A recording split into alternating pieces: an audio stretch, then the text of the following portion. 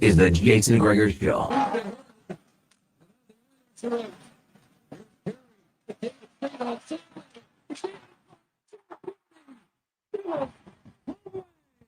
Presented by PlayAlberta.ca, Alberta's only regulated online gambling website.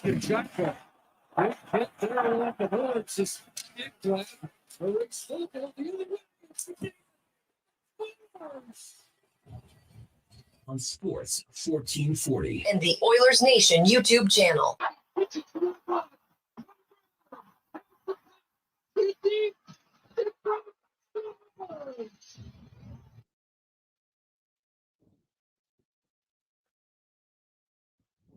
Welcome to the Tuesday edition of the Jason Gregor Show on Sports 1440, Oilers Nation, YouTube, and Facebook. Also coming to you live, sports1440.ca, as it is a big day for Oiler fans, big day for the Oilers. They have an opportunity to do something no NHL team has ever done, and that is win Game 5 on the road when you trailed the series 3-0. So we'll see. Only 3 other teams have ever done that, but they all did it at home. So the Oilers will try to be the first to do it on the road. It is the Jason Gregor Show presented by PlayAlberta.ca, Alberta's only regulated online gambling website where 100% of the revenue stays right here in the province. And remember, if today's your day that you're feeling confident, you've been waiting, use the promo code Gregor50. That's Gregor50. And you'll get a free $50 play with a minimum $5 deposit. The Oilers, decent underdogs tonight. So 2-1 return. If you want to do put $20 down, they win, you get 40 back. Not bad. Check it out at playalberta.ca. Hey, we are coming to you live at On the Rocks, Jasper Ave, and 118th Street. Of course, get down. They got lots of tables. It's going to be an absolute madhouse here. It was on Saturday night. Everybody has fun. You get together. You like to watch it with a group and maybe build the nervousness or the excitement. Have 450 beers and cheap chicken wings that are really good. You can get it at Jasper Ave and 118th, but I recommend try to get here by 5:30, maybe 5:45. If you want to get in, get a good seat. They have lots of new TV screens. Everything's good. Also, if you're a footy fan, they've got all the Euro 2024 coverage going on here. And the Copa Americas, which is starting soon, which Canada, of course, taking on Argentina, Chile, and Peru. The Edmonton Oilers tonight, no lineup changes. They will go with the exact same lineup as last game. Evander Kane is skating, but he is not ready to play just yet. Maybe on Friday, if the Oilers are victorious tonight. Or as many of you are texting in, when the Oilers are victorious tonight. Edmonton, 3-0 when facing elimination this season. Twice against Vancouver. And, of course, 3 nights ago against the Florida Panthers. They'll need another one. Now, there's some matchups we'll get into. We'll look at the Barkov and the Forsling and the Ekblad versus against McDavid. How's that matchup gone in Florida? Obviously, with last change, that's what they're going to want to do. McDavid has played in those 2 games 14 minutes against all 3 of them when they're on the ice. And in those 14 minutes, McDavid's outshot the Panthers 10-8. There's been no goals either way. He's also then played an additional 7 minutes against Ekblad and Forsling. No goals. Shots were 4-4. So 21 minutes. The Panthers would be happy. Hey, McDavid doesn't have a goal against us. Now, the Oilers, of course, only scored 1 goal in those 2 games. So that's not I'm not saying a whole bunch. Now, he was on the ice when they scored their only goal. That was 4-4. So you look at McDavid, and I don't know, man. It's hard for me to not think that Connor McDavid is going to have a major impact in the game. He knows what's on the line. He's the best player in the world. He has 38 points. He set an NHL record for 32 assists in the postseason. And the Oilers' power play does not have a goal 5-on-4 in this series. The only goal came 5-on-3. Now, in the series against Dallas, they had no goals through 4 games.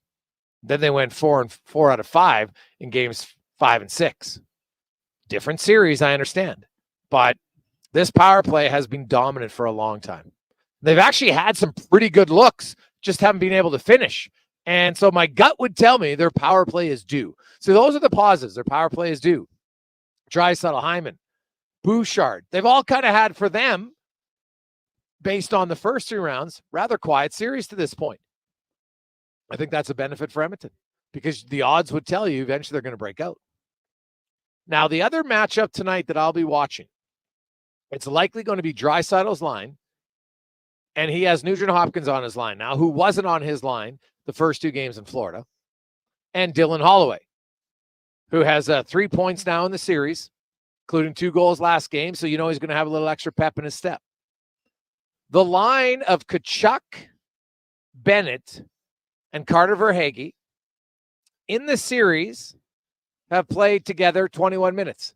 Now, Bennett and Tkachuk have had 17 minutes with Evan Rodrigue. He's going to play in the top line. When it's Bennett, Tkachuk, who kind of guaranteed a win tonight, but not really. We'll get into that in a sec. And Verhaeghe, in the series, that line has been outscored 5-0. Tkachuk has 1 assist in this series. He hasn't been as noticeable as the guy who entered the series as their leading scorer. Now, Florida would say he's due to break out. Valid. But that line together, for whatever reason, has really struggled 5-on-5. So if you look at the matchups in the game tonight, that might be one to pay close attention to for the Edmonton Oilers. There's a lot of talk going to be about the McDavid one, and I understand it. But what about that line? Then there's the other line. Now, the Anton Lundell line's been pretty good for Florida. But Henrique, Brown, and Janmark, in the series, they have not been on the ice for 1 goal against 5-on-5 as a trio. They were really good in game 4. Brown and Janmark have been together. They put in Henrique. That line's been good. And you know what's funny enough? Henrique in the first 2 games struggled in the faceoff dot. He only won 5 of 20 faceoffs. But he's rebounded. He's kind of found himself. He's won now. He went 16-11 in the last 2 games, which I think is crucial. You got to win more draws.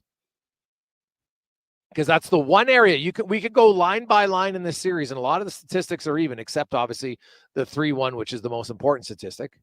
Right? The Oilers, I think you can make a strong argument, probably should be 2-2, but they're not. So they have no room for error tonight. They can't play well and lose. Well, they can, but then their season is over. So they need to play well and win, play poorly and win, play average and win, whatever you want. They just have to find a way to win. And if they do, all of a sudden, the Florida Panthers maybe get a tad stressed. They're like, oh, now we got to go all the way back to Edmonton, to that madhouse. And trust me, it is much louder building in Edmonton than it is in Florida. Trust me, Florida, hey, good fans, have done a good job, but it just doesn't compare. Right? It's like saying, hey, McDavid's really good and Austin Matthews is really good. He's just not McDavid. There's a difference. And the crowd in Edmonton, crowd in Florida, there's a difference. So we'll touch on all that. We got a great lineup for you today. Matt Larkin is going to join us. We're going to talk some NHL playoffs, but also, did you know the end of this month, the 4 Nations Cup, they're going to submit their first 6 players for Canada, the U.S., Sweden, and Finland. Now, the Finns are pretty easy. I've looked at theirs. They got 6 guys that really stand out. There's really no debate. Now, does it matter who the original 6 are? Maybe, but I will say, when I look at Canada, their top 6, not bad. Now, the U.S. will be interesting in who they're going to look at. Sweden, do you have your veteran guys? Like, does Erik Karlsson get put on the 6, even though Rasmus Dahlin is probably a better defenseman today? So that will come down to is their original 6 going to honor some of their veterans that are going to make the team, even though they're not the biggest pieces? We'll see. So we'll get to that. Grant Fedoruk will be by. We'll talk about Evander Kane. We'll talk about Connor Brown and just the importance of recovery and how long it takes and how that maybe should change our expectations of players heading into even next season. Because you know when this Stanley Cup run is over, there's going to be some announcements on guys who have injuries. Dave McCarthy will be by. We'll hear from Struddy. Mark Spector, Derek Van Diest, lots and lots of coverage. Of course, it's Game 5, baby. It's the Stanley Cup Finals. What else are we going to talk about? Now, speaking of finals, the Dallas Mavericks, they're out. The Boston Celtics, they had a 20-point lead at halftime and pretty much just waltzed their way down the stretch. Well-deserving. That was easy. Well, easy is the wrong word, but that was well-deserved. There's not a lot of close games in that series. They were the better team. There's no debate in it. Dallas would have to admit they just got beat by a better, deeper team. Yesterday, the Celtics in the second quarter, they couldn't miss a three. And really, they just pulled away. It was a close game, and then it was 3-3, game over. And, they hit another buzzer beater at the half. Are you kidding me? Like, imagine having a player who's that good and that consistent that you can just come off the bench and hit half-court shots 2 out of 5 games. Now, the other 2 times he didn't have the ball. So both times he tried it, he made it in the NBA final. Pretty impressive. Terry Ryan, of course, will join us from 3 to 5 o'clock. We'll get your thoughts in the inbox, 833-401-1440. 833-401-1440.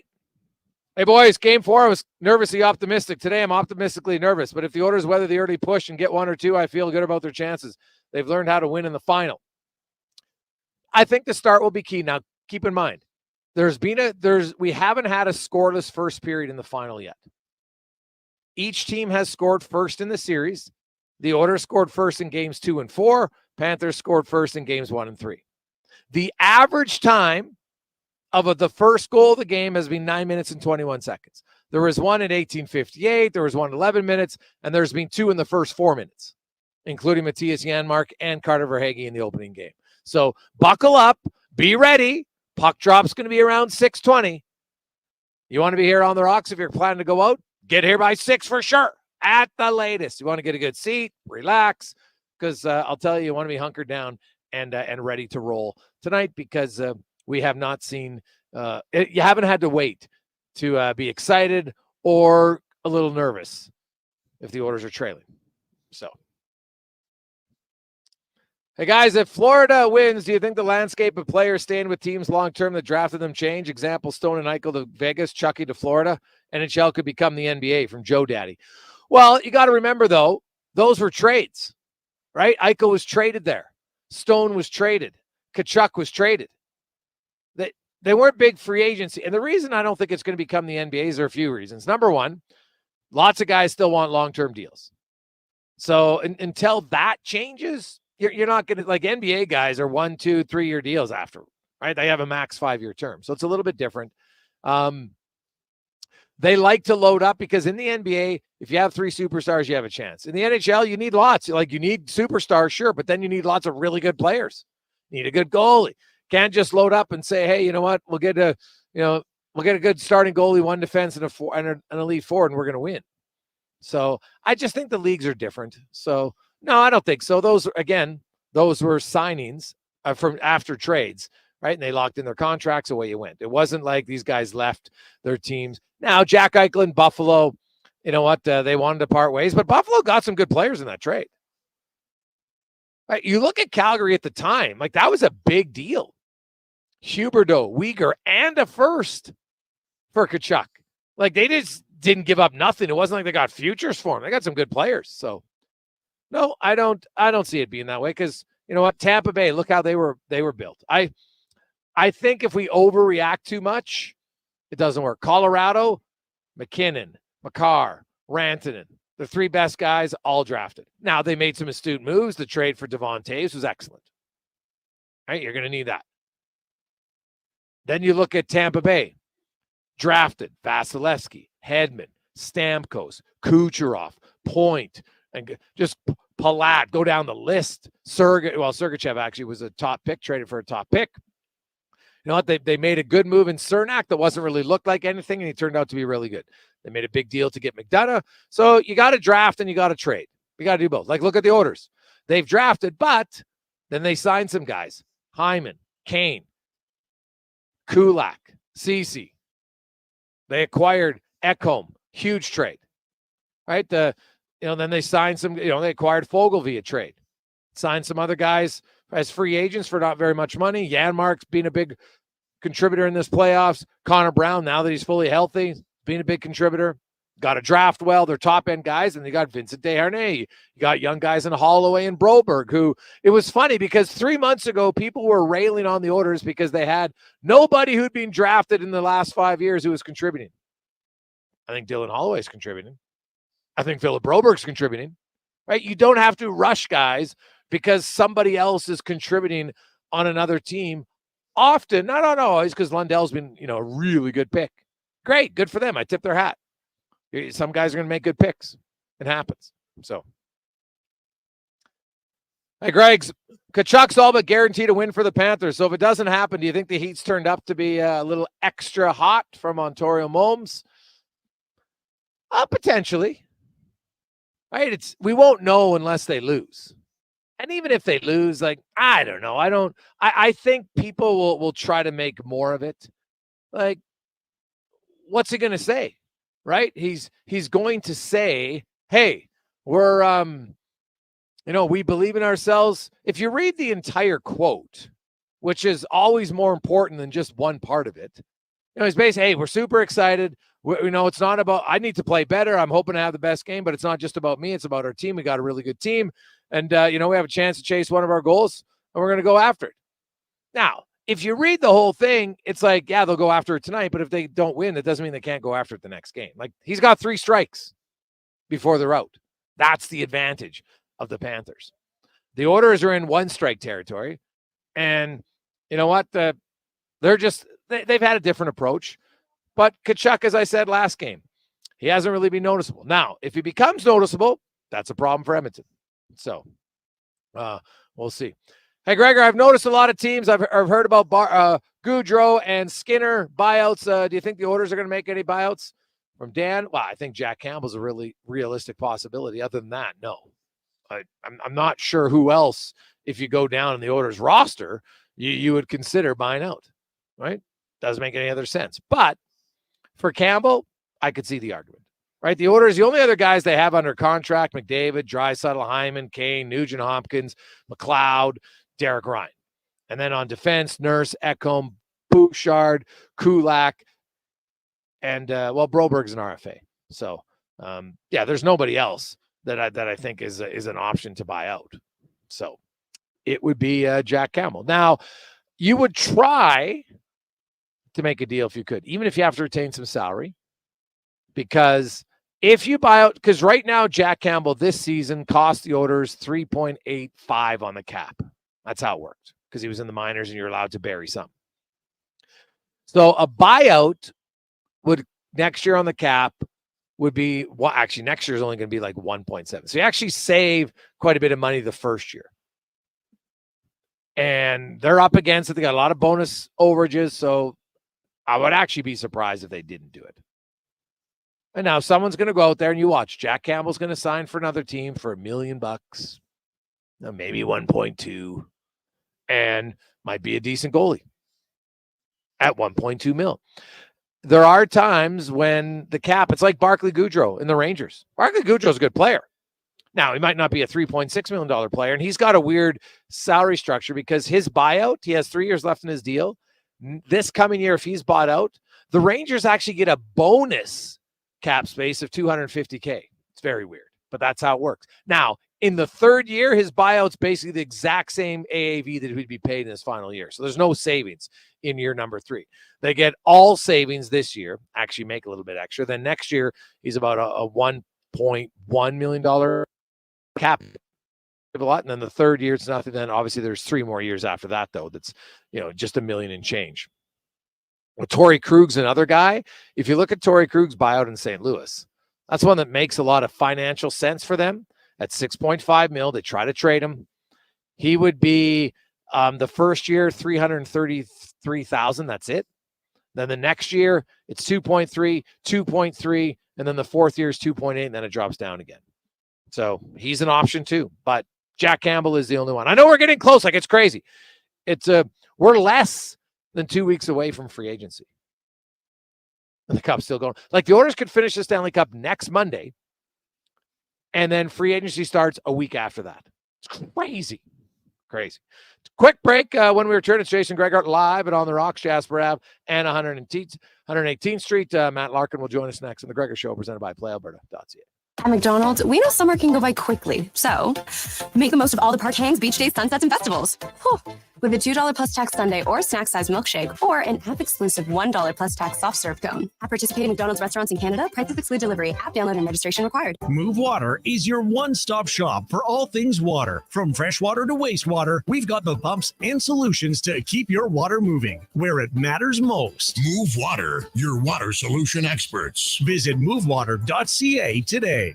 At Fountain Tire, success is a team effort. They're committed to their team members and their customers. And that means treating your vehicle like it's their own and finding solutions that suit your needs. Because whatever the road brings ahead, they're on it with you. Visit fountaintire.com today. When you want to recognize the top performer on your team, come create memorable and customized trophies and awards with Elite Promotional Marketing. Elite's in-house design team will help you achieve your corporate award goals. Head to elitepromomarketing.com. Gather around the radio, kiddies, for the best time of day. It's Oodle Noodle time. Listen in this week as your noodle hero battles the barbarous Bobby Burger. Now sing along. You know the words. Oodle Noodle time. Oodle Noodle time. You know what time it is now. Get up and give me your best Oodle Noodle dance. Your best time of day is Oodle Noodle time. Japa Machinery Group knows that XCMG may not roll off the tongue, but Japa's will help keep your construction jobs rolling on time and on budget with heavy equipment sales and rentals. Visit japamachinery.com to find out more. I'm Colin Livingston, president of Cantork. Since 2016, we've been at the forefront of hydraulic torque wrenches in Canada. I'm delighted to share our latest venture, in-house production for quicker turnaround, superior quality, and heightened versatility. Experience excellence at cantork.com. Edmonton's premium live music and party venue is On the Rocks. Check out Bingo Tunes on Monday. Perform on the best stage in town with karaoke on Wednesdays. Learn how to salsa with Salsa Rocks on Thursdays. And every weekend, OTR goes live. With your favorite bands on the OTR stage and DJ Kenny K. For everything that's going on at On the Rocks, give us a follow. Facebook, Instagram, or Twitter. At On the Rocks, EDM. Eat well, party hard. On the Rocks. On the Rocks. On the Rocks. Open every day till 2 a.m. For 50 years, GS Construction has been laying the groundwork for your community. But they couldn't have done it without building their employees from the ground up. Many of GS Construction's employees started without any industry experience at all. But because of such programs such as GS's Next Person Up, they've gone on to become valued members of the team. If you want to join the team as a laborer, pipe layer, or pipe layer's helper, lead hand, operator, top man, or woman, or water and sewer foreman, visit gsconstruction.ca. 0% for 60 months. I'm not kidding. Where? Wolf GMC Buick. And it's GMC's Adventure Calls event. Pick out a new 2024 Sierra with finance rates as low as 0% for up to 60 months. If you're a Costco member, you get another $1,200 off purchase price on any 2024 in-stock Sierra. We're talking half tons, 3/4 tons, even 1 tons. If you'd rather an SUV, we've got low lease payments and an awesome selection on GMC Terrain. So get in today and get your adventure on. Wolf GMC Buick. We're making it easy.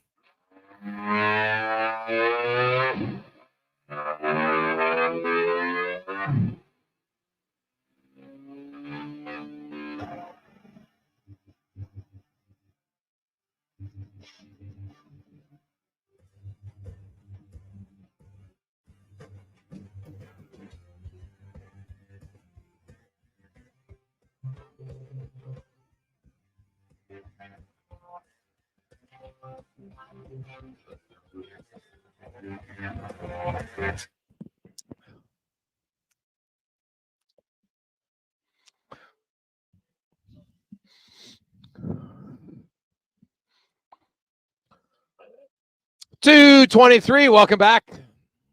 It is the Jason Gregor Show, live on Oilers Nation YouTube and Facebook. Of course, broadcasting live on Sports 1440, as well as sports1440.ca, wherever you listen to the app. Some of you watching on Twitter or Instagram, we always appreciate however you consume the show. Thank you very much. We are live today at On the Rocks, Jasper Ave, 118th, your place to watch the game tonight. Great beer specials, good wings, and it's going to be a raucous atmosphere. So get down, enjoy it. Highly recommend if you want a good seat to get here no later than 5:45. Maybe you can squeeze it till 6 because it is a weekday. Maybe.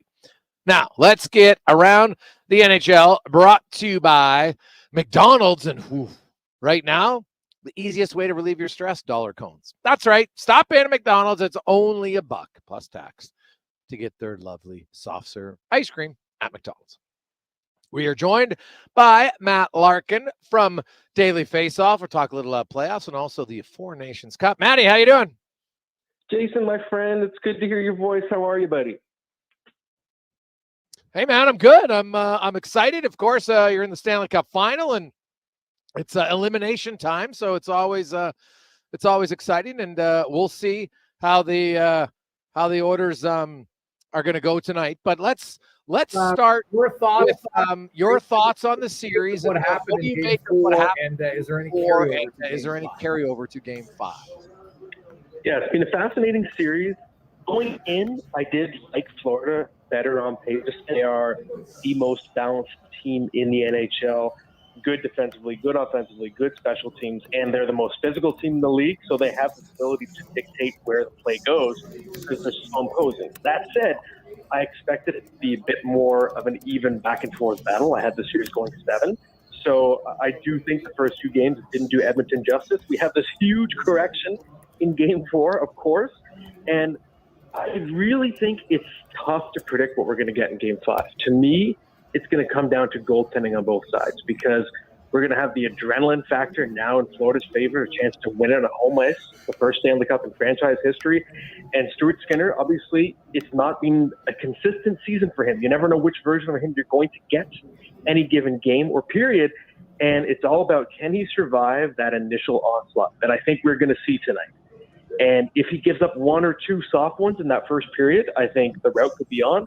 But if he holds his ground like he did in Game 4, it's a totally different game. He made that huge save on Carter Verhaeghe in Game 4. It changed everything, in my opinion. And at the other end, Sergei Bobrovsky, he is an excellent goaltender, an excellent athlete, but he is not necessarily the model of consistency either. And I think there's still a chance to get into his head if you beat him early if you're the Oilers. Yeah, well, 100%. Yeah, well, 100%. We had Kevin Woodley on yesterday. Bobrovsky was just out of this world in the first 3 games. He was due for a reset. He was due for a reset. 5 goals. Now, obviously, 5 goals on 20 on, shots. 20 shots, probably a little bit below what you expect. And, so I looked at Edmonton, but it was more how they attacked Bobrovsky. They started shooting a little bit off the rush from distance, which Woodley talked about in his pre-scout. That's an area of vulnerability. And when they got in tight, they tried to stretch him out rather than just try to deke right on the doorstep, because usually that doesn't work on him. That's supposedly where he's the best, according to Woodley, who obviously knows way more than me about goaltending. I'm more so interested on the matchup where the Tkachuk-Bennett-Verhaeghe line has been outscored 5-0 at 5-on-5 in this series. They don't have a goal, and they've given up 5. And so, Draisaitl now with the kind of that new line with Nugent Hopkins and Holloway, that might be the key tonight for the Edmonton Oilers 5-on-5, because, McDavid's going to have a huge matchup against Barkov and Forsling and Ekblad. I think that's bang on. And I think that might be the crucial battle that Edmonton needs to continue to win.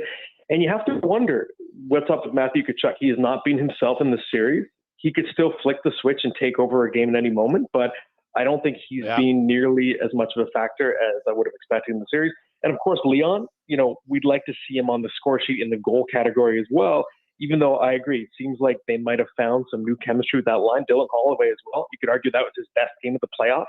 I thought he looked really good. But the question is, can we get Leon going as a goal scorer? That's what he does best. And, Edmonton on the power play, they scored once, 6 tries, but at least they got 6 looks. And maybe there's a little bit of momentum building there on the special teams side, because Florida, the way they play, they're always going to get themselves into penalty trouble. And I do think if you can get Leon to just convert, he has that trademark bad angle shot he loves, and he's just so overdue. Just you look at the law of averages, positive regression, one of those has to go in. It's just been his MO for so long. He's been so good at it so long in the playoffs. Yeah, and Matt Larkin joins us from dailyfaceoff.com. You really could say that about just the overall power play, the Oilers. They're 1 for 16. The only goal they scored was the 5-on-3 when Bennett and Tkachuk both went after McDavid. So I look at the Oilers' power play overall, and I think that, to me, they need if they want to win the cup from here on in, they need their power play. I don't think you can go through it all the time and not have it when it's been such a big weapon for your team all year long. They don't rely on it like they used to. Obviously, because they were 2-2 against Dallas before their power play woke up, and they just dominated Florida with only one power play goal. So they can do it, but I just think your odds are where the Oilers have no room for error anymore. They don't have room for another 0 for a game on their power play, I wouldn't think. Yeah, I think that's bang on, especially when you look at the specific context of the Oilers' power play. It's not like we're just talking about, okay, this is a good team with a good power play. We're talking about arguably the greatest power play in the history of the NHL. Statistically, if you look at over the last 3-4 years, what they've done in the regular season and the playoffs, I think it is statistically the greatest power play of all time. So that needs to obviously be a strength and not a liability, which technically on paper it's been so far in the series. And I do think it was the most important advantage that Edmonton needed going into the series, just because, as I said, Florida, most penalized team in the regular season, led the league in hits as well. They're the most physical team. If there's one way to get to them, it's to get them parading to the box. And we saw in Game 4, 6 opportunities. They're getting their chances, and you just have to convert. And I do think if you give Edmonton enough chances, they will. Just statistically, the pucks have to start going in. Like I said, it's positive regression. It's not like the talent of all these guys suddenly disappeared. And if Florida keeps playing that way, a little on the wrong side of the line, it is going to come back to bite them. Matt, it's kind of crazy that here we are. It's June 18th, and free agency begins in less than 2 weeks because of this extended Stanley Cup final. Like, if the Oilers, if they win tonight, now it's Friday at the earliest that the cup is over. And if they win then it's, it's next Monday, which only leaves you a week. There's still teams have to sign guys to offer sheet, not offer sheets, to qualifying offers, which, I think most teams would have it sorted out now. But the buyout window, is opening. We saw, Barclay Goodrow placed on waivers, which opens up the opportunity for the Rangers if they want to do a buyout for him. And you know what? He has one of those rare ones where the first year they actually get about a $250K bonus for buying him out, which is odd. Jack Campbell in Edmonton makes a lot of sense. What the rumor about Jeff Skinner? What do you think of that one? Yeah, that one I just saw circulating today, and it's interesting because over the course of his career with the Sabres, he's been up and down. He's been a true up and down player throughout the course of his career. It reminds me a lot of Alex Kovalev that way. Just never know if it's going to be good Jeff Skinner or bad Jeff Skinner. But the Sabres are a team, to me, they're very interesting because they already have a weaponizable amount of cap space. And if you're getting out from under Jeff Skinner as well on a buyout, then who knows what else they can do? Because I do think for the Sabres, 13 years in a row, NHL record, most playoff misses, it's time to start getting aggressive. I think they already have that critical mass of young talent. It's like when you have guys like Jack Quinn and Yuri Kulich and Matt Savoy and Zach Spencer, you can't fit all these guys on your depth chart anyways. Eventually, you have to start looking for veteran additions. And I think Buffalo, to me, that's a team that should be aggressive. And if you move away from Skinner's cap hit, at least part of it, I think you're going to have even more flexibility to do so. Yeah, it's interesting, Skinner, like he's 1 year removed from an 82-point season and he had 35 goals, right? Like I understand the need. Oh, we got young guys coming, but are those young guys going to score, like he's scored 33, 35 and 24 goals the last 3 years. Like it's funny. The years you would have bought him out would have been in, in 20 and 21, the COVID years when he had 21 goals combined over those 2 seasons, right? He's actually been a pretty decent player. Like obviously he's a little bit overpaid, but that one I kind of found interesting only because it's a player who now maybe they know something I don't. And maybe they saw that he really slowed down last year because he's coming off a 46-point season after having 82. And so maybe they don't want to risk it again, but you're right. They do have a lot of cap space and they create more, but the problem with a lot of cap space, Matt, most teams then just overspend on the wrong free agents and ruin their cap space. Yeah, and that's what's happened to Buffalo so many times in recent years, right? Obviously, Kyle Okposo, he's someone that everyone loves as a player, but that contract didn't work out very well. And the Skinner one, you could argue for the most part, hasn't worked out, even though he had a few great years. With Skinner specifically, what's interesting about him, for one, he's only 32. It feels like he's been around forever, but because he was so good so young, He's still not that old. He has some good years left. I think what specifically stands out about his contract is in year one of the buyout, the savings, $7.55 million. So you get significant cap savings. The cap hit on a buyout is $1.444 million in the first year. Then it goes to 4.44. Then it's up to 6. But I think it's basically if Buffalo's trying to do something really aggressive, then it makes sense. Overall, I sort of side with you. Jeff Skinner's arguably the type of veteran scorer they'd be going after anyways. So I don't know if it makes a ton of sense compared to some of the other buyout candidates out there. But Jason, one I want to highlight, to me, this is really interesting. Pierre-Luc Dubois, his birthday's coming up. And depending on how long the Stanley Cup final goes, you might be able to on 2/3 of his. So depending on if his birthday hits, and because it's factoring in 48-hour window after the Cup final ends. So if the final ends tonight or Friday, then the Kings could buy out Pierre-Luc Dubois, and you only have to pay 1/3 of his contract the rest of the way. If it goes to 7, you'd have to pay half his contract. So that, to me, is the single most interesting situation to watch in terms of buyouts. Also, we talked about this last week on the show. I saw your article coming out with the 6, because later this month, Canada, U.S., Sweden, and Finland will announce their first 6 players who are going to be on the Four Nations Cup team. No real surprises, I don't think, for any of them. Now, I noticed you had Stamkos on your original 6 ahead of Sidney Crosby. How come? Well, my original 6 is it's just listed alphabetically, the one I put out today. So my criteria was just, okay, which players not necessarily are the best, because these guys are going to be revealed next week, but which ones out of the players that we're expecting to be on each of these teams are kind of the locks and make sense from a PR standpoint. So for Canada, I had Crosby, McKinnon, Makar, McDavid, Brayden Point, Steven Stamkos. So Stamkos stands out to me as someone who, there are going to be better players than him that make the team, but he's such a good ambassador. I think you're going to be wanting to promote it. There's a reason the NHL is wanting to announce these groups of 6 next week. I wouldn't be surprised if they had some guys on hand at the draft to promote it. And that's why I have Stamkos on there. Crosby, McKinnon, Makar, McDavid, those are your 4 best players. Those are your 4 ambassadors. They work any way you slice it. So I think those are going to be 4 of the 6 no matter what. Now, Stamkos I just found interesting because we don't know where he's playing. Do you think he goes to free agency? Oh, it's so tough, because I think if he has his way, he'd rather be part of the Lightning for life. Yeah. At the same time, if you're Tampa, does it make sense? Yes, you want to cement the legacy of arguably your overall all-time franchise greatest player. But Tampa Bay is a team that, they're going the wrong direction. They're getting older. They've traded away so many picks. It might be time to start trying to get younger, turning over in relief.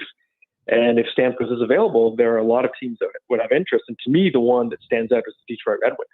A reunion with Steve Yzerman, and the Red Wings were so close this year to making the playoffs. They're a team that's in full-on win now mode now. 8 years without making the playoffs after they made it 25 years in a row. So I feel like that would be a pretty interesting fit if he goes to market. Matty, great stuff, man. Are we seeing a game 6? My gut says yes. I just think something was unlocked. I think we're going to know. I'll put it this way. We're going to know after 10 minutes if we're seeing a game 6, in my opinion. If the score is tied or better for Edmonton after 10 minutes tonight, it's going to 6. Oof. All right. Matty, enjoy the game, my man. Appreciate your time. Thank you, buddy. Hopefully I see you at the draft next week. Yeah, well, I'll be there. So if you're there, we'll see each other. Sounds good, my friend. All right. There you go. That's Matt Larkin from Daily Face Off. Yeah, we'll be in the Sphere in Vegas. I've never been in the Sphere. So it's supposed to be quite the event. So look forward to that. Yeah, it's crazy. It's not next. Yeah, it is next week. Nuts. Like the NHL draft is next Friday. 10 days from today. So we could in theory, you can hand out the Stanley Cup on Monday night and have the draft 4 nights later. Nuts. And man, it's like Oiler fans, if your team wins, you'll be planning to go to a parade and you'll be like, oh my, what? Free agency? What? There's a draft. What is going on? Yeah, it's going to be a busy time. We'll take a quick break. When we return to Vander Kane, realistically, are we going to see him in the series? You're not going to play tonight, so obviously Edmonton has to win. But what are the realistic expectations on what you could see from him? And It's not officially a sports hernia. We'll get the proper name and more next on The Gregor Show, presented by PlayAlberta.ca live and on the rocks, Jasper Ave, 118th Street. For all things Stanley, there's only one sports station in town. Kevin Carius. If you can stop those glaring errors. Low Tide. And I believe that the worst thing you can do is bet against Connor McDavid. Jason Gregor. They're just as fast, just as smart. $100. And they're skilled guys. WolfGMCBuick.com. This is Sports 20 1440. Tuesday. Finals fever is here, and it's all about He the must- Oilers. We're boosting your odds and enhancing your parlays on all playoff games. Every bet on any game enters you into a draw to win seats for the 2024-25 hockey season, or 5 pairs of seats to 5 separate Oilers games for the 2024-25 season. Use promo code Gregor50 when you deposit at playalberta.ca to receive a $50 free sports bet. Join the excitement and cheer on the Oilers. Let's bring it home. Bonus terms and conditions apply. Hi, Jason Gregor for Volvo of Edmonton. This summer, lease a new 2024 Volvo XC60 with 0% finance, or save up to $6,500 on select models for qualifying loyal customers. Plus a free 10-year, 1 million kilometer warranty with all demo vehicles. And if you're thinking hybrid, save $6,000 off all 2024 new and demo XC60 Recharge plug-in models. Discover why we're Canada's only 13-time Volvo Excellence Award winner. 1205 101st Street Southwest, or visit volvocarsedmonton.com. Silent Rides is one of Alberta's premier bus charter companies with state-of-the-art motor coaches. We provide our customers with the safest and most reliable ground transportation. Our seatbelt-equipped buses have become the preferred carrier for many local sports teams, tours, corporate outings, and other various travel across Western Canada. For more information and to request a quote, contact Ted Nakamura at 780-940-0880 or visit silentrides.ca.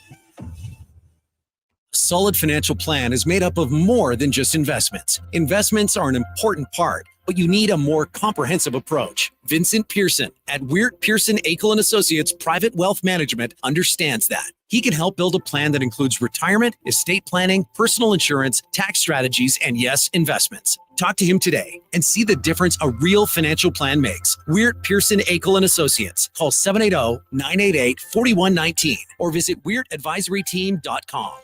Mr. Rooter does a TED Talk. Thank you for coming today. Let's talk about it. Pressure. Everyone in this room feels pressure. But let me tell you something about pressure.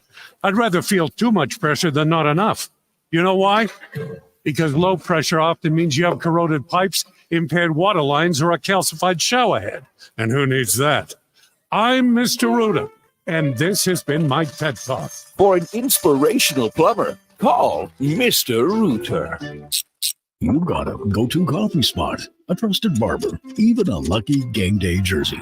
But when it's about looking your absolute best, there's only one name you need. Mr. Dirk. Family run since 1939. We're experts in crafting impeccable tailor-made suits and offering a wide variety of everyday styles. Pair that with personalized one-on-one fittings and the convenience of on-site tailoring. Mr. Dirk. Elevate your style game. Visit our Edmonton store or explore MrDirk.com. Score big on style with Mr. Dirk. Warmer, brighter days can make you crave something to sip. Booster Juice is busting out booster mixers, the summer fixers. Cold, tasty sippers in 5 vibrant varieties. The Mango Teaser, Berry Teaser, Almighty Acai, Game Set Matcha, and Oranges and Cream. Try all 5 and brighten your day a sip at a time. And try the Cookies and Cream Booster Ball, the yummy little bundle of almond butter, maple syrup, coconut, and gluten-free cookies. Visit a Booster Juice near you today or download the Booster Rewards app. Hey, sports fans, it's an exciting time, isn't it? Exciting because Schwab's RV now consigns trailers. With over 30 years in business, Schwab's RV backs the sale of your trailer, so you can trust them. Now is the perfect time to sell, and Schwab's RV offers very reasonable selling fees. Let them handle the selling process, so you can relax and watch the game. For more information, call Schwab's RV at 780-986-4674. And remember, Schwab's RV are proud fans too.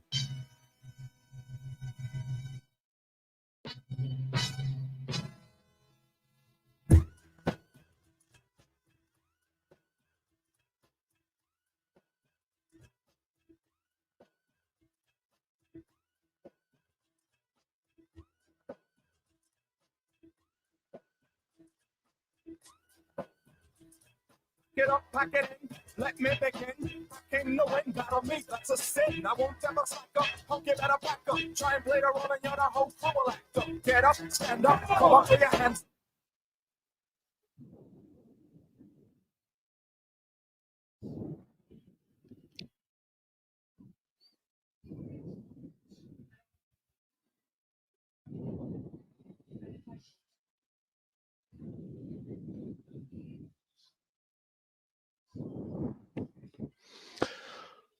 $2.44. A little house of pain for you. That's what the Oilers are hoping to make Florida tonight. Their home rink, a house of pain for the fans. Send them home upset.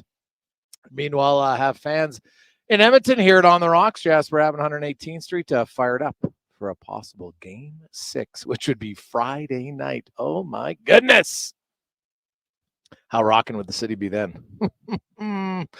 It would be pretty good. Let's get to the injury report brought to you by Leading Edge Physio. And hey, you know what? They just keep expanding and growing. They're now down in Calgary. They got the new one in Leduc and, of course, Sherwood Park and St. Albert and Spruce Grove. If you're out of alignment or if you got the weekend warrior injury, you want to be treated like a pro, you do it at leadingedgephysio.com. As Grant Fedoruk joins us once again. Grant, how you doing? I'm doing well. Thank you. Hey, how many locations you got now? We got 9 in the Edmonton region and 3 operating in Calgary today. Oh, yeah, you just opened a new one. Yeah, new one in South Calgary and Township. Thank you. Yeah, I'm really annoyed that you just opened that one because you took Jordan, who is like the best person to ever work on me. Well, second. Yes. Yeah. Well, I thought I was first, but that's why I said she was second best. Yeah. Now, what's the official? Because I forgot already, which shows what a bad student I am. Evander Kane, it's not properly called a sports hernia. What's it called? Athletic pubalgia is the term to use because people think of a hernia like the expansion or the protrusion of something, and it's in the same region as where you might get an inguinal hernia. So the sports hernia is actually a damage to the tendon in that area. It's not a hernia per se. That's why we don't like the term. Don't use the term. Yes. Don't. That's why. So let's say it again one more time. Athletic pubalgia. Athletic pubalgia. Okay, folks, just start repeating that. We'll sound smarter. Athletic. It hurts in the pubic region, basically, is what that means. Okay. Yeah. All right. Yeah, I get it. So now we know that he's, he was the one who came out and said that he's had this. He was playing with it, and we saw it kind of slowly deteriorate. And they took him out of the lineup. Now he's back. Like when you treat something like this, Grant, like you usually, can you rest it and not require surgery, or does it need surgery at some point? No, it can be rested, and that's the kicker. It really does need a period of time for it to go through to heal. Now, they don't all heal, and those are the ones that sometimes do need surgery. So every case is different. It really depends on the situation. But with rest and time, that's the two things that Evander Kane didn't have, either the rest or the time for it to go through a healing process. And it is something that, at his discretion can be played through, can get worse, can get very painful, but it's his decision ultimately. So it comes down to your pain threshold for sure, and how much you can handle and stuff like that. But what's the treatment like? So what would you do to treat this to the point where his head coach said, he thinks he'll be available? Obviously not tonight, but that means maybe Friday, or if it goes 7, Monday. What would you do? Is it inflammation that how could you make this so it's playable, I guess, for a guy like Kane? Right, because the treatment depends on what stage it's at. So right now, you're not treating it to solve the problem because it's going to need that time and the rest. So right now, everything that they're doing is aimed at reducing his pain level and that inflammation. So anti-inflammatories, like things that a pharmacist would prescribe, they may be doing, I don't know, I don't want to speak for the sports docs, but they might be doing local anti-inflammatory injections even in that area. Ice, anything to reduce that level of discomfort that he's getting as a result of likely an inflammatory process due to the tearing that's happened. And it's either, there's a bunch of different structures in that area. It's often the oblique, can be the attachment of the oblique, it can be the hip flexor. There's a bunch of different tissues in that area, and an MRI would have identified exactly which tissue, which then dictates the treatment. So for instance, if it's his hip flexor, then they might be doing work to just keep the tension off of it, some light stretching, some mobilization of that tissue, and just basically giving him the best opportunity to succeed. But it's really what they're doing at this point. It's a Band-Aid solution to try to get him through it. Yeah. What is the biggest thing that it would limit for a, like, is it just the pain, Grant, or like, does it severely limit, like when you're stretching out like a proper stride in skating, what would be the limitations of the athletic pubalgia? Yeah, so it depends obviously on which structure, but as an athlete, and particularly a hockey one, he's going to have discomfort any time, even holding his breath, taking a powerful shot, he would feel. So, when you're basically, or a check, or, when your abs and that portion of your pubic region plays a huge role in the stability of everything, really. So yes, there's the explosive speed, you try to push off or starting, all of that. He would be feeling hard, quick turns. He would be feeling discomfort. Pain has a way of limiting our ability to succeed in sport and in life, because when your body senses pain, it's inhibited. So it's trying to protect itself. So you can't get the same explosive power out of it. And then on top of that, tack on to the fact that he's probably got some torn fibers there that are also taking away from the strength that he's getting from those tissues. Again, there's a lot of athletes who've played through, you might not even know that they're doing it. And it may or may not be. I certainly would assume that it's having some impact on his ability. But like many players, sometimes even at 90%, they're better than the alternative or who else you might put in that role, right? So These are the playoffs. We're talking deep in the playoffs. So good luck getting them out of there. I think we want him there anyways. I'm not the coach or the GM. I'm just talking about what's going on with his injury. And again, for people to understand, I don't know. I'm not treating him myself. I'm just saying in these situations, this is what he'd be facing. Grant Fedor joins us from Leading Edge Physio. Grant, I had a long conversation with Connor Brown, and anybody who watches the Oilers, they see Connor Brown now, and he looks a lot different than earlier on. And he talked about how, he tore his ACL October 17th, 2022, and he had surgery pretty much right away. So when this season started, it was just under a year. And a lot of times people will say, it's 9 months to a year. Now, you can recover, you can walk around, you can even run as a normal human being, but to play in the best league in the world in hockey, not all guys are going to recover at the same time. Nope. And so he had, he had patella atrophy, right? And so then he had some patella tendonitis on it. And the atrophy, I guess, is really normal from when I was talking to the docs who treated him, that's kind of normal. And so you try to lengthen, you're doing all this great treatment on it, but it took a long time. Like for him, it was closer to 18 months now when you think about it. Do we need to change our viewpoint sometimes in recovery from a serious injury like that? Like there's a difference between being able to play and then being able to play effectively. Yeah. So when people have these surgeries, there's these broad guidelines, at a certain period of time, the tissue reaches a level of stability that it can be pushed.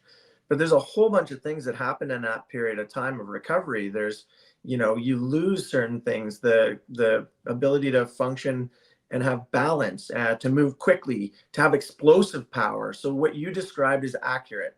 It's gone through a healing process. But the other important thing, and you hit it on the head, is everybody heals at different rates. So he might have had clinical healing of the tissue that's continuing a little longer than somebody else. There's also, like I talked about with the sports hernia, when you've got pain or if you've got an inflammatory process like he did, again, his quad tendon or his patellar tendon, he's going to essentially have some inhibition around it. He's going to have, his brain isn't going to let him do what he wants to do with it because it's saying, whoa, I got to protect. So he's got to go through a different level of training to get beyond that. Number one, they had to address the inflammation that he had in the patellar tendon. It needed to be strengthened. There's different ways to deal with soft tissue that's inflamed like that at certain stages of healing. Eccentric kind of exercises, working them in the opposite direction of that kind of normal direction that it would work. So there's all kinds of things that are at play here. To answer your question, 18 months isn't an unreasonable time frame for recovery. I think that it depends on what you're going back to. If it's me, you and I are probably back to most of the sports at the level we were able to perform at about a year. but this isn't the same level. You and I, it's another level that he's got to perform at. And he was probably adequate at that level, but to get back to where he is today took a little longer, obviously. And I do know he gave a shout out to his strength and conditioning team. I think they did an amazing job to get him where he's at today. And it took some time. You don't just start hitting the weights today and say, I'll be stronger tomorrow. It doesn't happen. You can't pick up 20 pounds and go to 30 tomorrow. It doesn't work that way. Yeah, he talked really for him, and he goes, you don't notice how different it is until you get back to feeling what you're like, what were you used to feeling. And he used the word pop, right? He goes, I've got my pop, my first step. I can come out of turns, I can go into a turn and stuff like that. So when you hear that as a guy who treats all these athletes, and I say this because there's lots of people out there that live in pain and different things like that, or, they try to rush their kids back, and, whether they're 16 or 17, and, being patient, it's not like you're not trying. It's just your body physically, you can't speed it up. I remember you told us about, I think it was like a millimeter where it regrows, and it's like a millimeter a day, which is like, oh my God, that's going to take a long time. And so I think we're still probably, even though the science we have now is amazing, do you sense that we're still a little too impatient in our recovery times for a lot of serious surgeries and rehabs? Yeah, I think in general, society's impatient and wants to be back to everything they were at to the day it happens. There's also specificity, and that means that a tissue can only do what it needs to do if it's trained specifically in that way. So when he's talking about pop, he needed to work through programs that challenged him in a way that made his tissues pop. That term you use, meaning it was more explosive, it was quicker, it responded quicker. When something came at him, he could move in a direction and trust it. None of that comes magically just because the tissue healed. All of that comes after by putting it through those paces. So again, he had a great team who recognized that, identified it, showed him, said, this is where you're missing out. This is what we need to be very specific about to get you back to that level. And that's where his rehab team, I think, did an excellent job, because again, it is very specific. It doesn't just heal and you expect to go make a turn, at Mach 2 while you're looking left and another guy's coming on your right. You and I might not understand the speed of the game, the amount of force that's coming at them, the number of dynamics or things that are happening. He's got 19 things going through his head when he's making that turn with a whole bunch of other variables coming. He needs to train that tissue, the joint, everything that needs to respond. And it's not just his knee. It's his ankle, it's his hip, it's everything. It's his upper body has to respond when his knee is. So it's very, very specific. It's not so simple as just, hey, that thing's healed, you've been operated on, go play again, good luck. It doesn't work that way. Yeah, no. I always like to have you on because it seems like there's always some new advancements and different things in rehab that are coming out. You're always going to these conferences. Anything new that's come out that in the recent past here that you're excited to have? I'm telling you, some of the stuff that we've got, and he would have had access to getting moving early on after ACL repair, so he can start doing his cardio and actually using it the way it's supposed to, like aquatic rehab and the zero gravity treadmill. I understand he was using some very specific force plates as an example to demonstrate exactly what he was missing out on when he was loading that leg, that he was using more in favoring the other side. So there are definitely technologies out there that will tell us that. We use that same technology to measure and to do a stride analysis for somebody, or to look at a dysfunction in their foot, for instance, when we're custom building them orthotics. That's not new. It's definitely being used in different ways, and kind of, I think, in ways that are very specific to these high-end athletes, which is phenomenal. Some of the stuff I saw, I spent some time out in New York. Where a lot of neat stuff is coming out is around the mental aspect of the game. Giving athletes an opportunity to shut out all of the things that are going on in their lives so they can be really focused when it's time to perform. We're spending some time dealing with a new technology called Shift Wave, which is designed around kind of exciting the nervous system, getting it ready to respond when it needs to. I see you made a face because although we're on radio, I get a chance to see you. You're saying, what's that shift wave? And it's basically using neuropsychiatry, neuropsychology, and basically a stimulus to the nervous system through like vibratory plates to get the brain ready. So it can do things like literally get you hyped up and ready to perform, but it can also teach you how to relax and how to back off. Or when your cortisol levels are flying, you're in the heat of the moment. How do you back them off so that you can think clearly but still perform? So there is definitely technology out there. We're pretty excited on the cognitive side. We're doing a lot of work with athletes and people who have cognitive impairments, or again, wanting to perform at a high level when they're having trouble. That sounds fantastic, man. I'll have to go in depth a little bit more with that in the future. Grant, have fun, and hey, enjoy F1. Yeah, F1's going to be great, but like one foot in front of the other. I'm going to enjoy the game tonight first. Yeah, well, yeah, smart. All right, man. Have a good one. Yeah, you take care. There you go. That's Grant Fedoruk from Leading Edge. Think about that. Like all the advancements now that's allowing athletes and anybody really in general, if you're like, I would think doctors, other people who are real high stress positions, how to stay calm, how to be cool. Anybody, parents, when your kids are making you want to lose your mind, Serenity Now, right? Could have benefited us probably. So we'll see. Great stuff from Grant at Leading Edge Physio. Coming up, Terry Ryan will join us. We'll get in more on the Oilers and the Florida Panthers. We'll be breaking it down. We got Dave McCarthy. Struds will be by a little bit later on. DVD and much more. But first, let's get to the Con Man and a Sports 1440 update brought to you by the Hockey Hero Society and their charity golf tournament featuring NHL alumni in support of the Hockey Hero Society and the White Court Boys and Girls Clubs. The gala dinner is Friday, September 6th, and golf on the 7th. Learn more at hockeyheroesgame.com. This is a Sports 1440 update. Game day, the Edmonton Oilers down in Sunrise to take on the Panthers for Game 5 of their best of 7. Of course, the Panthers lead that series 3-1. Puck drop around 6:20. The New York Rangers placed Barclay Goodrow on waivers today. Goodrow broke out in the postseason with 6 goals and 8 points in 18 games after just 4 goals and 12 points in 80 games during the regular season. He remains signed for 3 more seasons with a cap hit of 3.64 and still could be a buyout candidate if he goes unclaimed. And one day after firing head coach Pascal Vincent, the Columbus Blue Jackets expected to do a thorough search for the next head coach with Todd McCullough, Dean Evison, Jay Woodcroft, and Jeff Blashill as the early names to watch out, according to TSN's Pierre LeBrun, also noting they are looking for an experienced head coach in the NHL. Major League Baseball, the Blue Jays in action tonight, taking on the Boston Red Sox from the Rogers Center. First pitch set for 5:07.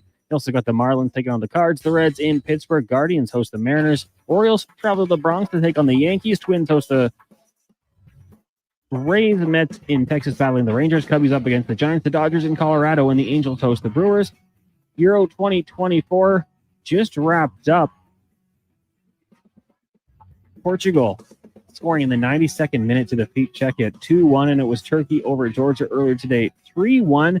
Tomorrow you got 3 games on the schedule. Albania meets Croatia, host Germany takes on Hungary, and it's Scotland up against Switzerland. And in the WNBA tonight, the Mercury host the Liberty, and the Sparks taking on the Sun. Coming up in hour 2 of the Jason Gregor Show, we will be joined by our co-host Terry Ryan, also Dave McCarthy of SiriusXM NHL, and Derek Van Diest from NHL.com. I'm Connor Halley. This has been a Sports 1440 update.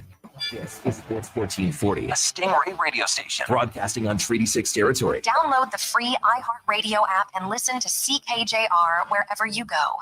I take possession of my commercial space in 3 months. I need lighting. I need a fire alarm. I need data. I need a generator. I need panels. Sounds like a job for the men and women of Action Electrical. Projects team reporting. We design, build, and construct all the electrical systems for your projects. Need everything to work right? Get the Action Electrical project team on your site. Facing an electrical menace? Call the men and women of Action. Operating throughout Alberta at actionelectrical.net. Picture a chill summer moment. Now, add a McFlurry. Nice, right? Now add the new Strawberry Cheesecake McFlurry with real strawberry pieces and cheesecake-flavored cookie dough. Super chill. Available for a limited time at participating McDonald's restaurants in Canada. Edmonton Stingers basketball face the Ottawa Blackjacks Thursday, June 20th at the Edmonton Expo Center. Enjoy affordable family fun with a $5 food and drink menu and free parking. Tickets start at just $20. Visit thestingers.ca/tickets. Black Friday pricing is back at the Brick. Check out the latest deals in every department, as well as hot new items just in time for summer. This Friday, June 21st, from 5 p.m. to midnight only. Shop incredible 7-hour door crasher deals, like 65% off sofas when you buy the matching love seat or chair, and 50% off mattresses $9.99 or more. Take advantage of these fabulous deals today, because Black Friday pricing won't last forever. Some exclusions apply. The Brick, saving you more. I'm Ryan Nugent-Hopkins. And I'm Zach Hyman. And when we're not making juicy, sweet passes or having my goals disallowed, we're working for Legacy Heating and Cooling. You know, guys used to call me a plumber. And now they call you an AC repairman. Nice. Hey, guys, you're not here to fix air conditioners. You're here to sing the jingle. Oh. Well. Okay. Call Legacy. Call Legacy. No payments and no interest for 1 year from qualified installers. Legacy Heating and Cooling.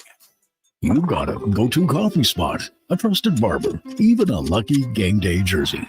But when it's about looking your absolute best, there's only one name you need. Mr. Dirk. Family run since 1939. We're experts in crafting impeccable tailor-made suits and offering a wide variety of everyday styles. Pair that with personalized one-on-one fittings and the convenience of on-site tailoring. Mr. Dirk elevates your style game. Visit our Edmonton store or explore MrDirk.com. Score big on style with Mr. Dirk. CW Eves Troughing is busy. That's why they're looking for experienced troughers to run one of their trucks. To get paid top rates, contact CW Eves Troughing at 780-435-1492 or email info@cweves.com. At Fountain Tire, success is a team effort. They're committed to their team members and their customers. And that means treating your vehicle like it's their own and finding solutions that suit your needs. Because whatever the road brings ahead, they're on it with you. Visit fountaintire.com today. Wendy's Small Frosty is the ultimate summer refreshment. And not because it's cool and creamy and made with fresh Canadian dairy. It's also refreshingly cheap. Just 99 cents until July 14th. It's a treat for you and your wallets. Taxes extra at participating Wendy's. Get ready, Oilers fans. During the finals, make a deposit with promo code Gregor50 to snag a $50 free sports bet with your next deposit. Get ready for unbeatable promotions throughout the finals with 10+ odds boosts on every Oilers playoff game. Score a chance to win amazing prizes like season seats for the 2024-25 season or 5 pairs of seats to 5 separate Oilers games for the 2024-25 season just by making a bet on an Oilers playoff game at playalberta.ca. Join the excitement and cheer on the Oilers. Let's bring it home. Bonus terms and conditions apply.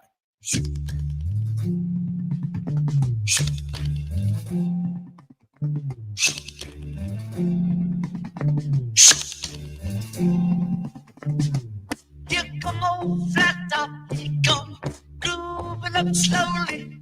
Got juju, I know he wants holy roller. He got hair down to his knee. Got to be at yoga, he just do what he please.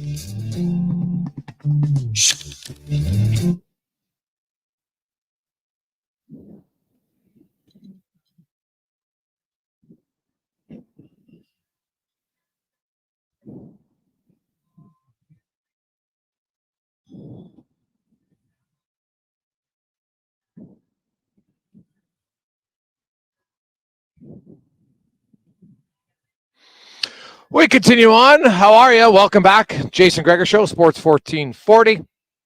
Oilers Nation YouTube and Facebook is always presented by playalberta.ca, where you can get in the game. Also, Lotto Max tonight, $13 million. So lucky 13 for you. Get it at playalberta.ca. Also use the promo code Gregor50, Gregor50, to get your free $50 play with a minimum $5 deposit. It is game 5 tonight. That's the big one. We saw the NBA championship being handed out last night. So Edmonton fans are hoping it's not a repeat tonight where the home team wins game 5. The Oilers, no lineup changes. They'll go with the exact same lineup. Florida, one lineup change. Lomberg comes in on left wing on the 4th line, and Steven Lorentz will come out. Sergei Bobrovsky obviously will be back in goal. He was pulled after allowing 5 goals in the first 25 minutes of game 4. We welcome to the show former NHLer, first-round draft pick of the Montreal Canadiens way back in 1995. Happened right here in Edmonton. He's become a two-time author and now starring in the third year of Shoresy as Mr. Hitchcock. Terry Ryan joins us. TR, how you doing? I'm doing great. I'm just I'm at the soccer field. My daughter's practicing, and I'm volunteering all day to coach some young players that just started. So apologies if the sound is a little off kilter, but I'm in my Jeep just right next to the field. Hey, buddy, it's all good. How's your soccer coaching skills? I played a lot of soccer growing up. I mean, Penny Lane has awesome coaches. They're like with their provincial program. She's in the summer games playing the Atlantics next week. She's got a lot on the go. I'm talking kids that when it comes to soccer, it's just house league stuff. Kids that probably, because when I saw Penny Lane coming up through and I was volunteering, I saw that she had so many great coaches around and people that like really know what they're doing. That, Mount Pearl hires, like they import people to run the soccer. Like it's great level they got. But there's other kids that are in it because they want to have fun. Soccer's a great sport. In the summer to be outside, and not everybody can hit a curveball, Like some of the kids just want to kick the ball. And it's the sport I find the most that there's still kids 13, 14, 15 that would love to play. They're just not all-stars, and a lot of them drop off because of that.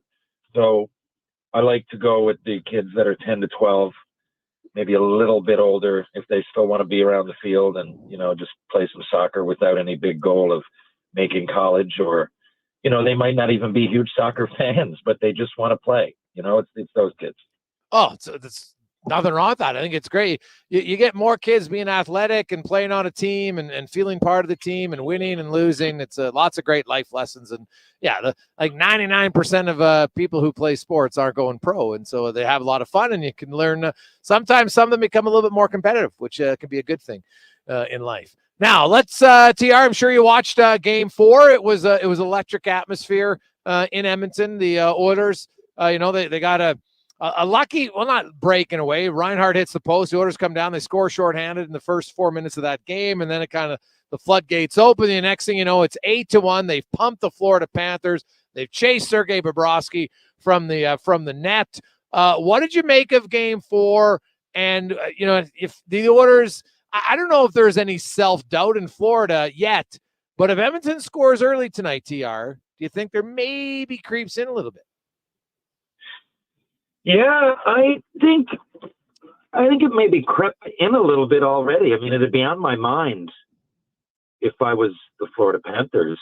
This is a game, and look, I don't put much stock into streaks or anything. Like I remember this year, I said that. Like I don't even remember what that home streak was. Streak means nothing to me. Nothing. It's not even a goal mark. It's nothing. It's just a record that no one even thinks about. It just comes about, and whatever it was, the Tuesday home streak or whatever. I'm the same way when it comes to the playoffs. If the Oilers win tonight, who cares about those other 2? And no one wins 4 in a row. It's not about those. Now you only got to win 2, and the first one is in Edmonton in front of a crazy crowd that's only going to get crazier and more raucous. And everybody saw it last time from Shania Twain. I'll tell you, what a dichotomy of situations for me. I was going to come out to Edmonton, and my buddies did, and I can see them. They're having a great time, and they're into the game, and they're in the pit watching Shania. And I went out to Buren, Newfoundland, like a small part in the southern coast, Buren, Marystown area, to watch my daughter. And I took the phone, and I still had reception. I went down by the water, and I watched a lot of the game in complete black solitude. I could just hear the waves, and I had the phone up. It was really wild, like reminded me what it's like to be a Canadian, like it's so far away. And here I am in the dark, down in a cove in Buren, and I'm watching this electric. And to me, it was like, God, it was such a celebration. It was as much, celebrating that the Oilers got to the final, and everybody there knew that there's a chance if they win the game, they're going to come back. But it was almost like, like there's one thing to be the underdog. There's another thing to just let loose and say, we have nothing to lose here, and we're going to have a great time. And every song, people were singing the words. And I found to some degree on the players, like that kind of spilled over, not just the electric energy of the fans, just that whole attitude, right? You needed Skinner to come up big, and he did. The game was over halfway through. A lot of it was garbage time, but still, you know, people, the power play had to score, took a 5-on-3, of course, but it did. And these little things, and not only did you win, you crushed them. And it got to be on your mind. I don't care. You might say it's not, but it has to be. It's 4 games. I saw the stats. I've been dissecting them all week. The Oilers, the last time they lost 3 in a row, it was like 16 games and then 15 and 12 and 4 or something. But, you know, they tend to go on streaks. And when you got those kind of heavy players that are the best in the world, it's going to happen. And to me, I'm not counting any chickens. Of course not. That would be silly. But of all the situations that you've seen be 3-0, now it's 3-1, and everybody knows if they win this game, it's a game. If they win it, the first game down there, they played better. I know shoulda, coulda, woulda, but they did. And if it's not in the Oilers, I'm going, okay, we don't need to change much.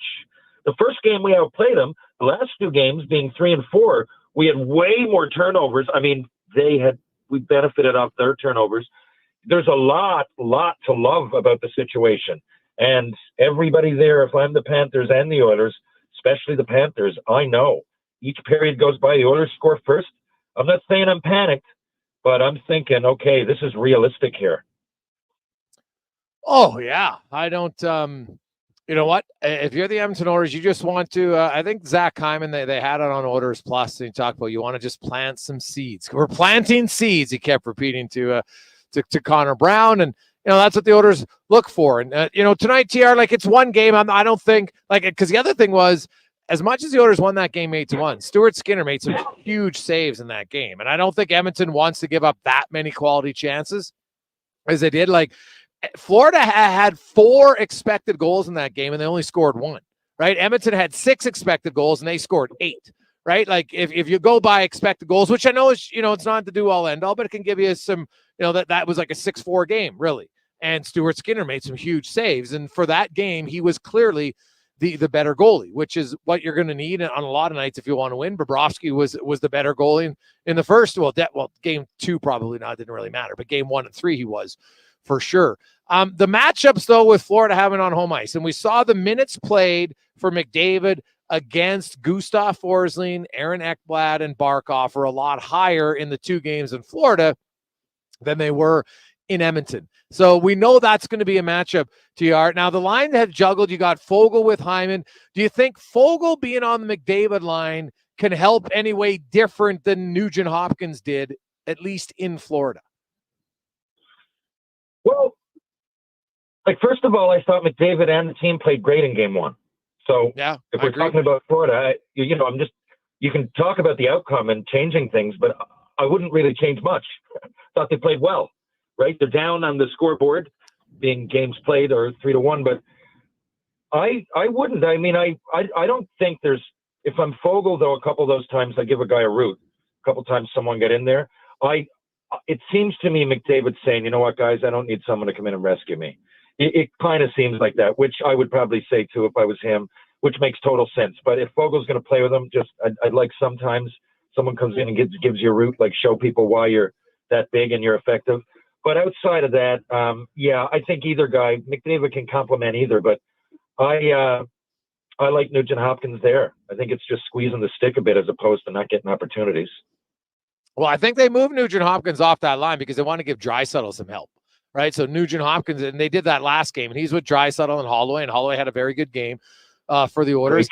And that's the line, Terry. If you look at the one line in Florida, if there's been one weakness through their 4 games, Tkachuk, Bennett, and Verhaeghe, when they play together, they've been outscored 5-0 at 5-on-5 in the series. That's who you got to, like, we know Bennett and Tkachuk, they want to be physical and all those sorts of things, but they haven't scored. Matthew Tkachuk hasn't done much yet in the series. And if you're the Draisaitl line, which is probably going to see them the most, that's a matchup you need to win tonight. Yeah. By the way, Tkachuk is playing curiously less than spectacular. Are we, like, Jason, what do you think? Florida has some injuries. Bennett takes dives, but I do think he feels some of those hits that he took, especially on the knee. Then we know Barkov is at least to some degree. Kachuk is banged up. Like, do you come at him? Do you fight fire with fire? Or, how injured are these guys? Well, I think you're going to want to play physical on it, but Edmonton has never been that like robust in your face team. So I don't know if I'm going to try to be something I'm not in Game 5 of the Stanley Cup final, but if I have a chance to lay a lick on a guy, then I would do it, right? Like, no question. So, and I think everybody does that in the postseason, but I don't know if Edmonton's going to go out of their way. Like, when I look at, like, I always wonder sometimes if the injuries are one where, a body contact might not impact it that much. Like when Connor Brown, his knee he didn't have any strength in his knee in January, February. Taking a hit wasn't going to, really impact him. Kachuk, I don't know if his is just, he's one of those guys. And I think it was a few months ago you talked about, you're like, hey guys, whatever you do, don't wake up Iginla. Now I know Kachuk's not Iginla, but my point is Kachuk hasn't really done much. I'd kind of just let him, if he still wants to run around and have his little, chicken shots on McDavid here or there, or try to get in scrums, great. But I don't know if I would try to run him and wake him up because he hasn't really done anything to hurt me at this point. Yeah, that's a good point. I remember, again, I can relate to certain things. It was a while ago, but I remember having that Darcy Tucker would play injured, as you know. And I remember that thinking, like, boys, do we go at him here? Or like, because no matter what, he could have 2 broken shoulders. But that if we wake him up, it's waking up one of the best players in the league in relative terms. Yeah, maybe you're right. See, I'd be thinking, what's it? Is his knee hurt? And then maybe I can, run him in the corner or something. But when it comes to guys like Kachuk, and I think you're right. The more I think about it, Florida, they're going to go on the offensive that way anyway. And it's not like Edmonton are intimidated. Mm-hmm. They just, I think they've proven that. There's times, now people might take the outlier, like, oh God, Bouchard tapping out, little things, a few soft plays that maybe McLeod made. But I really think that those are outliers. And I think that from here on in, it's a totally different mindset. From here on, anything goes. You've got maximum 3 games left.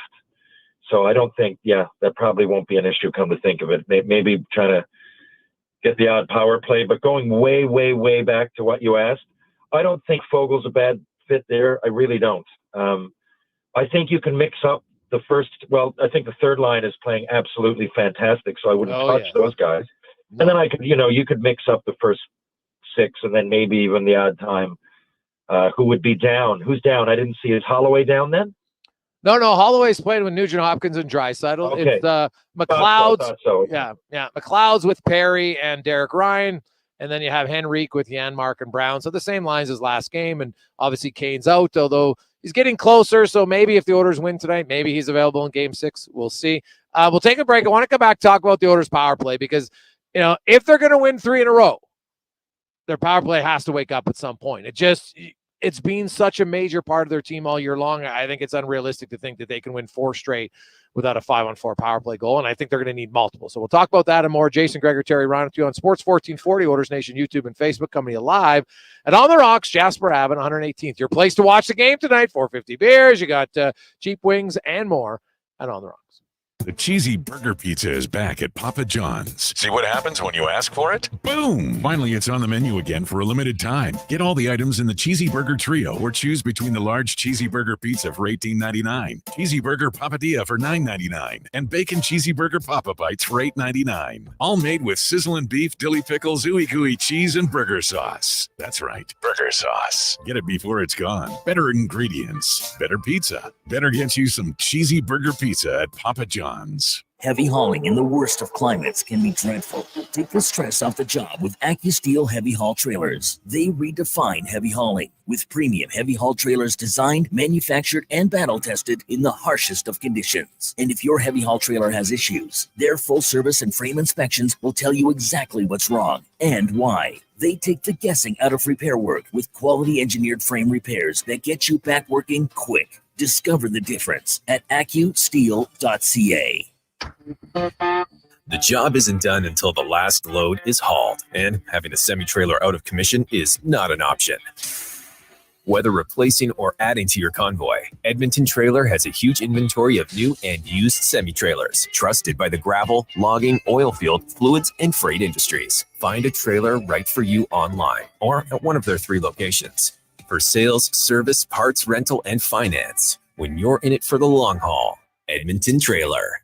Hey Leduc, it's me, Grant Fedork from Leading Edge Physiotherapy. What you might not know is that I started practicing physio here in Leduc more than 23 years ago. In those years since, I haven't forgotten the kind and welcoming people that trusted me then. It feels great to be back, but I know we have to live up to our promise, and that's to live up to our name. This means bringing a leading edge focus on our environments, technology, communities, and the people who will care for you, like Graham Raymond and Amanda McKaiser, 2 locals who want to make a difference in your life. We're now open in Leduc. Learn more about us at leadingedgephysio.com. Excavators, loaders, lifts, compaction equipment, and more. Find the XCMG construction equipment you need. Available for rental or sale at Japa Machinery Group. Japa, helping build Alberta from the ground up for 50 years. Visit japamachinery.com.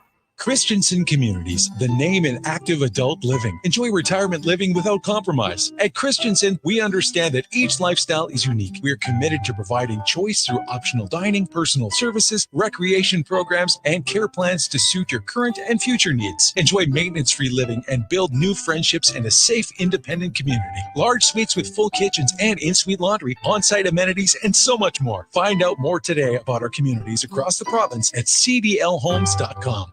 Hey, sports fans, we've got a clear choice for you. At Crystal Glass, we provide customers with the perfect glass for any job. From home to auto and even commercial, installation or repairs, we're your team. Call 310 Glass or visit crystalglass.ca. Crystal Glass. For over 65 years, Denham Ford has delivered the customer service and value that keeps Albertans moving.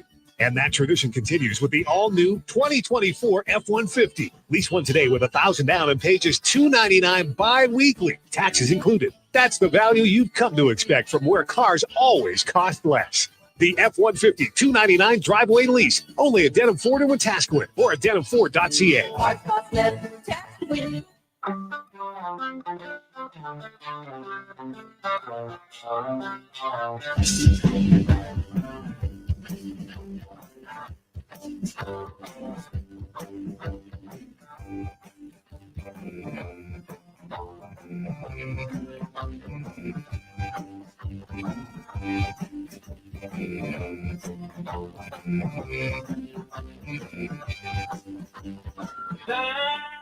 Looking.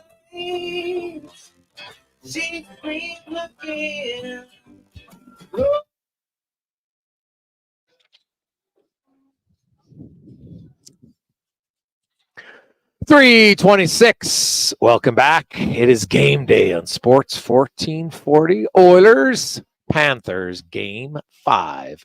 Tonight, Oilers need to win to extend it to 6 games as they trail the Stanley Cup final 3-1. They look to become the first team in NHL history to win game 5 on the road when they were trailing the series 3-0. So lots of other things they could do. Tonight, Bouchard could become only the 4th defenseman, only the 26th player in NHL history to have 30 points in a playoff season, would join Draisaitl McDavid. They would also then have 3 guys with 30 points. That would only be the 4th team in NHL history to do it.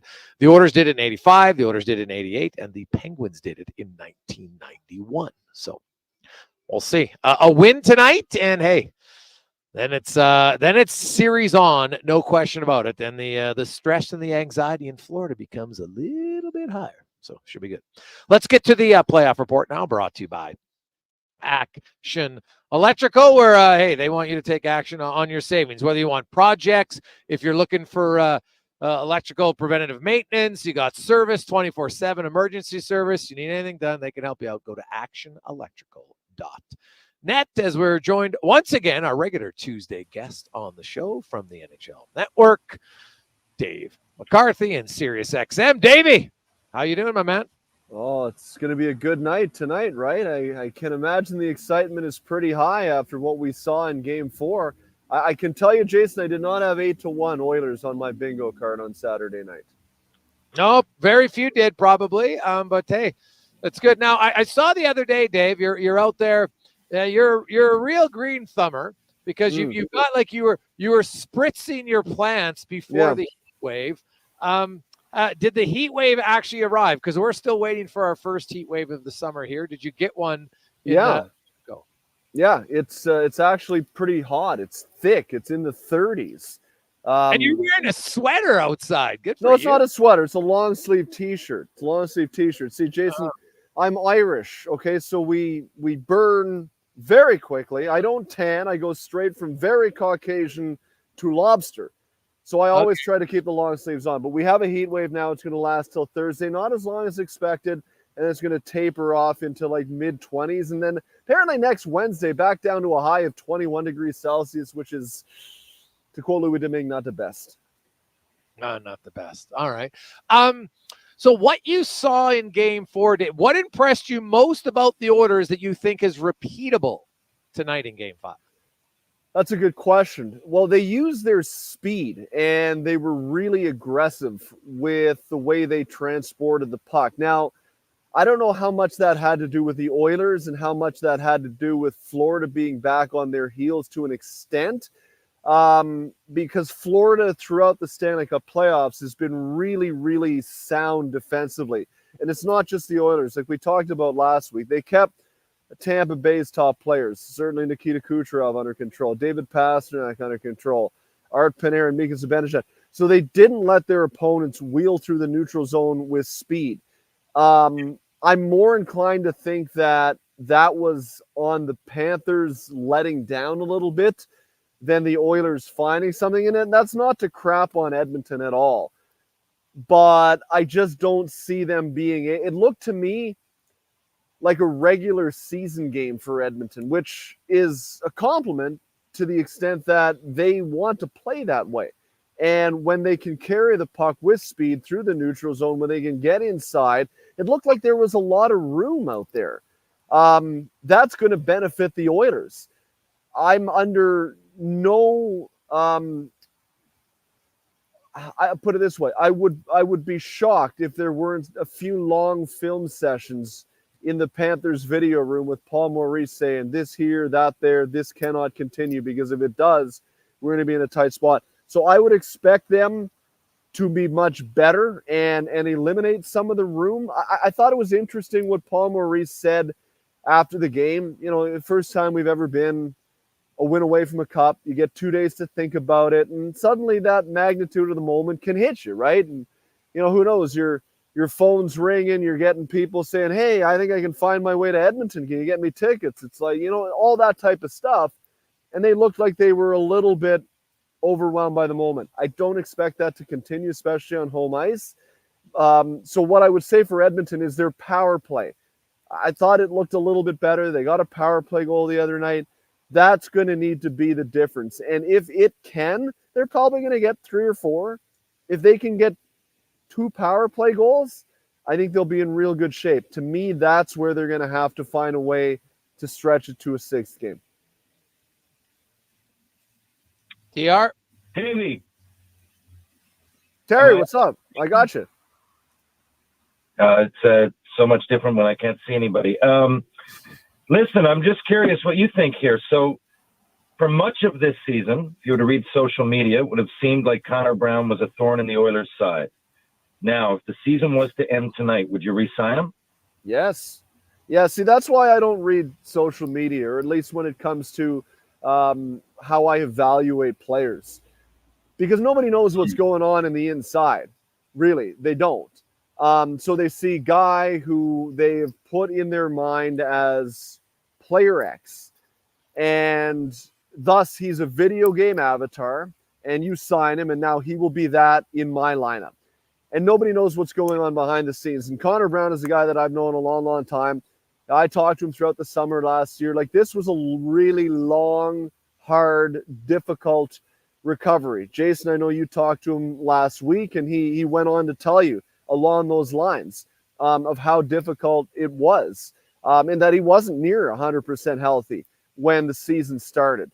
And so what happens is everybody holds your salary over you and say, okay, well, you're not scoring 20 goals. And remember the Muppets, like 9 games into the year, who were like, waive the guy, and then you can get rid of him, and then they'll Okay, well, I don't hear those guys anymore because he's been a really, really effective player, certainly in the second half. But as the playoffs have worn on, I thought he's been terrific in the third round in the Stanley Cup final.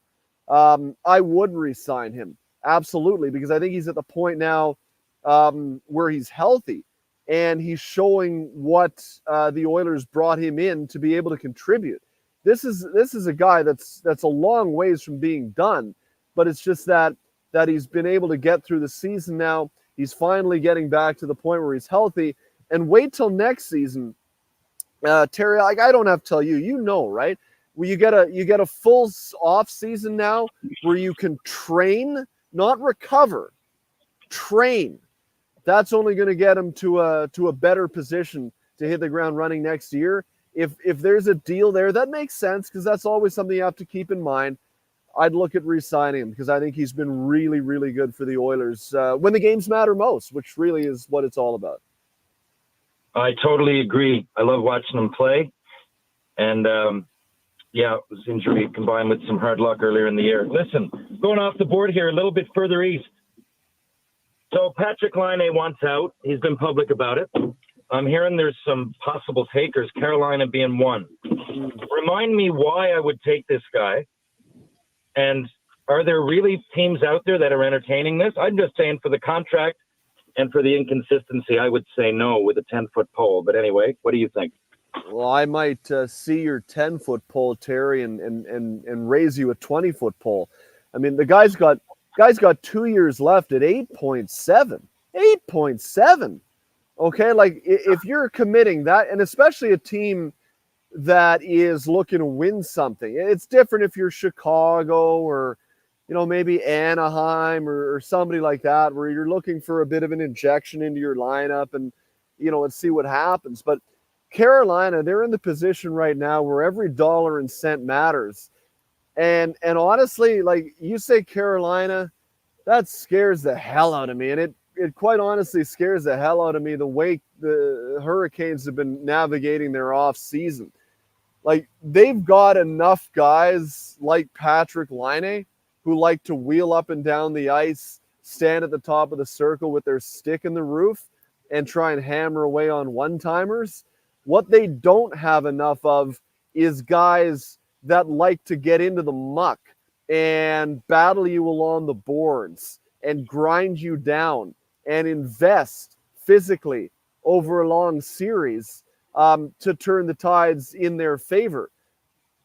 Patrick Laine would be just another one of a million guys, so to speak, that they already have that will, maybe look good in the regular year if he can stay healthy, which is another discussion because he hasn't been able to be available the last couple of years. And look, I know he's had stuff go on off the ice, and a lot of respect for that and trying to work through those issues and 100%.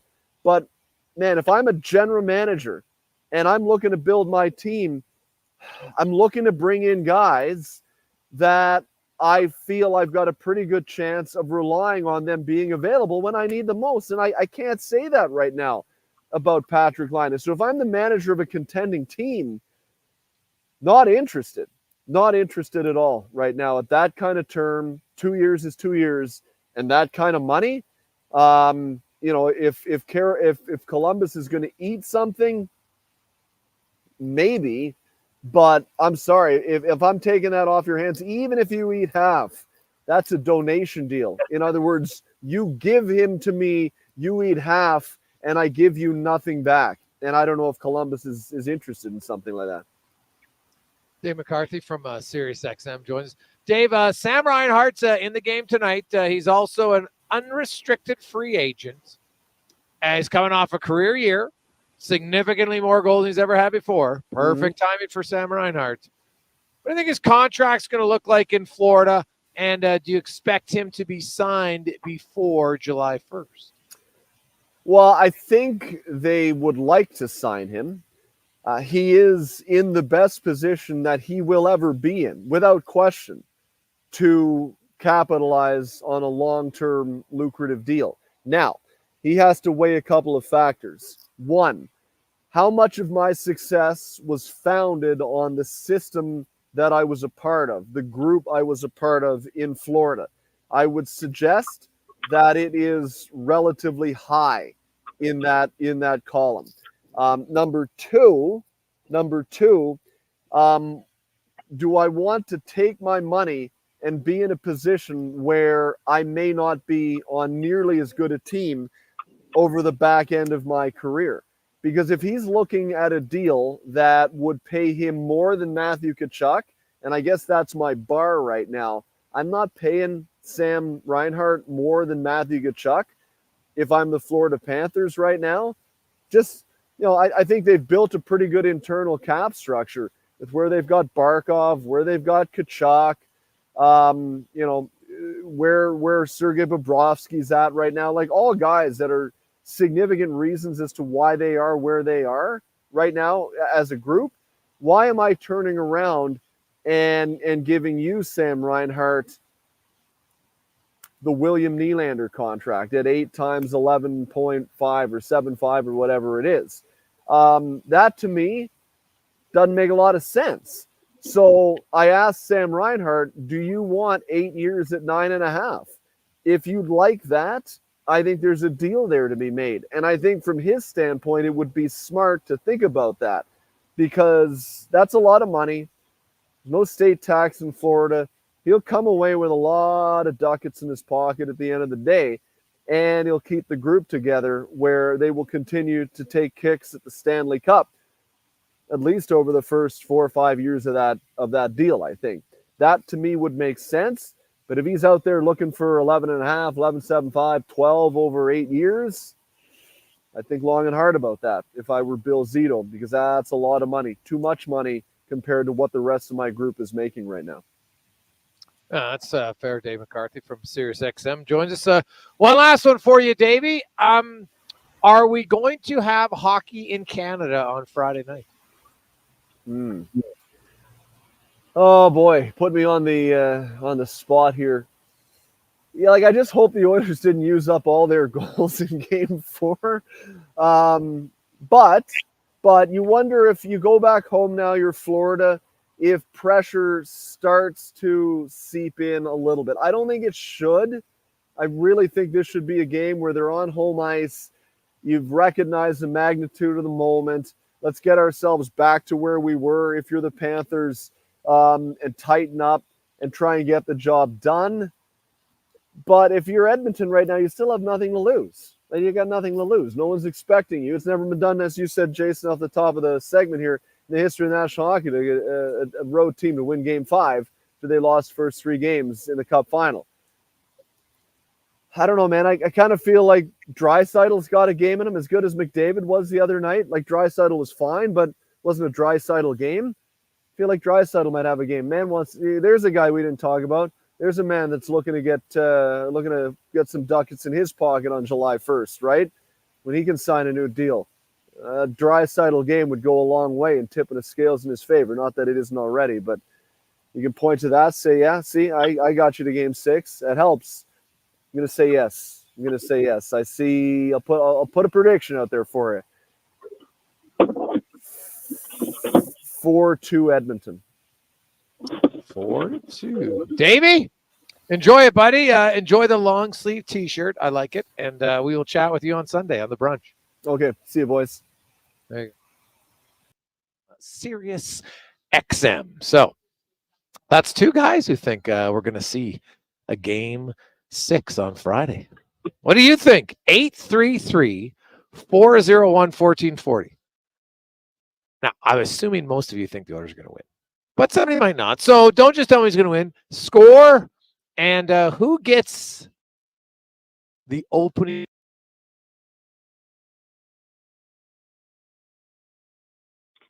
goal? Give them some.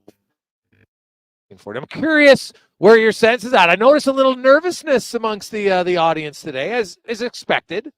Right? You're excited. You're nervous. I will say I think there was a lot more confidence going into Game 4 for sure that they were going to win. It's home ice. They're like, they're not going to get swept. But now it's like, God, they pounded them. And I don't believe in carryover to the next game. I do believe that Edmonton and how they scored is going to help them. They showed that, hey, I think we can work on some of the weaknesses of Bobrovsky. Now we saw it. Shoot from distance a little bit, sometimes high, or if you get him leaning like McDavid did, then shoot short side blocker. And also, if you're going to get in tight, because they did it around the paint, but they stretched out Bobrovsky rather than just try to quick in tight plays, because that's where he's excellent. So we'll see if that can continue later on tonight. Jason Gregor, Terry Ryan with you alongside Connor Halley. We are live at On the Rocks, Jasper Ave and 118th Street. We'll come back. We'll get to Ryan's rant. We also got lots of text to get to in our email inbox, ewel.ca. For all things Stanley, there's only one sports station in town.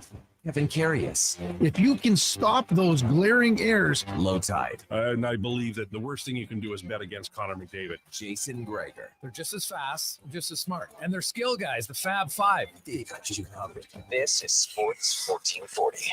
What's cracking at Cattail? Their men's league. Play 18 holes for 18 weeks on Tuesdays from 2 to 6 p.m. Then complete the day and head to Out of Bounds, recently ranked one of Canada's top 10 in fine dining restaurants. For details, visit cattailcrossing.ca. Enio and Jason are friends. Hey, buddy. What's up, buddy? Except when they talk hockey. Edmonton had all those first overall picks, and they still can't win. Yeah, but we still beat you. Battle of Alberta champs, baby. But ask them who makes the best beef jerky in Alberta, and they'll tell you. Wheelhawk beef jerky. It might be the only thing Alberta hockey fans can agree on. Pick up some Wheelhawk beef jerky today in Leduc, Spruce Grove, and West Edmonton Mall. Gather around the radio, kiddies, for the best time of day. It's Oodle Noodle time. Listen in this week as your noodle hero battles the barbarous Bobby Burger. Now sing along. You know the words. Oodle Noodle time. Oodle Noodle time. You know what time it is now. Get up and give me your best Oodle Noodle dance. Your best time of day is Oodle Noodle time. You adore your Audi, value your Volkswagen, baby your Beamer. But some of that love fades when repairs take several days and tons of cash for the dealership to do their magic. Let Cochran's Automotive rekindle the flame. They'll professionally repair your import, usually in one day. Audi, BMW, Mercedes, Volkswagen, Honda, and Toyota. Cochran's Automotive will return her to mint condition. Open at 7 a.m. Let Cochran's Automotive repair your automotive air conditioning before things heat up. Cochran's Automotive, 780-452-5001. Hi, it's Jason Gregor. We're looking for an experienced salesperson to join us as we continue to grow the Sports 1440 brand across the province. Of course, you'll sell Mornings with Carius, Low Tide Show, The Frenzy, as well as my show. No radio sales experience is needed, but you need some sales experience. You have to love sports, and you must be a hunter and driven. The base salary plus commissions for this great opportunity, and trust me, you'll have loads of fun working with us. Email your resume to gregor@sports1440.ca. We look forward to having you on the team. Edmonton's premium live music and party venue is On the Rocks. Check out Bingo Tunes on Monday. Perform on the best stage in town with karaoke on Wednesdays. Learn how to salsa with Salsa Rocks on Thursdays. And every weekend, OTR goes live. With your favorite bands on the OTR stage and DJ Kenny K. For everything that's going on at On the Rocks, give us a follow. Facebook, Instagram, or Twitter. At On the Rocks, EDM. Eat well, party hard. On the Rocks. On the Rocks. On the Rocks. Open every day till 2 a.m.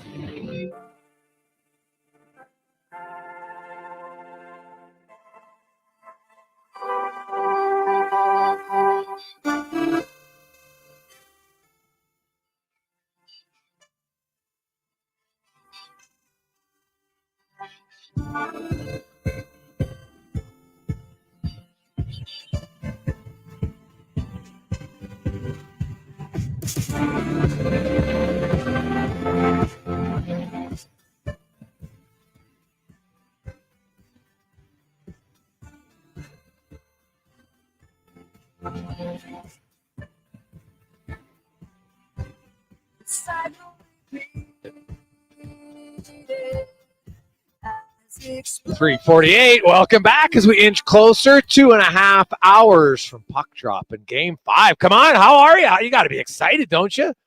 Being a fan for a long time. Some of you have never seen a Game 5 of a Stanley Cup final, whether your team's up, even, or down. It's the first time. Right? Some of you remember 2006. And obviously there's quite a few of you who remember 1990 and 88, 87, 85, 84, 83. So there's long. Hey guys, since 42, well, the inverse of 42 is 24. Nice, Darren. Nice. Why not, baby? Why not? Right now, whose slogan was it? Cause why not us? Who was that? The Red Sox, or who was the team that had that when they won with that? Why not us? Recently, I don't even remember. Somebody had it in sports. You're like, all right, yeah, why not you? Sure, why not? So we'll see. Let's get to the oil report brought to you by VolvoCarsEdmonton.com, where you can save up to $6,000 on all new or demo XC60 2024 recharge plug-in hybrids right now. It's a sick deal at VolvoCarsEdmonton.com, Canada's #1 Volvo dealership. Derek Van Dies from NHL.com joins us. DVD, you're in sunny Florida. It is hot. What's your sense? Like, I know Matthew Tkachuk. Do you view Tkachuk's comments as a guaranteed win, or are that people trying to make a little bit more out of it? What'd you make of that comment? Yeah, I thought people are trying to make a little bit more of it. He's trying to downplay the size of the loss that was the other night, and I think that's what he's trying to do. He's just trying to get people fired up. This is an exciting day here for the NHL. Exciting day for South Florida, and I don't. It wasn't the Mark Messier "we're going to win for sure" comment, or "we will win Game 6" comment. It wasn't that at all. And I think just people trying to reconstruct it and things like that. But he did say that the 2 days was a big thing for him. It was really good, because when you get spanked like that, for lack of a better term, it gave the Panthers time to lick those wounds. It gave them 2 days to kind of catch their breath and say, okay, that was that. Let's move on to the next thing. And I think that was a big thing. If they had to play last night with the 1 day rest, I think that would have been a little different. It would have been still that loss would have probably still left the mark in it. But the extra day really helped them, as Tkachuk said. And I think it's a brand new ball game today. And I think the Oilers feel that way too. They said they played really well. They did a lot of good things. They were finally able to get to Sergei Bobrovsky in that Game 4. But yeah, it's a different game. Once the puck drops, everything is brand new. The slate is wiped clean, and the Oilers know that they have an opportunity here, but they're going to have to play their best hot game of the series so far in order to take this one back to Alberta. As the slogan they've kind of adopted right now is that we've heard it about 2 or 3 times from different players. We want to drag this thing back to Alberta. Yeah, well, you know what? Hey, why not? It makes sense. No lineup changes for the Oilers. Lomberg comes in for the Panthers. Really, the big change is going to be the matchup game. Florida gets more of the matchups they want on home ice. Barkov and Forsling and Ekblad against McDavid. And so, I just look at this, and I don't know, maybe I'm simplifying it too much, but, if the Oilers are going to win the game tonight, DVD, their power play has to score a goal. It's been their bread and butter all the time. And I feel like, what we saw Dallas, you went 4 games, granted, very different because there wasn't that many power plays. And then your power play came alive and you won Game 5 and 6. Now, you still played good defensively. You still were good on the penalty kill. You still chipped in a goal here or there, 5-on-5. But ultimately, your power play was the main focus. And that's been that way all year long. And so far, their power play has not made an appearance in this series. No, it hasn't. And you're absolutely right. They do have to score at least 1 power play goal, maybe 2, to kind of steal this game. They've been doing a lot of good things, and they're talking a lot of good things. They've been getting a lot of good looks. They've been throwing the puck around. They're getting zone time. But you're right. They only scored the 1 power play goal with the 5-on-3 for 2 minutes. But they need a 5-on-4 goal, and they need to kind of make the most of those chances. And perhaps it's a small thing, like getting the puck back to Bouchard, letting him shoot it and go get it. I think what the Oilers really take pride of in their power play is their ability to get the puck, to get those rebounds, to win those battles, and not so much their ability to throw the puck around, but their ability to kind of reset and get second and get third and get fourth chances. And I think that's the key to this power play, is that you don't want to be one and done. I think when you get a shot in, you don't want to lose the battle for the puck. And I think at times they have been doing that. But if you win that battle for the puck and you recycle it and you keep it in the zone and you get another opportunity and another opportunity, eventually it's going to cave in. And I think right now, I think they're getting good looks. They're just not getting some of the bounces that they sometimes get on the power play, or they hit the crossbar on the power play. But you're right. You're absolutely right. If they're going to steal this game, if they're going to get out of South Florida with a win here, the power play has to score, in my opinion, at least one, probably 2 goals. And that will really change the dynamic because the Florida Panthers are an aggressive team. They're a chippy team. They're a bit dirty. They like the rough stuff after the whistle. And if that stuff is called, if they're coming out on the short end of that, then the Oilers have to make them pay. And I think that right now they haven't been able to make them pay when it comes to 5-on-4. And I think if they're able to do that, then that really kind of changes the way Florida approaches the game a little bit. Derek Van Diest joins us from NHL.com. DVD, being around the team a lot, you're on the road. The Oilers, despite being down basically the whole series, you haven't seen a lot of nerves from them. And so to me, I do believe they internally believe that they can play well, and they have, right? Like, you can make strong arguments this series should at least be 2-2 and maybe even 3-1 because Bobrovsky in games 1 and 3 was out of this world. Kevin Woodley told us yesterday that, hey, he was so good. He was like superhuman. Eventually, he was going to come back down to earth. Obviously, he crashed down to earth, and the Oilers made some better shot selections. But, like, they're in Florida tonight. In your eyes, do the Oilers need to score the first goal of the game to win tonight? Definitely. I think they definitely do it. They get the first goal. Not only that, it'll take the crowd out of it. I think the crowd is going to be crazy tonight. They're anticipating a Stanley Cup win. They're going to be fired up. If Florida scores first, then they're going to be right into it. I think if the Oilers score first, they'll be able to take that crowd out of it, at least silence it a little bit. And I think you have to plant a seed of doubt into the crowd, into that team. And I think the 8-1 win went in that direction a little bit. When you get beat that badly in a playoff game, in a Stanley Cup final game, there has to be a seed of doubt planted. And especially when you chase Bobrovsky, 5 goals on 16 shots, there's a seed of doubt there. And you have to kind of build on that. And I think the Oilers were able to get the first goal.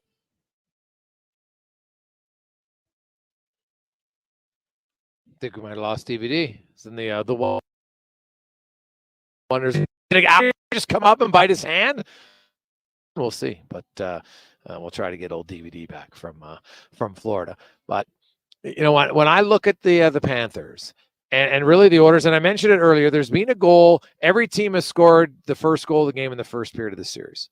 All right, Florida scored first in game 1 and 3. Edmonton scored first in games 2 and 4. And DVD, I think he's back with us. And so I'll just let you kind of finish your thought on that, DVD, as far as you know the Oilers and the need to get the first goal, and why do you feel it's so important? Yeah, I think it's important just to take the crowd out of the game, and they're going to be amped up, they're going to be fired up, they're going to be ready to go. And I think if you can silence that building and then add a seed of doubt to that team and that in this town and this crowd, I think that'll go a long way for the Edmonton Oilers. I think they have to get the first goal. They can't start chasing the game. If you start chasing the game, that's when you're going to get in trouble. But I think if you're playing from the lead, if you're playing from ahead, if the Oilers have shown that they can defend the lead, that they can, play from ahead, I think that'll go a long way in winning this game. And like I said, they know they have to play their best game of the series to be able to win this one. And it starts by scoring the first goal. DVD, you watched them skate today. How close realistically do you think Kane is? Like if they win tonight, is he playing in game 6? I'm not sure. He was out there today. He was skating. He was out on the ice quite a long time. So he kind of took the full skate today. But it's tough to replicate game conditions in practice. So, and he wasn't going that hard, to be honest with you. He wasn't skating that hard. They were playing a little 2-on-2 at the end of practice there with some of the guys that were scratched today. So I think a lot of it comes into pain tolerance, because I know you could tell that he was really in pain. And also I think it'll matter how the Oilers play without him. I think that has to be, you don't have to rush this guy back in the lineup if your team is winning 8-1. So I think that's one thing as well. If the other for game 7, if you need him, for game 6, that'll help. DVD, give me your prediction. What happens tonight? Is the cup being hoisted in Florida, or as the Oilers say, they're going to drag it back to Alberta? I think it comes back, and I think it'll be a tight game, and I think it'll be an overtime winner for the Oilers. Overtime? I'm trying to think. When was the last time a team staved off elimination with an overtime win? I like it, DVD. Enjoy the game. Yeah, thanks for having me on, Jason. There you go. That's Derek Van Diest from NHL.com. Ooh, an overtime thriller. We'll have to go back through the cons. We'll have to look overtime games in the NHL playoffs when you're facing elimination in the Stanley Cup final. Like I remember, like the Blackhawks won in overtime. Remember that in 2010, the Patrick Kane kind of hesitation goal a little bit. People were wondering if it was in, if it was out. Trying to think of a team as you're down 3-1. Somebody's got to have done it. Anybody out there remember? You got a better memory for overtime? Like, why? What am I saying? The Oilers in 06 obviously did it with Fernando Pisani, right? They're facing elimination. Game 5, overtime. So, it's kind of a repeat of 2006. Now, is that the last team to do it? We'll have to look at that. Interesting. So, who could be the Pisani hero? You know who has 14 goals right now? Mr. Zach Hyman. Trying to join that 15-goal club. Not a lot of those guys in NHL history who have scored 15 goals in a season. The Oilers actually have quite a few of them. Gretzky, of course. Curry did it. He had 19. He holds a record with Reggie Leach. Craig Simpson had 16, I think it was, with the Edmonton Oilers. So they had a few guys get to 15. Pisani, of course, at 14. So, hey, I haven't had an overtime game yet in the Stanley Cup final. So maybe we're due. We shall see. It's a little extra stress for you, but you'd rather take overtime than a regulation loss because you still have a chance. Let's get to the con man and a sports 1440 update brought to you by Fountain Tire. They ensure that 100% of the vehicles owned have properly aligned wheels. Wheel alignments extend the life of your tire, which lowers the carbon footprint of your vehicle, reduces emission, and lowers your fuel consumption. Read more about Fountain Tire's ESG initiatives at fountaintire.com. Here's Connor Halley. This is a Sports 1440 update. Game 5 of the Stanley Cup Finals goes tonight down in Sunrise. Oilers, Panthers, of course. Puck drop just after 6:20. Panthers leading that series 3-1. Some news off the ice. The Vancouver Canucks have signed defenseman Phil Pronik to an 8-year, $58 million contract extension. The 26-year-old was a restricted free agent. He had 5 goals, 43 helpers in 81 games this past season with the Canucks. Also, the Rangers placing Barclay Goodrow on waivers today. He remains signed for 3 more seasons with a cap hit of 3.64. He could be a potential buyout candidate this summer if he's not claimed on waivers. And one day after firing head coach Pascal Vincent, comes Blue Jackets expected to go through a search for the next head coach, including Todd McClellan, Jay Woodcroft, Dean Evison, and Jeff Blashill, looking for some NHL experience. In the majors, you got the Jays back in action today, set to take on the Boston Red Sox in Toronto. That one gets going just after 5 o'clock. Also, the Orioles in New York. Braves host the Tigers. Rays taking on the Twins. Cubbies host the Giants. Dodgers in Colorado. Angels host the Brewers, and the Royals travel to the Bay to take on the Athletics. Euro 2024, Turkey knocked off Georgia 3-1, and it was Portugal getting past Czechia 2-1, scoring in the 92nd minute in that one to secure victory. And in the WNBA, the Sparks taking on the Sun at 5, then at 8 o'clock, the Mercury hosting Brianna Stewart and the Liberty. Coming up in hour 3 of the Jason Gregor Show, we'll hear another edition of Ryan's Rant. We'll be joined by former NHLer Jason Strudwick, and we'll ask 5 questions. I'm Connor Halley. This has been a Sports 1440 update. Sports 1440, Stingray radio station. CKJR broadcasts from West Edmonton Mall and Wetaskiwin. Download the free Stingray music app and listen wherever you go. At McDonald's, we know summer can go by quickly, so make the most of all the park hangs, beach days, sunsets, and festivals. Whew. With a $2 plus tax sundae or snack size milkshake or an app-exclusive $1 plus tax soft serve cone. At participating McDonald's restaurants in Canada, prices exclude delivery. App download and registration required. Finals fever is here, and it's all about the Oilers. We're boosting your odds and enhancing your parlays on all playoff games. Every bet on any game enters you into a draw to win seats for the 2024-25 hockey season, or 5 pairs of seats to 5 separate Oilers games for the 2024-25 season. Use promo code Gregor50 when you deposit at playalberta.ca to receive a $50 free sports bet. Join the excitement and cheer on the Oilers. Let's bring it home. Bonus terms and conditions apply. CW Eves Troughing is busy. That's why they're looking for experienced troughers to run one of their trucks. To get paid top rates, contact CW Eves Troughing at 780-435-1492 or email info@cweves.com. A solid financial plan is made up of more than just investments. Investments are an important part, but you need a more comprehensive approach. Roger Weird at Weird Pearson Akel & Associates Private Wealth Management understands that. He can help build a plan that includes retirement, estate planning, personal insurance, tax strategies, and yes, investments. Talk to him today and see the difference a real financial plan makes. Weird Pearson Akel & Associates. Call 780-988-4119 or visit weirdadvisoryteam.com. There's still time to book your tournament at the Ranch Golf and Country Club. As one of Alberta's top tourney courses, the Ranch makes hosting fun and easy for any group. We continue. No matter how unique or unusual, they'll accommodate your vision for an event no one will soon forget. Start planning your tournament today at their beautifully landscaped course on the outskirts of West Edmonton. On-site event coordinators are here to help, but hurry, availability is limited and booking fast. Visit theranchgolf.com. Wow, get ready for a Sally hockey fans. Your partner in power just skated onto the ice. EWEL.ca, the new e-commerce website for electrical wholesalers Edmonton, is ready for the power play 24/7, 365. UL skates to where the puck will be in 5 years. Now that's forward thinking. Killer selection, slamming products from the best brands, and legendary service. Don't sit on the bench. Get your account today at EWEL.ca and win that project. Plug into your partner in power. Get an EWEL.ca account today. Hey, Eddie Steele here. If you know me, you know I'm motivated. And what motivates me? Winning? Been there, done that. What motivates me is the smell of fresh baked goodness, the kind you find at Bonton Bakery. As soon as you walk into Bonton, you're greeted with a big smile, a warm welcome, and the aroma. So good. The showcase of their baked goods always means trouble for me, not just because of the selection, but the excellent fresh ingredients. That's Bonton Bakery, 8720 149th Street. Open 9 to 5, Tuesday to Saturday.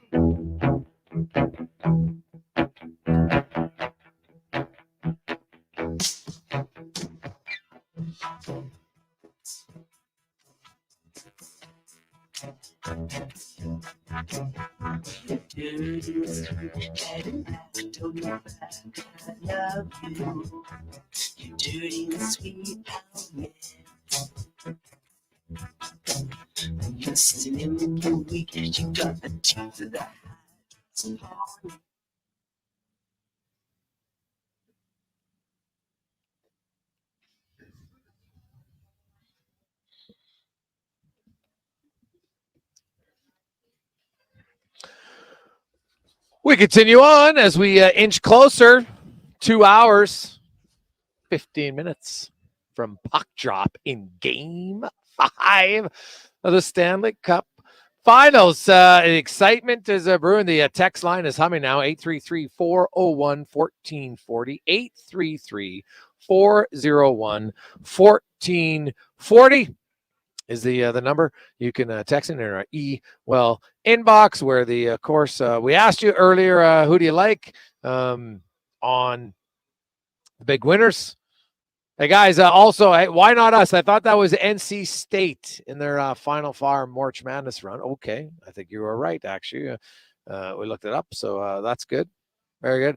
Hey, boys, Oilers winning, low score, 3-1. Holloway gets the first goal, and Draisaitl on the power play. Well, yeah, 29 is due for a power play. I think he's got the most power play goals in NHL the last few years. Right now, I think he's been limited in his shot because we haven't seen the elevation from his shot on that short side shot that we're used to. So I do wonder how much that has to play into it or not. Terry Ryan is back with us. And so TR, as a guy who, we're on a power play a lot in your career, you look at the Oilers power play, like they've been getting pretty good looks, but they haven't been able to finish. So do you just keep hammering home at what you like, or is there subtle little adjustments you think they need to make on the PP tonight? It's a good question, but if it's me, the Oilers, normally I would say stick to what you know, right? I mean, they know everything, but, they know every system. I'm saying stick to what has gotten you there. But Florida are good at defense, and Florida seems to me, from watching from a far away, it seems to me they're cutting off the middle, and the Oilers like to make that lateral pass a lot. It's not there as much. It's been there, but it's not there as much, I find. So honestly, they've got great shooters. Good things happen. I know it sounds standard. It sounds cliche, but just get it at the net. I'm not saying just totally lunch bucket it, but these side, I think they've got great shooters that probably in the first couple games looked off a little bit too much. Yeah. And they're improving, but if it's me, I just get it at the net right now. Yeah. No, you know what? It's probably valid, right? It's you look at the strength, get a Bouchard bomb potentially, right? It's funny. I was talking to an NHL defenseman who asked me not to use his name and said, man, when your forward guys are getting that aggressive on the penalty kill, I would just wire one at a guy up high. Yeah. Right? Kind of in his chest just to be like, hey, you want to do that? Go right ahead. And he says, it's hard as a penalty killer when you take one there to suddenly the next time not have a slight hesitation to get in the lane. 100%, right? And there's ways to do that, and some D are smarter than others. Drew Doughty's famous for it. But the other side of that is, how many times do you see it? I mean, there have been some nice plays, and the Oilers have orchestrated a lot of them in the playoffs when it comes to, well, each situation, but the power play, especially if you go back 2 years, that's what they're known for. But how many do you see in the playoffs? Just you shoot it at the net and they bounce in off something, or it deflects and it hits the goal. And I mean a lot. And I'm going maybe even more often than not in this round. You look at the goals that are going in, a lot of them either knuckle pucks or something. And if you just get it on net, it's not always going to go under the bar where you're trying to put it, right? It's going to hit someone. One of those shots, was it Broberg missed the net completely? And that's what one of the shots that beat Bobrovsky, I believe, was it? It deflected off one of the Panther guys and beat him just short. get it there. Just get it on net, and if first goal. Hey, think about goal scorers. Even McDavid, when he had the 64, they weren't all McDavid goals, right? A lot of them are in front. Look at Hyman. For me, you've got so much talent around there that it's just as effective to fire it for a rebound or a tip, because it's going to come open somewhere. They've got 4 players. We've got 5. And, some of them are specialists at this very thing. So, yeah, if it's me, I'm not thinking too much, but, that's me. No, I think it's fair, right? I look at Edmonton and I wonder if they get one, if all of a sudden there's like a collective exhale, even though it is the best power play in the league for the last many years. You know what? Have gone this long, and I know they scored one, but it was on the 5-on-3, which is still nice, and so maybe they build off of it. But to me, that's a key tonight for the Edmonton Oilers. If their power play gets a goal, I feel their chances of winning will improve immensely. Hey, boys, do you think Tkachuk's comments fire up Edmonton from Ty? Well, Ty, you know what? Honestly, I think at this stage of the game, you go into Game 5. What's on the line. I'm not sure Tkachuk's comments of him saying, hey, you know what? We got an opportunity here, big game of our life. We're going to go for it. I don't know. I really don't think it was that. There's a hint there that he believes they're going to win, as he should. But I don't know if that would fire up the Oilers, because I look and say, if that's what you need to fire you up, then you probably you're beaten before it starts. I think the Oilers will be motivated. Just say, hey, guys, look how we played in Game 4. We know we're not going to win 8-1, but how did we play? And that was the other thing, TR. I don't know if you and I we haven't talked about this, but the Oilers stretching the ice. They did the stretch pass a lot. They did the flip up to the middle of the ice. It really limited Florida in how they can have their defensemen step up and be aggressive. And so to me, that's something to watch for tonight is, does Florida continue with the very aggressive forecheck, or are they a little bit more leery of not getting beat on that stretch pass? I think more Larry, it seemed to, and it created a bit of panic sometimes. It directly led to some chances, caught them off guard. And I think Chris Knobloch took notice of that. As the game went on, it seemed like they were doing it a little bit more. They were doing what they could to open up the ice, right? And it seemed that Florida were flat-footed, and I don't know if it's just me, but it seemed in the last couple of games they really they forced Florida to turn over the puck, not only to turn it over, but turn it over when they're flat-footed. And Edmonton are coming, with 2 or 3 guys just humming. And I don't see why they'd change that. I just don't. I also, by the same token, think that Florida knows exactly what was up, and I think Florida will change their approach and definitely their reactions. So you might not see as much of it, but most of that, I think, will be that will be up to Florida. When you look at it, though, TR, like their forecheck aggressive, that's their bread and butter, right? Like that's one of the big things that leads to their success. So if all of a sudden they're less aggressive, doesn't that play into Edmonton's hands? Yeah, but they're NHLers. They'll have a game plan. I think they'll just be wary of it. I don't think they're not going to be aggressive, but there's a way to do it. And that third guy high is real important. And sometimes Florida just send them. Sometimes they take that chance at like a deep pinching almost. That third guy high, if he's not there, that especially if you got a big transition game like the Oilers, that happened a few times last game. It was noticeable. It might happen every game, but to me, it was noticeable last game. I just don't think they're going to be as, they're going to think about it. Like you asked me earlier, do you think the Panthers, are aware? Do you think that they're not a panic button, but, are they hearing footsteps? Are they thinking about this a little bit, right? And that's where they are. I believe it. I don't think they're sitting there freaking out. No. And I think their leaders are saying, guys, they still got to win 3 games. We got to win 1. But within a game, they're aware that Edmonton opened up that ice. They're aware that Edmonton are fast. I mean, we talked about Connor Brown earlier. Connor Brown looks like a rocket out there. Like he's really, really skating. And I know he's been a skater in the past. I know he's been a 20-goal scorer in the past.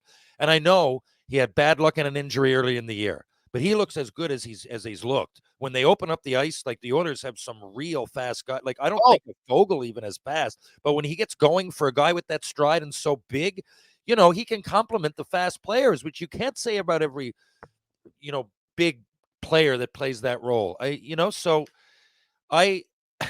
mean, there's no room for error here. But again, you're asking me, I think the Florida Panthers are very, very aware. And I think that they know to say it's a big game, obviously, but they know what the stakes are. Right? It's not 3 games to nothing. It's 3 games to 1 with a chance to go back to Edmonton. And like I said, I don't look at it as 4 games now. If I'm the Oilers, I got to win 3. If you win this one, boys, we win a home game and we're 60 minutes away from the cup. And sometimes it's hard to explain, but it's easier to play that way. Mentally, there's something to it. There's something to the underdog, but when you have absolutely nothing left, and I don't know if it's so much the Oilers not having, that's it. We may as well go all in. There's nothing to save it for, or the Panthers thinking about it. It might be a combination of both. But I think anybody that's even played an all-star level of anything past 15 years old knows what I'm talking about. When you got nothing to lose, you go in there and it's like, things tend to happen like happened in Game 4. So we'll see what happens. The difference is it's in Florida, and they know, and they're an fantastic NHL team that deserves to be exactly where they are, but I'm just saying to some small degree they're hearing footsteps tonight. Well, that's why I think an early start is key for Edmonton, right? Like you all of a sudden, Florida, I know you tell yourself, hey, it's 1 goal and we don't get down. You're an NHL player. We've been down 1-0 thousands of times in our career. But being down 1-0 suddenly at home in Game 5 when you lost the last one 8-1, I do think at times, even though if you don't consciously think about a TR, it's just there. And then if you're the Oilers, if you get that first goal, oh my goodness, I just think all of a sudden you become more of a ravenous pack who just smells the blood a little bit. And it's like, hey guys, like our odds here keep improving. Yeah, well, and they've had far more high danger chances, at least recently, right? Yes. So if they do get a goal, so if they do, right, you're watching the games. When Edmonton score often, I go, geez, it might be 8 minutes before Florida get a chance, right? They must know that as well. The first goal is massive. To say massive is still understating it.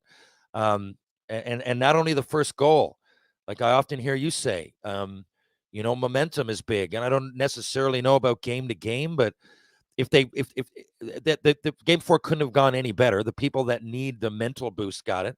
And as far as momentum, I think the Oilers often, it's been a roller coaster ride at times during the year, but when they take momentum of a game, they really take it. And, when they get shots, they're often not just shots. They're like mesmerizing highlight reel shots, and they seem to be globetrotting the other team, and the other team needs to either take a timeout or breathe or hopefully Edmonton gets a penalty. We've seen it all year. So if they come with that balls out, just let's get at him, shoot, and hopefully even a lucky one early, then really, if I'm Paul Maurice, I'm changing my entire mindset here. And by the way, didn't Florida? Is it They dressed Lomberg. Yeah, they brought in Lomberg. Yeah. I just noticed that now. I didn't see that. So clearly, you're asking me again. You wouldn't put him in if you weren't hearing footsteps to some degree. He hasn't played in like 5 or 6 games, right? What does he do? He stirs the pot a little bit. He comes in. I don't think anybody expects him to get a hat trick. But, just the fact that he's going in, now I know you're thinking about it, guys. And to be by extension, I don't know, but I would have waited till the end of the period to take out Bobrovsky the other night, even though he was stinking the joint out. When he left that net, boy, what a feeling it must have been in Edmonton, because watching it on TV was mesmerizing. He went off, and the momentum that they got from that. So who knows? You know that there's a flaw in the armor, right? The King's Knight has shown a wound to some degree, and it's noticeable. And the Oilers, like you said, if they want to be a pack of wolves, they can jump on this. Yeah, no, I think it's like anything. You look at all the momentum switches, and that's why Florida, on the other hand, if they get the first goal here, all of a sudden they may be exhaling, like, see, guys, we're back at home, everything's good. And that's why that first goal tonight, historically, you look at all the stats, it definitely matters in the playoffs. And it's for Edmonton, who is a team that when they get on a run, they can really gallop. So we'll see if that goes tonight. Jason Strudwick will join us. We'll talk about the D pairs and the matchups, and how is the best way, do you feel, to break down Forsling and Ekblad? We'll find out next on the Jason Gregor Show on Sports 1440, Oilers Nation YouTube and Facebook, presented by PlayAlberta.ca. Use the promo code Gregor50 and get a free play at PlayAlberta.ca. And hey, be sure to come down on the rocks. Jasper Ave 118 starting to trickle in a little bit. Everybody's getting excited as it's Game 5, and you get $4.50 beers and 60 cents wings tonight at OTR. The locks are on a timer. They're going to get out. Sounds like the men and women of Action Electrical. Service team reporting. With the remarkable reach of our bucket trucks and other equipment, we assess, service, and maintain your electrical lighting and automation systems. Facing an electrical menace? Call the men and women of Action. Operating throughout Alberta at actionelectrical.net. Hi, Jason Gregor for Volvo of Edmonton. This summer, lease a new 2024 Volvo XC60 with 0% finance, or save up to $6,500 on select models for qualifying loyal customers. Plus a free 10-year, 1 million kilometer warranty with all demo vehicles. And if you're thinking hybrid, save $6,000 off all 2024 new and demo XC60 Recharge plug-in models. Discover why we're Canada's only 13-time Volvo Excellence Award winner. 1205 101st Street Southwest, or visit volvocarsedmonton.com. A premier hockey solution with a clear path for long-term development is proud to be entering its 8th season of independent borderless hockey, featuring provincial and cross-province competition with showcase style, regular season gameplay, and a strong commitment to individual skill development. It's an attractive option for those seeking family life balance. The Hockey Super League offers opportunities for both male and female athletes born between 2011 and 2016. Visit hockeysuperleague.com for more information. Black Friday pricing is back at the Brick. The savings continue all week with up to $1,000 off sectionals and up to 40% off mattresses, and save up to 25% off select major kitchen appliances. Take advantage of Black Friday prices this summer to pick up all of the essentials for your home. Shopping has never been easier. Take advantage of these fabulous deals today, because Black Friday pricing won't last forever. Some exclusions apply. The Brick, saving you more. Hi, it's Jason Gregor. We're looking for an experienced salesperson to join us as we continue to grow the Sports 1440 brand across the province. Of course, you'll sell Mornings with Carius, Low Tide Show, The Frenzy, as well as my show. No radio sales experience is needed, but you need some sales experience. You have to love sports, and you must be a hunter and driven. The base salary plus commissions for this great opportunity, and trust me, you'll have loads of fun working with us.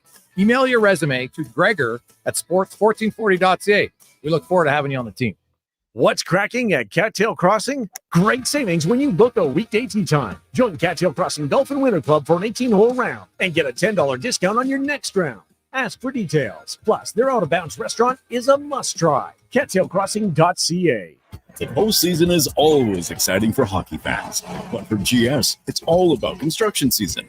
For 50 years, GS Construction has been laying the groundwork for your community, but they can't do it without the best team possible. GS Construction is scouting for experienced and motivated laborers, pipe layers or pipe layers helpers, lead hands, operators, top men or women, and a water and sewer foreman. Apply today and start working for the 2024 construction season. Visit gsconstruction.ca today. Christensen Communities, the name in active adult living. Enjoy retirement living without compromise. At Christensen, we understand that each lifestyle is unique. We are committed to providing choice through optional dining, personal services, recreation programs, and care plans to suit your current and future needs. Enjoy maintenance-free living and build new friendships in a safe, independent community. Large suites with full kitchens and in-suite laundry, on-site amenities, and so much more. Find out more today about our communities across the province at cdlhomes.com.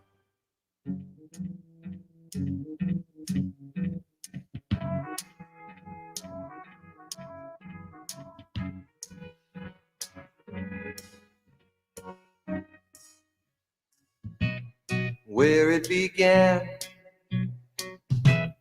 I can't begin to knowing, but then I know it's growing strong.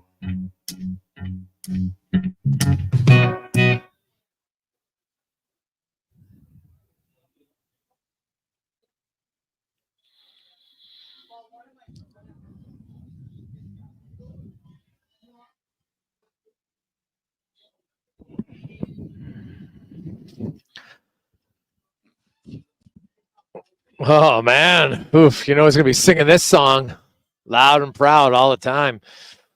See what happens tonight. Welcome back to OTR on the Rocks, Jasper Ave, 118th Street. Calm before the storm. We are now under 2 hours from puck drop. As you make your way home, maybe you're in the office, you're at work, you're getting excited, got your jersey on. Some of you diehards, you got the face paint ready to roll.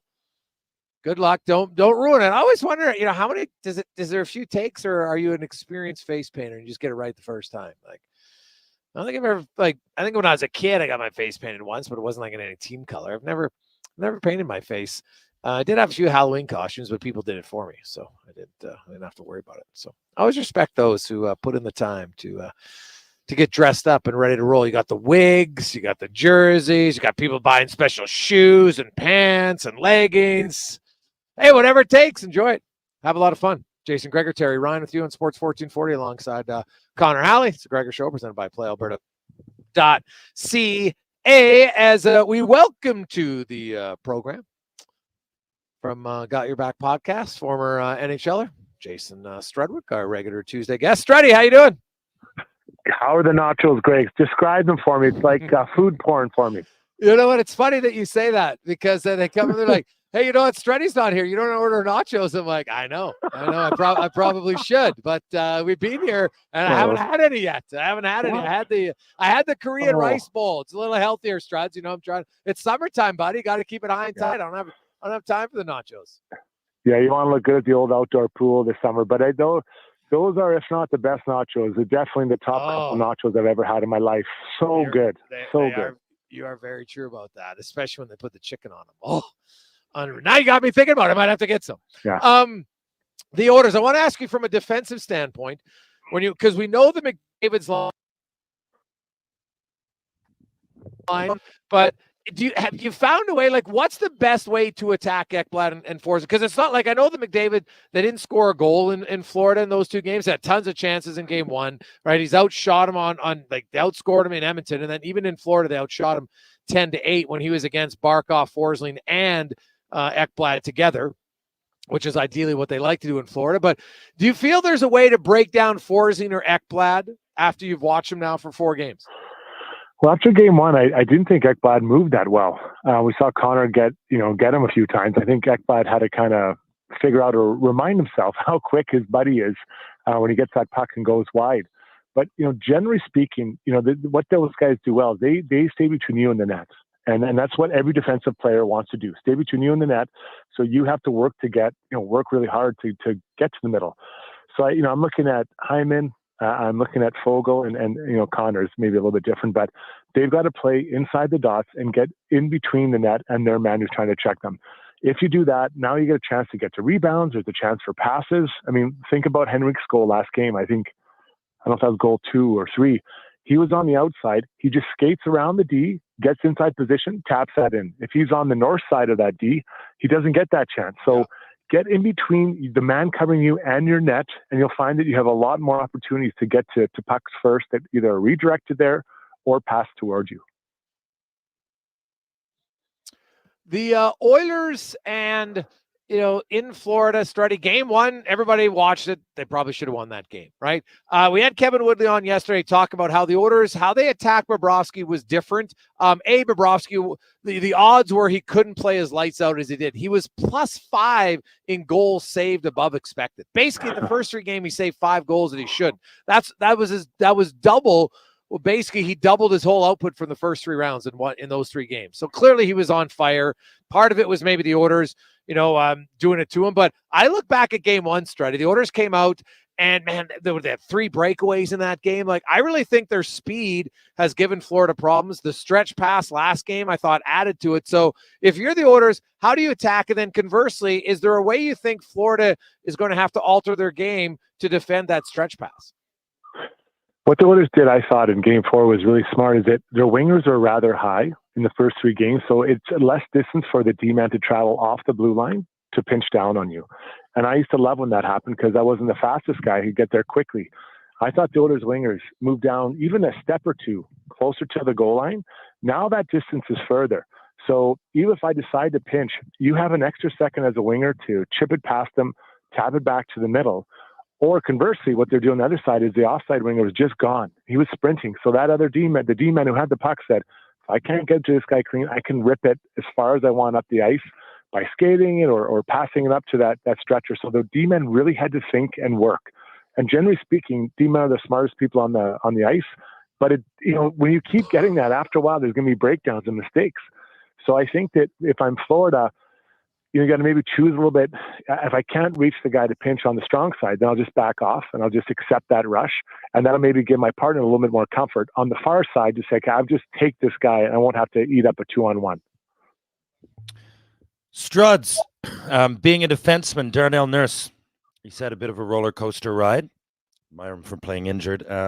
Last game, he had a pretty good game. He scored a goal. Do you think that was big for his confidence, or is he such a veteran that at this point, you just take it game by game? For me, I thought I saw some smiles. I saw some positive energy after that. Yeah, I think he's, game 3 and game 4, I thought he was really trying to be the apex predator out there, alpha male on the ice, and they need him to be that. The goal is good because, I think he feels he has the ability to chip in offensively, and I think he does. But to me, that was a prototypical Darnell Nurse goal. The puck moves up and he follows the rush up. So he's the last one, not the last guy, but that second wave of player coming in, Connor finds him and Darnell can score. When Darnell gets into trouble, it's when he tries to skate it and be the guy who dishes. He's not a disher. He follows it up and then they want to pass to him. And how many times have you seen that happen for Darnell, where he's the guy who gets the puck as a pass? But you do get good feelings, good vibes about scoring there. But I think he's got to be that guy that makes it a little bit dirty and makes it hard for the other team and makes it uncomfortable all over the ice. And, Kachuk or for Hagee, Barkov, all those guys, if he can do that, that helps him a lot. I think that's where his foundation of game starts, that everything grows from there. Simply put, the Panthers are obviously going to try to right some wrongs. I'm sure they watched a lot of video this week. What do you think the Oilers' key to success would be tonight? Oh, well, I think getting to Bobrovsky is a pretty basic comment, but how do you get to Bobrovsky?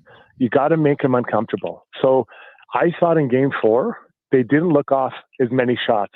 If there was an opportunity for someone to shoot it, the other player recognized it, and then they were going to the net, and getting to the blue paint. Let's start with the first goal. Connor Brown makes a good job on the penalty kill to get it. He drives the net with the puck. Janmark goes and stops in the blue paint. he drives into the blue paint, the pucks come to him there, right? So I think you have to make it hard on Bobrovsky. Attack him, but attack the blue paint with the puck and multiple bodies. Because if Bobrovsky has a really good game like we saw in Game 1 and Grade 3, especially in the first 2 periods of Game 3, it's going to be hard for those to score. So go after him. If you weaken him or get to him, opportunities to score are they going to be there. You're going to have a chance to win the game.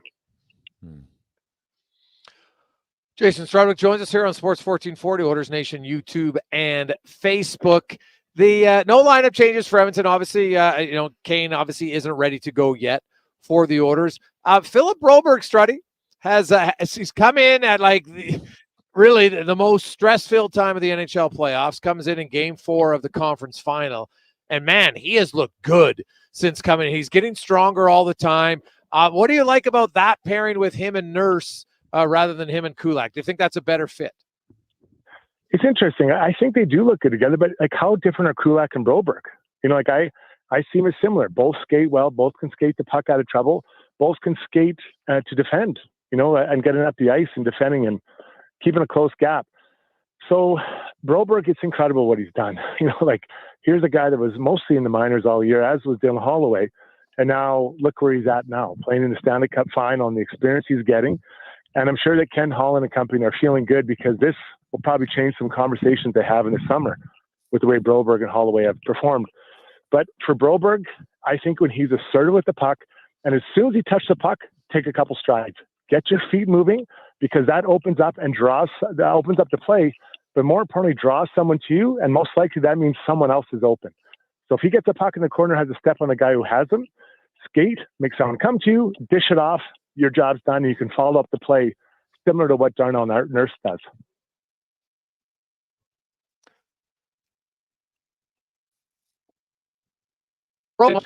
Down to the minors, got to play in every situation, got to play a ton of minutes. And, I talked to him right before the Stanley Cup final started. And he just said, man, when I came in, even though I hadn't played in a while, he goes, I just felt confident. I knew I could be a player. And, well, you played, Struddy, so did you, TR. I'm sure when you have that, when you actually know that you can play, right? There's kind of the first few times you're just trying to tread water in the NHL at first, like a lot of guys, which is probably what he was doing. But then he went and he absolutely dominated. I had scouts and coaches from other AHL teams that said Broberg is the best player in the American League. So, and now you're seeing it. And his skating, the thing is, it's his skating ability and how he's able to get out of trouble easily just because of his legs. Well, and that's the thing, everyone has their superpower. When you look at a group of 6 defense in the NHL, everyone does, most people do things all pretty decently, but you have your one thing you're really good at. And for Broberg, it's his legs. So when he, it's in your zone for a long time, you can, quickly get the puck and you don't have to skate it all the way from one end to the other like Bobby Orr, but you can skate it, just get it past the initial trouble, make someone react to you, and now you dish off, and now your team is comfortably out of the zone.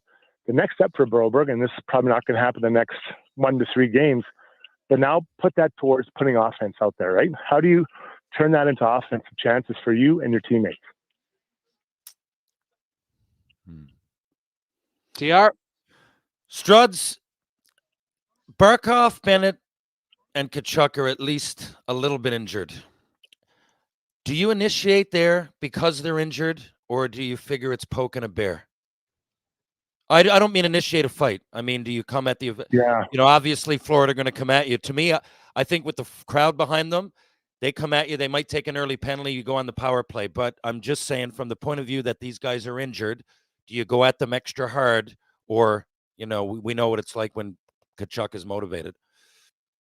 Well, I like the way Darnell Nurse started the game, last game. He went right at Bennett, and Bennett, it was amazing. It looked like he was dead. Then he came back. It must have been Mr. Miyagi back there. Picked him up to get him back out on the mat. But, I think you play everyone the same. But if you have a chance to take a hard run at one of those top guys, you do it, whether they're injured or not. Because guess what they're doing to McDavid or Draisaitl or Bouchard or any of those guys? The difference is most Oilers stars are quite big or sturdy or both. So, the Barkov's a small guy, but you can play that game and be comfortable saying, I'll roll off a hit like Bouchard. He's a big guy. Ekholm, big guy. Nurse, big guy. Draisaitl, big guy. Connor McDavid's not a small guy. So they can all play their game and feel good about that. But if you can take a healthy run at someone, especially if your name is Nurse, Fogle, Kulak, these types of guys, do not be afraid. Don't hesitate, especially early in the game, to set the tone and maybe set them off. Yeah. Struddy, are we going to see hockey in Alberta on Friday night? Well, my heart says maybe. Sorry, my head says maybe. My heart says yes. I just, you know what? Obviously, I'm a little bit biased because I live in Edmonton, but for hockey, it'd be so good to have this go right to 7. But I think tonight, if the Oilers win tonight, that is going to be a very stressful few days for Florida as they fly back, because you know what it'll be like Friday night in Rogers. And if you can get it to a best of 1 in Florida and you got Connor McDavid on one side, I'd take that bet all day long. So starts tonight, though. This is not going to be an easy one. I think Florida, you saw what happened with the Celtics last night, putting it to bed against Dallas. I got a feeling that Florida will be thinking the same thing tonight. Yeah. The only difference in that series is Boston's kind of dominated that whole series. Florida, like, they dominated game 2. No question about that. But they didn't dominate games 1 and 3. Even though they won them, they didn't dominate. Whereas the Celtics really spanked Dallas in pretty much every one of the games they won. So that's, you know what, because these series have mirrored each other thus far. It was 3-0, then 3-1. And obviously Boston ended it last night. And Oilers and their fans are hoping that trend does not continue tonight. Try to enjoy it. Get your face paint on, and we will chat with you next week. Can't wait, boys. It'll be a great night. Talk to you later. See you, buddy. Well, that's Jason Strudwick from the Got Your Back podcast. And interesting breakdown when he talked about, the defense. Like you saw it, Henrique actually beat Lundell to the net on that goal that he scored, right? He cut underneath him, got the deflection, head up play by Janmark, but then you look at even Holloway, like when Draisaitl made that pass and how hard Holloway came into the zone to get that puck, right? Darnell Nurse, same thing. Like Edmonton's speed, I said it, the series started. Edmonton is the faster team. It's not really close. Edmonton, the only team that was close to them in speed all year was Colorado. Right? Other than that, Edmonton's the fastest team in the league. Obviously, they got McDavid, but they got McLeod can move. You can get upset about all the things he doesn't do. That's fine, but he does a lot of things and he can move. He can get to the puck quicker. Fogle can really skate. Draisaitl moves very well. Zach Hyman is a good skater. When he's in the lineup, Kane in a straight line, very good. Right? Nugent Hopkins, good skater. Right? Connor Brown right now, God, he is super. I don't know. He's just quick. Yeah. On pucks. Janmark, good skater. Right? Fogle can skate. Holloway, like the Oilers, Henrique and Perry, right? Derek, not every guy's a burner. But if you go on Florida, like who's Florida's? Carter Verhaeghe's not fast. Kachuk is not fast. Reinhardt is not fast. Like who's their quicker guys? Right? Like Edmonton is so much quicker, where Florida's quick is on their back end. Forsing can really move. Right? He can skate. Montour can really skate. Now Ekblad's not necessarily as fast. Mikkola actually moves pretty well for a big man. But I look at Edmonton's speed today, TR, and to me, it's like, let's get the thoroughbreds and let's race early on, get our speed, because we saw it in 3 of these 4 games. Edmonton has noticeably been the quicker team. Yeah, if you go back to the beginning of the playoffs, think of the games that they've had success. I guess by extension, you can go in the year. That's what they are. That's what they are. They're a really fast team, and they play fast. I find the Panthers often stymie you a little bit. They're consciously slowing you down, by after the whistle stuff, by the way they come at you, make you think. They go east to west a little bit. But the Oilers, when they're working on all cylinders and they're really cooking, they're usually, it's a result of something they've done as a result of playing with speed. I like what Strud said, though.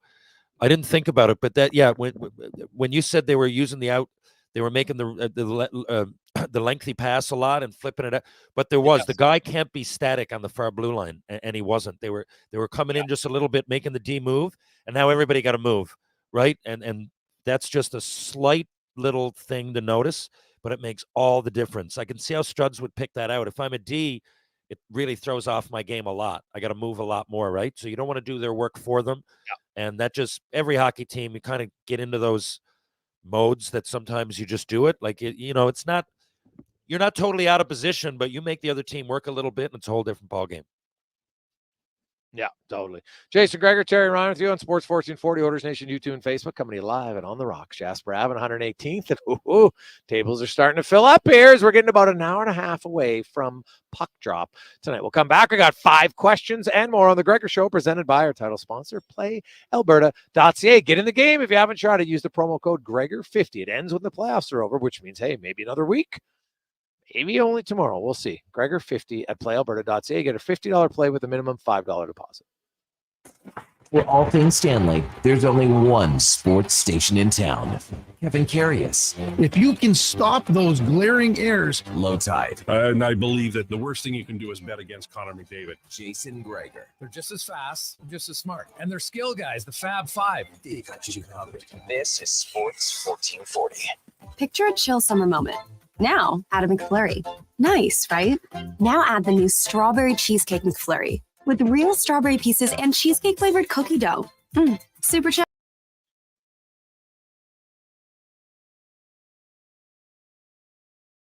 Strength and efficiency? Step into Edmonton Kubota, where our massive inventory meets all your needs. From rugged tractors and loaders to nimble mowers and utility vehicles, we've got the machines that work as hard as you do. And guess what? This month, we're rolling out exclusive deals that'll make your heart race faster than our engines. Drive down to Edmonton Kubota or visit EdmontonKubota.com to discover how we can boost your efficiency, productivity, and fun. Edmonton Kubota, powering your passion with every turn of the key.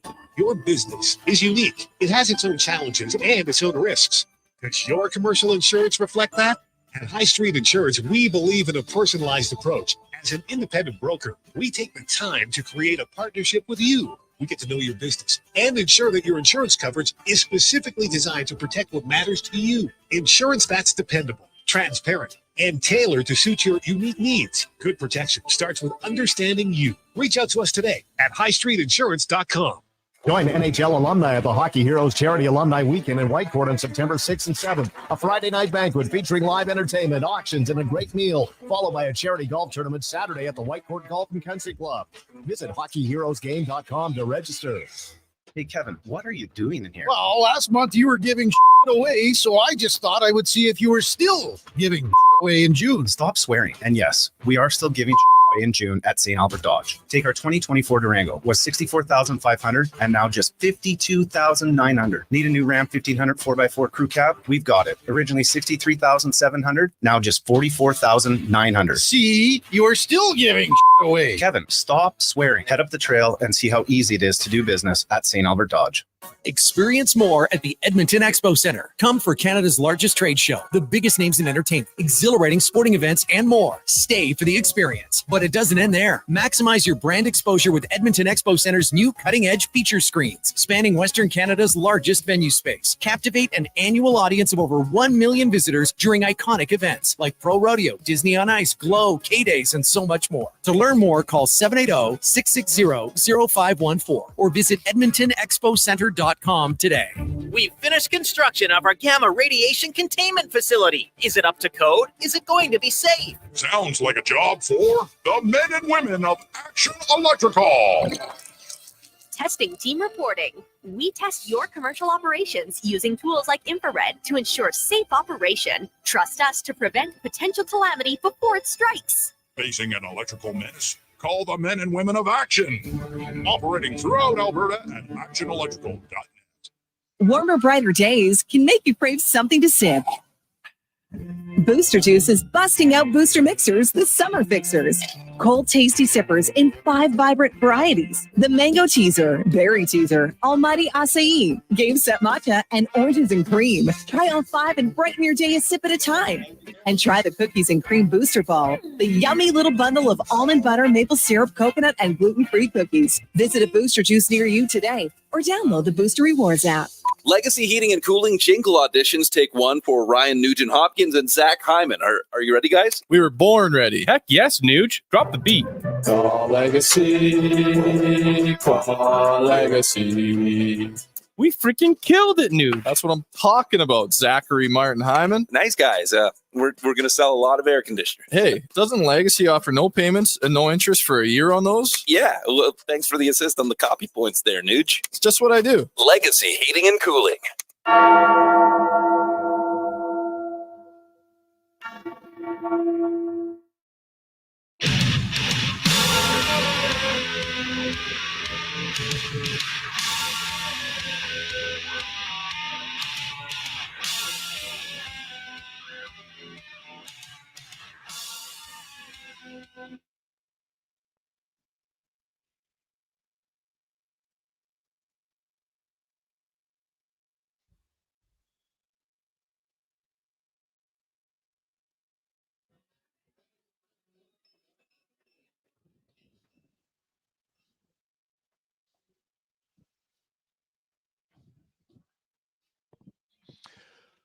Oh, I love this song, man. Welcome back, Jason Gregor.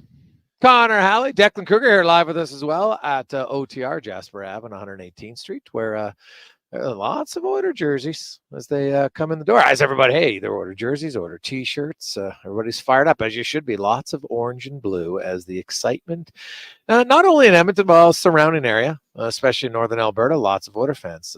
Southern Alberta is probably cringing right now. But when you don't have much success, that's what happens. Jealousy can be ugly at times. Can be ugly. Let's get to 5 questions brought to you by The Brick, and Black Friday pricing is back at The Brick this week. You can save up to $1,000 off sectionals and up to 40% off mattresses, but only until Friday. Get in at The Brick and thebrick.com. It's time for 5 questions on the Jason Gregor Show.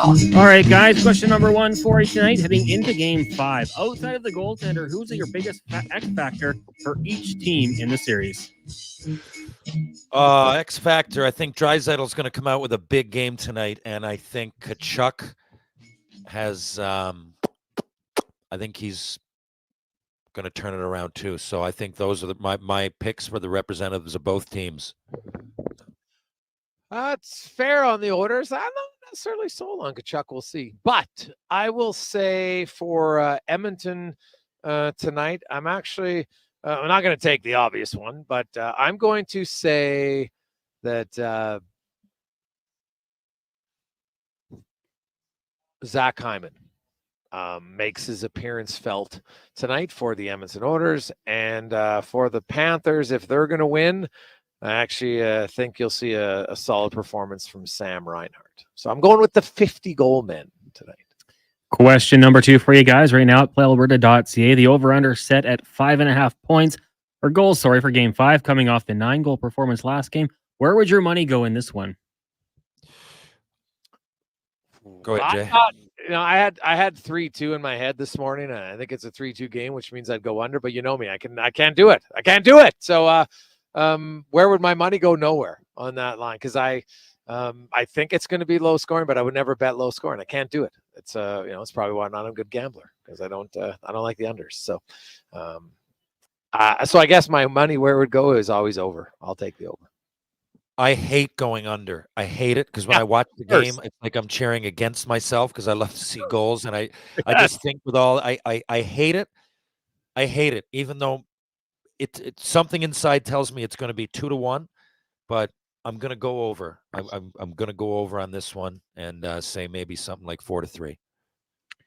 Question number 3 for you guys. Team Canada's soccer team announced Jonathan David as their penalty kick taker for Copa America. I mean, going back to World Cup, we saw Alphonso Davies take it. So I want to ask you guys this one. If Hockey Canada had that same policy, I'm going to say going into the Olympics, who would be Canada's penalty shot taker? I'd pull Taves out of retirement. No, I only say that because of his World Junior heroics years and years and years ago. Was unreal there. I don't know. Like, who would be Canada's? Without looking too far, Connor McDavid is right there. I mean, I guess I would be. I wouldn't let myself be on the bench and not pick him. Just all things being equal right now. Maybe there's someone out there like Lettinen years ago that goes like 9 for 11, and I don't know that, but I'd pick McDavid if we're talking about Canadians. Well, you got to look to me at guys who have been good scorers. I know that one guy who I think is going to be on the team and one guy who is very good in shootouts this season was Sam Reinhart. So he would be one. But It's hard, obviously, not to go with him, but I'll still go with Reinhardt, even though McDavid would seem like the obvious one, but I don't want to copy you. So I will say this because I'm not sure he's going to make the team. But if it was 4 years from now, I'd go Bedard. Yeah, I was thinking about that too. Question number 4 for you guys. According to reports, Jay Woodcroft, Todd McClellan, a couple of the candidates that could be interviewed or will be interviewed for the Columbus Blue Jackets vacant job. The other names in there as well, Dean Evison and Jeff Blashill. Of the names there, any you think would be a good hire for the Blue Jackets?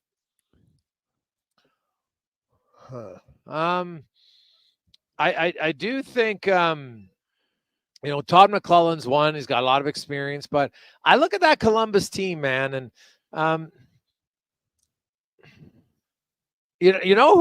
this is going to be a little bit outfield. I would wait till the season's over. Todd Nelson has his American League team in the AHL final again. You're a Columbus team. You're trying to build an organization, says, hey, we want to give some guys some opportunities. We got some younger guys that got to get in. Well, here's a guy who has had nothing but success at the American League level for various different organizations.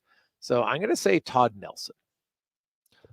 Look, Woodcroft and McClellan, and I like him as much as anybody. It's a flip of a coin for me, and it seems the players like them. So usually those kind of guys get a little bit more leash, and I guess it's a flip of a coin, either one. Final question for you guys today: International Sushi Day. So to you, what is crucial for a good piece of sushi? I don't eat sushi, so if I worded that wrong, that's why. I eat a lot of sushi, and the most crucial thing for me is fresh fish. It sucks when, you get that stuff in the grocery store and the rice is hard and everything. That's also sucks, but I think it's more important to have fresh fish. If we're talking, not all sushi is fish, of course, right? But for me, that's I like to go that route. One of my faves, TR. I love the salmon sashimi. Huge fan of it. Cons, you don't eat. Yeah, there's no chance, Connor, you're actually eating, is it? You don't eat sushi. No, I don't eat seafood. So what? Now, could I have it without seafood? Can we take it a different route? Yeah, you can get like avocado rolls and different things like that. Yes. So you could do it. You wouldn't get the same excitement. Right? There wouldn't be a bouquet of flavors, as Struddy likes to say. But so you don't like fish at all, like even so. No. We're talking not raw fish. You just would, because there is cooked stuff like unagi and stuff. Is the like TR right now as a Newfoundlander is probably like almost passing out. How can someone not like fish? Right? Like, honestly, my snack was 3 pieces of salmon for lunch today.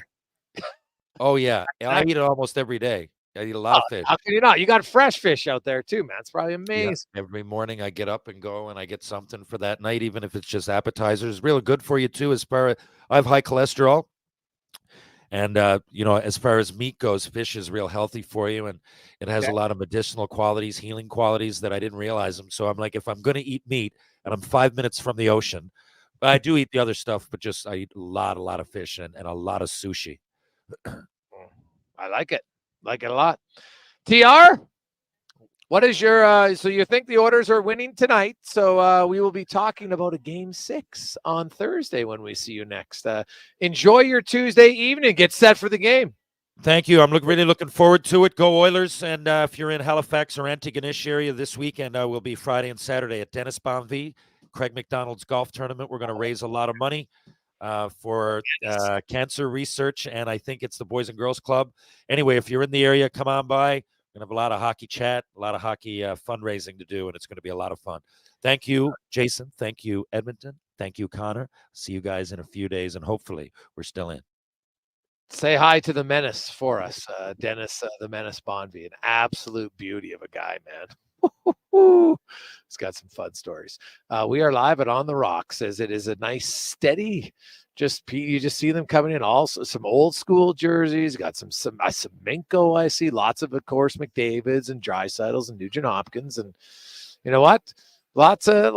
I would say this though. If I'm getting the sense of the crowd right now, it's like a nervous excitement. Cons. There's not a lot of like boisterous smiles. You kind of come in like, hey, I'm feeling good, but I'm a little nervous, which is understandable for fans. I totally get it.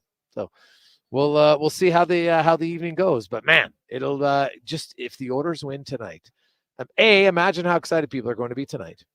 And then B, the next few days in Edmonton are going to be glorious leading up to Friday night. So, and just from a hockey fan perspective, the longer a series goes, the more exciting it gets for any fan base, whether you're in it or not. You like watching it. Let's get to the comment on Sports 1440 update, brought to you by High Street Insurance, driven by people, not products. They're people taking care of people for over 10 years. Started right here in Edmonton. They've expanded nationally because they know what they're doing, but they never forget where home is. Home office right here. Support local, highstreetinsurance.com. This is a Sports 1440 update.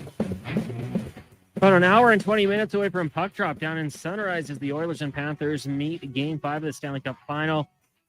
In that one, Panthers lead that series 3-1. Off the ice, the Vancouver Canucks have signed defenseman Philip Hronek to an 8-year, $58 million extension. The 26-year-old was a restricted free agent. He had 5 goals, 43 helpers in 81 games this past season. The New York Rangers placed Barclay Goodrow on waivers earlier today. He remains under contract with a $3.64 million cap hit for 3 years. The 31-year-old could be mentioned as a potential buyout candidate if he is not waived. Coming up here, also off the ice after firing head coach Pascal Vincent, the Columbus Blue Jackets reportedly looking at hiring Todd McClellan, Dean Evason, Jay Woodcroft, or Jeff Blashill. That comes from TSN's Pierre Lebrun. In the majors, the Blue Jays taking on the Boston Red Sox. First pitch in about 10 minutes. Elsewhere, Cards up on the Marlins 5-4. Scoreless between the Phillies, Padres, Reds, Pirates, and Mariners, Guardians. The Diamondbacks lead the Nationals 2-0 midway through the first. Also to come tonight, Orioles in New York to take on the Yankees. The Braves host the Tigers. Rays travel to Minnesota. Cubbies host the Giants. Astros in Chicago up against the White Sox. The Royals in the Bay taking on the Athletics. And the Angels hosting the Milwaukee Brewers. Euro 2024, Turkey gets past Georgia earlier today, 3-1, and Portugal scored in the 92nd minute to defeat the Czechs 2-1. And later tonight, we've got some WNBA action. The Sparks in Connecticut to take on the Sun. That gets going in about 5 minutes. Then at 8 o'clock tonight, the Mercury take on the Liberty. Coming up in hour 4 of the Jason Gregor Show, we will be joined by Rogers Sportsnet's Mark Spector and hear from members of the Oilers. I'm Connor Halley. This has been a Sports 1440 update. Sports 1440 in West Edmonton Mall and Wetaskiwin. CKJR is a Stingray radio station. Download the free radio player app and listen wherever you go. Get ready, Oilers fans.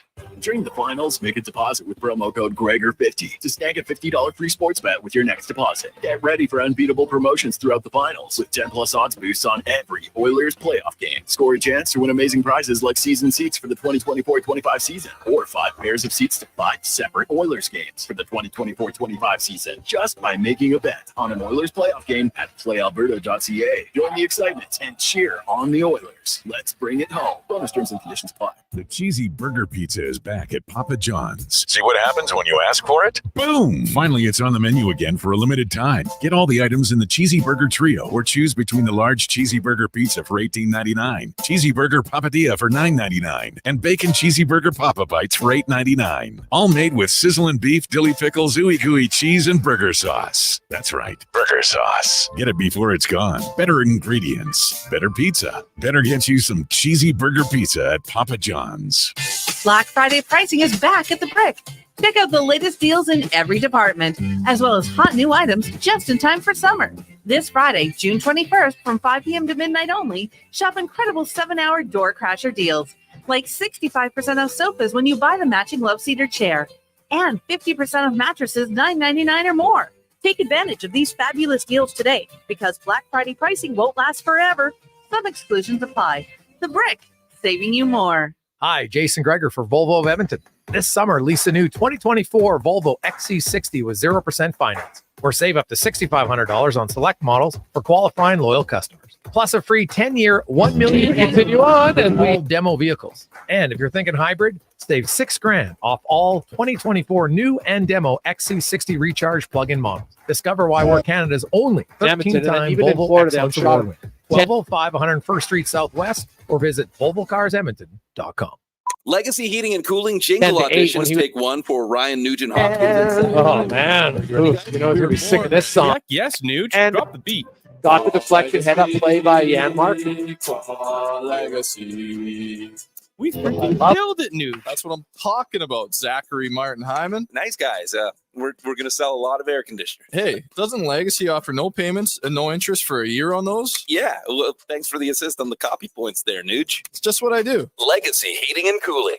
What's cracking at Cattail Crossing? Can of The sardines Mix on and Mingle toast. League. Join Cattail Crossing No Golf thanks. and Winter Club every Thursday as they pair up males and females for a fun and social round of golf. Only $33.30 all season long. Details at cattailcrossing.ca. The cheesy burger pizza is back at Papa John's. See what happens when you ask for it? Boom! Finally, it's on the menu again for a limited time. Get all the items in the cheesy burger trio or choose between the large cheesy burger pizza for $18.99, cheesy burger papadilla for $9.99, and bacon cheesy burger papa bites for $8.99. All made with sizzling beef, dilly pickles, ooey gooey cheese, and burger sauce. That's right, burger sauce. Get it before it's gone. Better ingredients, better pizza. Better get you some cheesy burger pizza at Papa John's. Wendy's Small Frosty is the ultimate summer refreshment. And not because it's cool and creamy and made with fresh Canadian dairy. It's also refreshingly cheap, just 99 cents until July 14th. It's a treat for you and your wallet. Taxes extra at participating Wendy's. When I met you in the summer, so my heart beats down. We fell in love as the leaves turn brown. And we could be together, baby, as long as skies are blue. You act so innocent now, but you lied so soon. When I met you in the summer,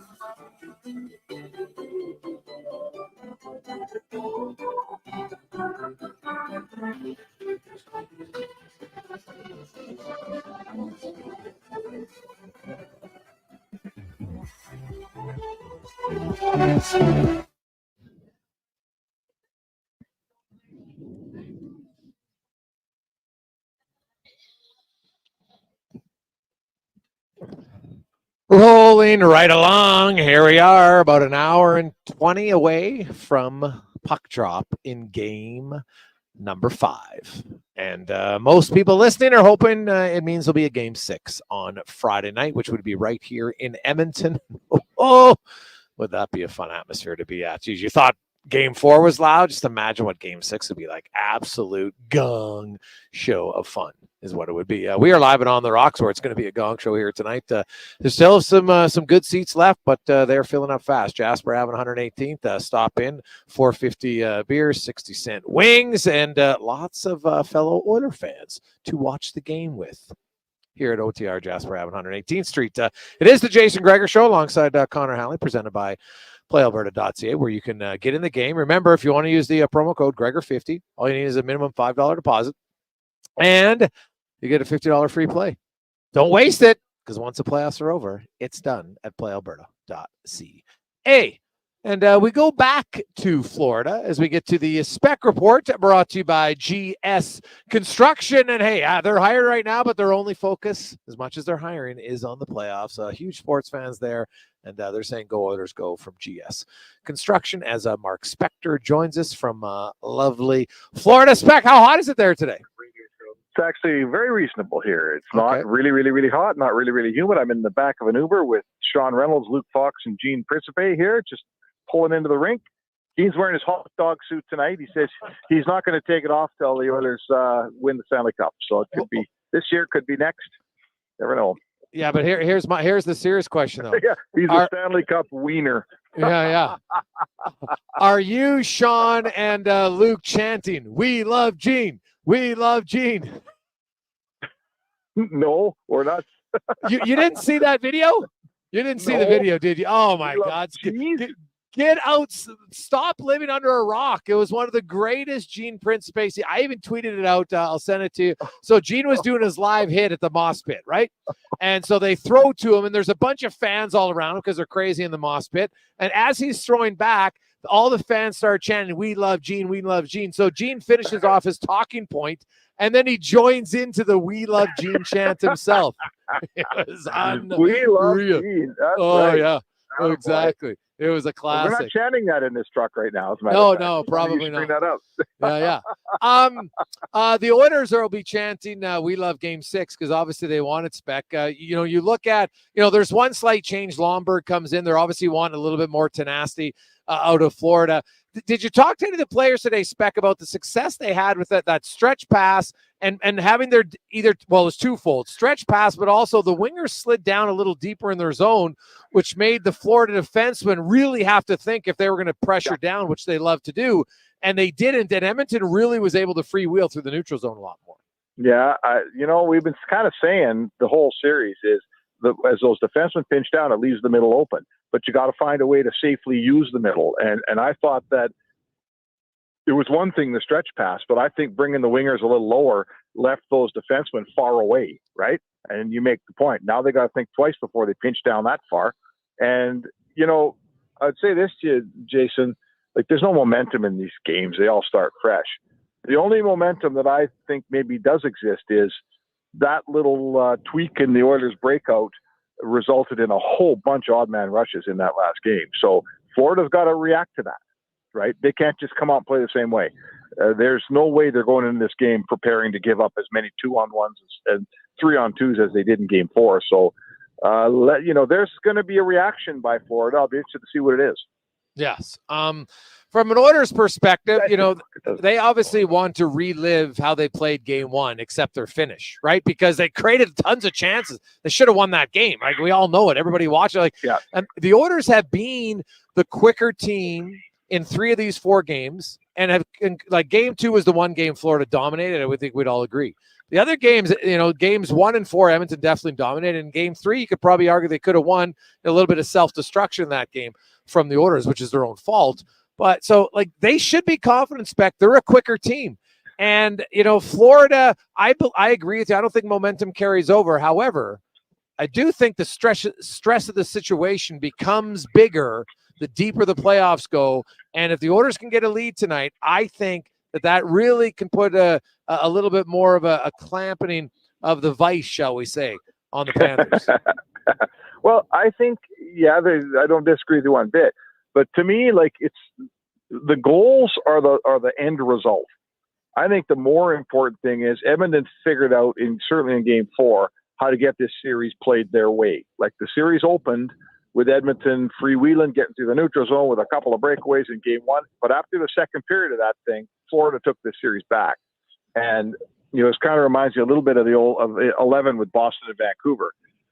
Boston, by the end, they were playing that series in the alley, and Vancouver didn't have a chance. And they couldn't wrestle that game back to their style. So Edmonton, I think that if we're playing this game and we're in this third period and they're playing it the way Edmonton wants to play it, I have a feeling you're right. Florida's going to say, hey, wait a second here. This isn't going our way. I think it's probably more about the style than it is about the goals. Edmonton gets this style going their way. Don't worry, they'll get their goals. The Nugent-Hopkins switch to the second line, how do you think it can pay dividends tonight in Florida? Because, they haven't that McDavid lineup. We know they're going to see Barkov and Forsling a lot. But that means Nugent-Hopkins, Holloway, and Draisaitl are going to get the Tkachuk, Bennett, Verhaeghe line. And that line, Spec, has been outscored 5-0, 5-on-5 in this series. That's the line the Oilers need to attack tonight. Yes, absolutely. And I don't love, I think they're there for the taking. I don't think that Tkachuk's getting it done here and the Tkachuk line. And I'm quite surprised. Like, if you'd have told me that we're 5 games into this thing and we're, Matt Tkachuk isn't even, Florida's leading and looking real good, and Matt Tkachuk isn't even in the Conn Smythe conversation, I think everybody would be surprised. So, the series is going on and everybody's seeing the other team's weak links a little bit. And maybe that's a part of the reason why certainly Draisaitl needed a little help here. I think asking him to go through this thing with, Holloway, a very young player on one side, and then Ryan McLeod on the other, I think you're asking too much of Draisaitl. I don't think that was fair. It's walking by a bus, sorry. I think they needed to beef him up. They needed to give him a little bit of help. One of the last 2 components here for me, Jay, that has to happen, and I think is going to start to happen, Edmonton's got this far with very little offensive help from Leon Draisaitl. He's got 2 assists in the series, and they've got this far without a single power play goal, 5-on-4, and that power play 5-on-4 has been the advantage in every series they played. So you could say that the Oilers still have some stuff in their quiver here, right? I agree. They have some stuff on the table, boy, and if they can get those things going, I would say to Florida, try to beat us now when Draisaitl's playing a little bit better and when the power play's clicking. I would agree wholeheartedly, Spec, that I do think Edmonton, they're down 3-1, so they obviously need to improve. But the one area that they need to improve on is the one area that's arguably been their best facet of their game. The most consistent element of their game for the last 4 years has been their power play. And you know what? We saw it last series against Dallas. You go a game or 2 or 4 without it, and then boom, it shows up. And the chances they've generated here, the power play looks like it's close. And I just wonder if they score once, and I know they scored on the 5-on-3, but it's a little bit different to me. If they score a 5-on-5 goal, and especially if they score on their first power play chance tonight, I just think that gives confidence across the whole unit. And Adam Oates is a pretty, offensive-minded player. He talked about how getting your cookies on the power play, it just automatically makes you a better 5-on-5 player. And I think for me, if they've been passing that thing around the perimeter and trying to score down low on Florida for 4 games, and it hasn't been there. I have a feeling it's got to start with Bouchard up top. I think they need to start to use that shot. He can blow it past you. He's certainly, with the velocity that he has, it's difficult for a goalie to control a rebound. So for me, I'm not going to tell Gulletson how to do his job, because that power play is just too good. It does not need the sports writer's instruction. But what I see coming here is a focus on Bouchard's one-timer from the top and somebody banging in something down low. And you're right. If they get an early goal, the other thing is Florida can't not take penalties. Yeah. They're a penalty. They get penalties. That's their game. And if you put them in a position where they're hesitant to take penalties, and the Oilers haven't done this, and it's been a huge advantage for Florida, if you get them on their heels a little bit at even strength when they're going, oh boy, I better not take a penalty. I think you can change a lot of things about their team. So that's a card the Oilers better start playing pretty quick here. I would agree wholeheartedly. Mark Spector joins us in the Spec Report, brought to you by GS Construction. Live in Florida, Spec. On the other side, the Panthers, Paul Maurice talked about after, hey, you know what, maybe we've never been in this situation, the pressure of hoisting the cup. And I could see that to a sense. And it's the easy thing to say after the game, rather than admit that we didn't really know how to react to the systemic changes that Edmonton made, right? Like, that would be a much worse thing to say than, hey, maybe we just weren't ready to handle it. How much do you believe that was a factor? And if it was, how is it going to be that much different now that it's on home ice and there's maybe even more expectations to win? No, I will say, like, if you've waited your entire life to accomplish something, the day that it arrives and all your family's there and here we are, it's game 4, and that's a thing. That's a thing. I think especially when you got 3 more chances, it's a thing. You could maybe be ill prepared for that moment. I'll give Paul that. But I think a way bigger thing is the fact that they couldn't stop the Oilers from breaking out of their zone all of a sudden. They weren't winning all those battles at the blue line all of a sudden. Like, I keep going back to, it's the guts of the game that gave Florida a 3-0 lead. And Edmonton won the guts of the game, and Florida I have a feeling Florida was like, well, wait a second here, right? Hold on. Like, how come they're winning all these battles? And how come they're breaking out of their zone the way they are? And how come Bob's sitting next to me on the bench here and he's not out on the ice, right? Like, what's going on here? So there's some of that. So you'll see a better, more prepared Florida team tonight, and I'm here to tell you, Edmonton better absolutely play their guts out if they think they're winning in this rink tonight. Oh, God. Well, I'd be surprised, and anything could happen in a one game, but I would just be surprised if Edmonton laid an egg tonight. Like, they could lose because Florida's a good team. That wouldn't shock me, right? But, if they stunk out the joint tonight, like game 2 was a real dominant performance by Florida, I would be surprised if that happened tonight for Edmonton. Yeah, that's fair. And I mean, even game 2, wasn't it 1-1 after 2 periods? So, that wasn't that bad a game for Edmonton. They had a lousy third. But no, I mean, listen, that's why the Cup is so cool, because on the Florida side, their desperation is the Stanley Cup's in the building. Phil Pritchard's here with his gloves on, and you got a chance to win the Cup, and you've been wanting this since you were a little boy. And on the Edmonton side, there can be no greater desperation than, if I don't win every shift, we're going to, we may be done here. So we often talk about trying to match the desperation of the other team when you're up 3-1 or up 3-0, and it's hard to do. I think this is one occasion now where the desperation is, it might be different, but I think it's completely equal on both sides. And you want to talk about contested pucks and 50-50 battles and things like that tonight, oh boy, you're going to get 40 hockey players, playing their asses off in this one tonight. I probably don't have any listeners here that are going to miss the game, but if you were thinking of missing it, I wouldn't miss it. Specca, give me your sense. Let's say the Oilers win tonight. Is Kane even a remote option? Do you feel you watch him today? Like, is it just, he wants to be part of it, or do you think there's a chance he could actually play? I don't, I just don't have the intel. Like, I watched some of his skating today. He skates well, but he always skates well. Like, he hasn't been, well, there was a couple games where he looked a little slow, but, I just don't know, Jay. Like, I just don't know. It's easy to look good in practice because everyone's going at 3/4 speed at a morning speed. Yeah. There's just, I've been doing this too long. I remember looking at a guy and saying, man, that guy looks ready to play tomorrow. And then if he comes back early and the game starts, they don't look anywhere close to ready to play. So I'll say this, they want him in. They love to have him. And if he can play, they're going to use him absolutely for sure. But there has to be, you really got to go to school on this one. This can't be we're bringing a guy in because we like him thing. You got to bring him in if he can help. His last two games in here, he wasn't helping, and it's not good for Evander. It's not good for the Oilers. It's no good for anybody. Spec, will you be coming home with a group of other media members, or will you be coming home with a lighter group? What happens tonight? I don't know, man. It's a good question. I sure see an Oilers team that believes in what they're doing here.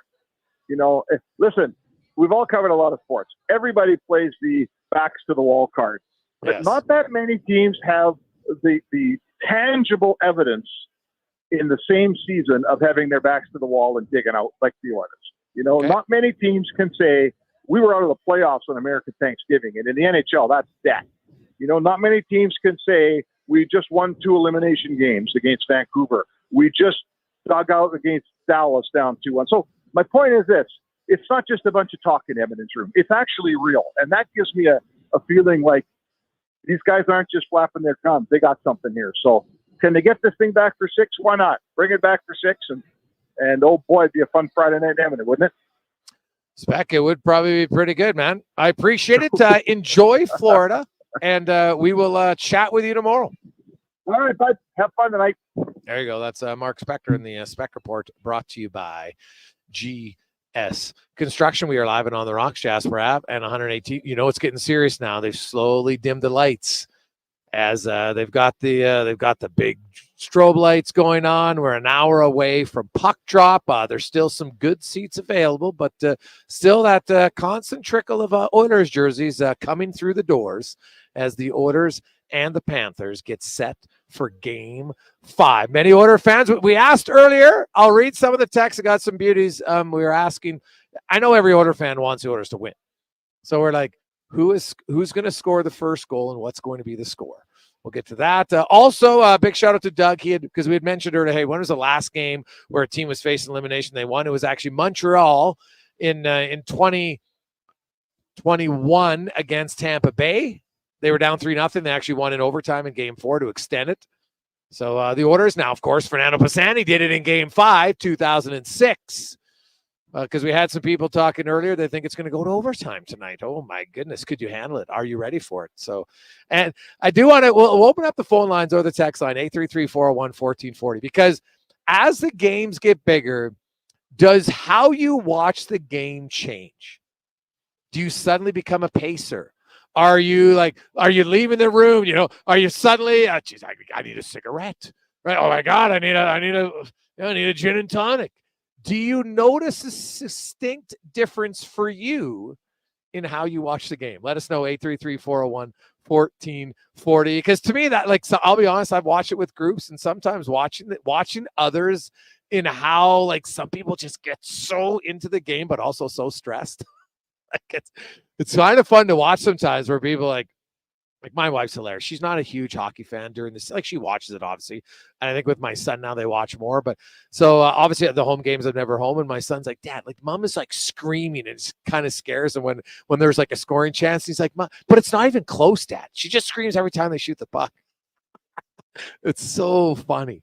But yeah, so I'm curious how it is in your household, or if it's you or anybody else. 833-401-1440. You can text us or dial in. It's the same number, either one. 833-401-1440 in our eWell inbox. eWell, they are your partner in power. Get all your electrical needs at ewel.ca with 24/7 ordering and shipping in Edmonton and across Alberta.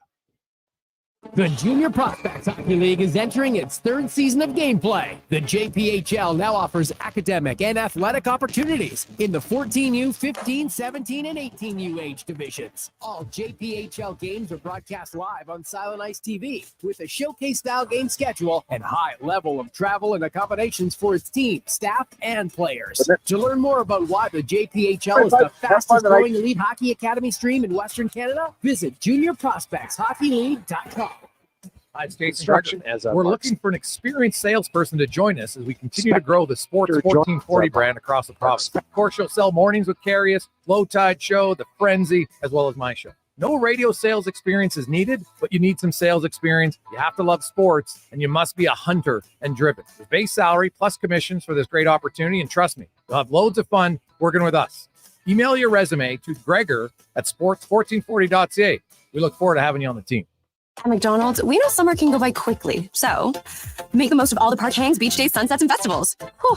With a $2 plus tax sundae or snack-sized milkshake, or an app-exclusive $1 plus tax soft serve cone. At participating McDonald's restaurants in Canada, prices exclude delivery. App download and registration required. Hey, Edmonton, ready to power up your projects with unbeatable strength and efficiency? Step into Edmonton Kubota, where our massive inventory meets all your needs. From rugged tractors and loaders to nimble mowers and utility vehicles, we've got the machines that work as hard as you do. And guess what? This month, we're rolling out exclusive deals that'll make your heart race faster than our engines. Drive down to Edmonton Kubota or visit EdmontonKubota.com to discover how we can boost your efficiency, productivity, and fun. Edmonton Kubota, powering your passion with every turn of the key. I'm Ryan Nugent-Hopkins. And I'm Zach Hyman. And when we're not making juicy, sweet passes or having my goals disallowed, we're working for Legacy Heating and Cooling. You know, guys used to call me a plumber, and now they call you an AC repairman. Nice. Hey, guys, you're not here to fix air conditioners. You're here to sing the jingle.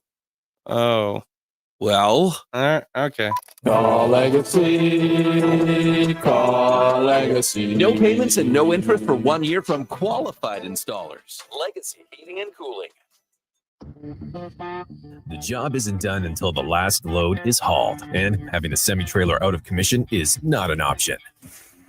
Whether replacing or adding to your convoy, Edmonton Trailer has a huge inventory of new and used semi-trailers, trusted by the gravel, logging, oil field, fluids, and freight industries. Find a trailer right for you online or at one of their 3 locations. For sales, service, parts, rental, and finance, when you're in it for the long haul, Edmonton Trailer.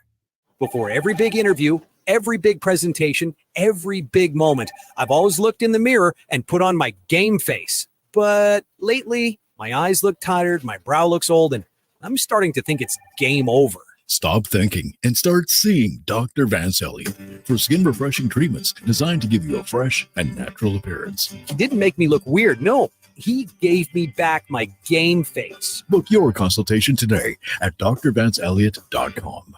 Uber Eats is now in your area. We've got it all, from your favorite restaurant dishes to groceries and essentials. And get $0 delivery fee on all your orders. What are you waiting for? Try Uber Eats now. Taxes and fees still apply. See app for details. Mr. 305, Flow Rider and Lunch Money. 3 Miami boys, you know what time it is. Give me the green light, cause I'm ready to go. Let's have a good time. Let's go. What you waiting for? You only got one life. And we gon' live it up. So give me the green light, cause I'm ready to go.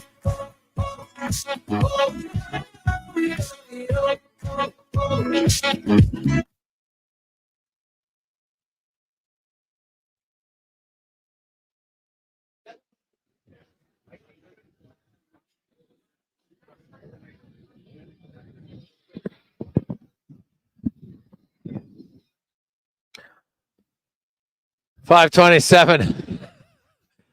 Hey guys, I'm 54 and I literally can't watch. During the Flame series a few years back, I was cutting the grass in my acreage while my kids and wife watched. I'd come in an intermission for updates. I think I'll do the same tonight. From Jipalipa. Oh my goodness. Are you kidding me? You can't even enjoy it? Oh. Now what if they're leading? Do you then sit down and watch the game? Like, what was if it was game 7 of the Cup final? Wouldn't you want to watch it? Oh, that's awesome. Hey, guys, I watch the first period at home. If they're doing well, I'll keep watching. Otherwise, I look at highlights throughout the game. From Fuzzy. Oh, boys, wear the same Oilers jersey, championship-winning KC Chief red hat, orange socks, orange watch band, and eat the same fajita meal as last time, starting at 6:45 precisely. But I'm not superstitious. From Bishop. Hey, guys, I have no problem watching, but the day, i.e. work day, is useless. From PL. I do wonder if we did like a study on workplace productivity today. Although I wonder if the Oilers win, is workplace productivity worse tomorrow or better because everybody's in a good mood? I'm curious what the bosses think. Do they notice it? Right? Because, hey, I know if there's a game 6 on Friday, there'll be lots of bosses telling people, get out of work at 3 o'clock, get your work done 4 o'clock if you can, because everybody wants to be there, man. It's like, because think about it, it's you never know. Might be 18 years again until you're in the Stanley Cup final. You just don't know. Now, obviously, with McDavid and Draisaitl, you think they could be back soon, but there is no guarantees. No guarantees. Hey, boys, my wife and I watch in different areas of the house. I watch in the man cave. She watches upstairs. It drives her nuts when I rewatch plays and drives me nuts when she comments on my viewing habits. We've agreed that separate rooms is best for our relationship. From Lou. Oh, classic. So you're rewinding during the game, and then do you fast forward to catch up live? Wow. Because I rewind at the commercial breaks if there's something I want to see. But, I guess depending on if it's a TV timeout or whatever, you can do it. So, hey, guys, I'm superstitious. I have to have a bowl of ice cream. The game is tied or going in. That calms you down. It usually turns out well. Ranger Nick. So what if it's tied like in the first period? You have to have ice cream in the first, and then do you have another bowl in the second? Huh. Hey, guys, we have a shot for every Oiler goal and 2 shots for a shorty. From Linda. Linda, you must have been buckled last game. My math, that's 9 shots you were doing. That's a fun Saturday night. Woo! Pace yourself. Mix in some waters. Now, let's get to the lineup report brought to you by Sherwood Power Sports and Marine. Your one-stop shop for everything you need, from fishing rods, reels, tackle, and boat accessories to motorcycle gear, water sports accessories, and e-bikes. Find yours and more at Sherwood Power Sports and Marine. The Oilers lineup, it will be status quo from Game 4. You will have Stuart Skinner starting in goal. Skinner, by the way, in elimination games, 3-0 with a 1.65 goals against average. Pretty stellar. For the Oilers on the back end, you will have Kulak and Ceci, Nurse and Broberg, Ekholm, and Bouchard. Up front, Derek Ryan will center Ryan McLeod and Corey Perry. Adam Henrique with Connor Brown and Matias Janmark. Draisaitl with Holloway and Nugent Hopkins. And McDavid centering Zach Hyman and Warren Foegele. Of course, Connor McDavid on Saturday night surpassed Wayne Gretzky for most assists in one playoff season. He now has 32 at the NHL record. Gretzky had 29, 30, and 31. McDavid also is now the only player other than Gretzky and Lemieux to have 38 points in a playoff year. Gretzky owns the record with 47. He also had 43, 40, and 38. And Lemieux had 44. So McDavid, 2 more points. He gets in the 40 club. Man, if they win tonight, get to Game 6, maybe to Game 7, there's a chance McDavid could be at 44, 45 by the time the series is over. We'll see how it goes. The Panthers in goal, Sergei Bobrovsky, for the first 8 periods and 6 minutes stopped 79 of 81 shots. He had a .975 save percentage. But then, since then, in the next 37 minutes, he allowed 7 goals on 21 shots for a .667 save percentage. I don't think he'll be .667. I don't think he's going to be .975. The Oilers, you just want to get Bobrovsky. He's around that .890 mark, .900. Obviously, depends how many shots you have. But I think to win tonight, Edmonton's probably got to score 3 goals, I would think. And you know what? They found some ways to get by Bobrovsky. So we'll see if that continues. On the back end, you got Forsling and Ekblad, Mikkola, Montour, Oliver Ekman-Larsson, Dmitry Kulikov. No changes on the back end. Only one change up front for the Florida Panthers. Ryan Lomberg will make his Stanley Cup debut tonight, playing with Stenlund and Kyle Okposo. Anton Lundell with Tarasenko and Luostarinen. Sam Bennett with Tkachuk and Verhaeghe. As I mentioned earlier, that line in the series has been outscored 5-0. 5-on-5. They're going to get a lot of the Leon Draisaitl line. Leon Draisaitl's line could take care of business tonight. Could be a huge factor in the outcome of this game. And then Barkov with Reinhart and Evan Rodriguez. He had, of course, 3 goals in the first 2 home games of this series. That is the lineup report brought to you by Sherwood Power Sports and Marine. Hey, guys, you can always rewind and catch up drinking intermission and commercial breaks. Doesn't take too long to do so. Yeah, it's true. But what if it's live? I guess now, if you don't watch any social media for you, then it doesn't matter, right? I've recorded games, come home, I watch it, I don't know the score, and I have no problem with it. So, yeah. I normally rewind at intermissions and stuff if there's something I really want. Hey, guys, the Oilers should squeeze Holloway and Broberg to accept their qualifying offer, and then when the Brown bonus comes off the book the year after as the cap jumps, then they'll be able to get that Laine off the same year as 97 needs a contract. Thought maybe the Oilers could do Laine for Campbell from Chris. Well, why is if it was Campbell straight across for Laine and nothing else involved, Columbus, I guess they save 3.7 million, but Edmonton doesn't have the cap space. They can't take Patrick Laine at 8.7 million for a guy who's banged up and hasn't played very. I get he's a shooter, but I'm not sure Patrick Laine is the need for the Edmonton Oilers at 8.7 mil. I don't see it. Right? That to me, it doesn't make financial sense for the Edmonton Oilers. I just don't see how it get it. Hey, fellas and listeners, I need some advice. I've been wearing an orange McDavid jersey all playoffs. My son wore an 06 jersey the other night, and obviously they had their best game. What jersey do I wear? Dude, you're asking the wrong guy. So, but did your son wear an 06 Oiler jersey the other night as he wore it at the same time? Why didn't just have him wear the same jersey? Wear whatever jersey you wore for the last game. That would probably be my advice. But again, I'm not superstitious. I'm not even a little stitious. So I don't know.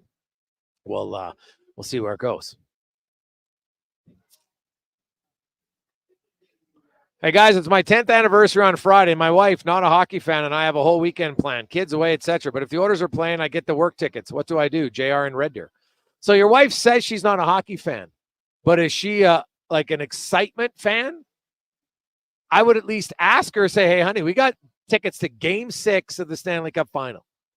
And then what you do is you say, why don't you ask your friends what she thinks? Because some of her friends might be hockey fans and say, hey, Sarah, Sally, whatever your wife's name is, you might want to go to this just to experience the atmosphere, right? Because there's a lot of people who aren't necessarily diehard fans who can't help but get wrapped up in the emotion and the intensity in a building for a game like that.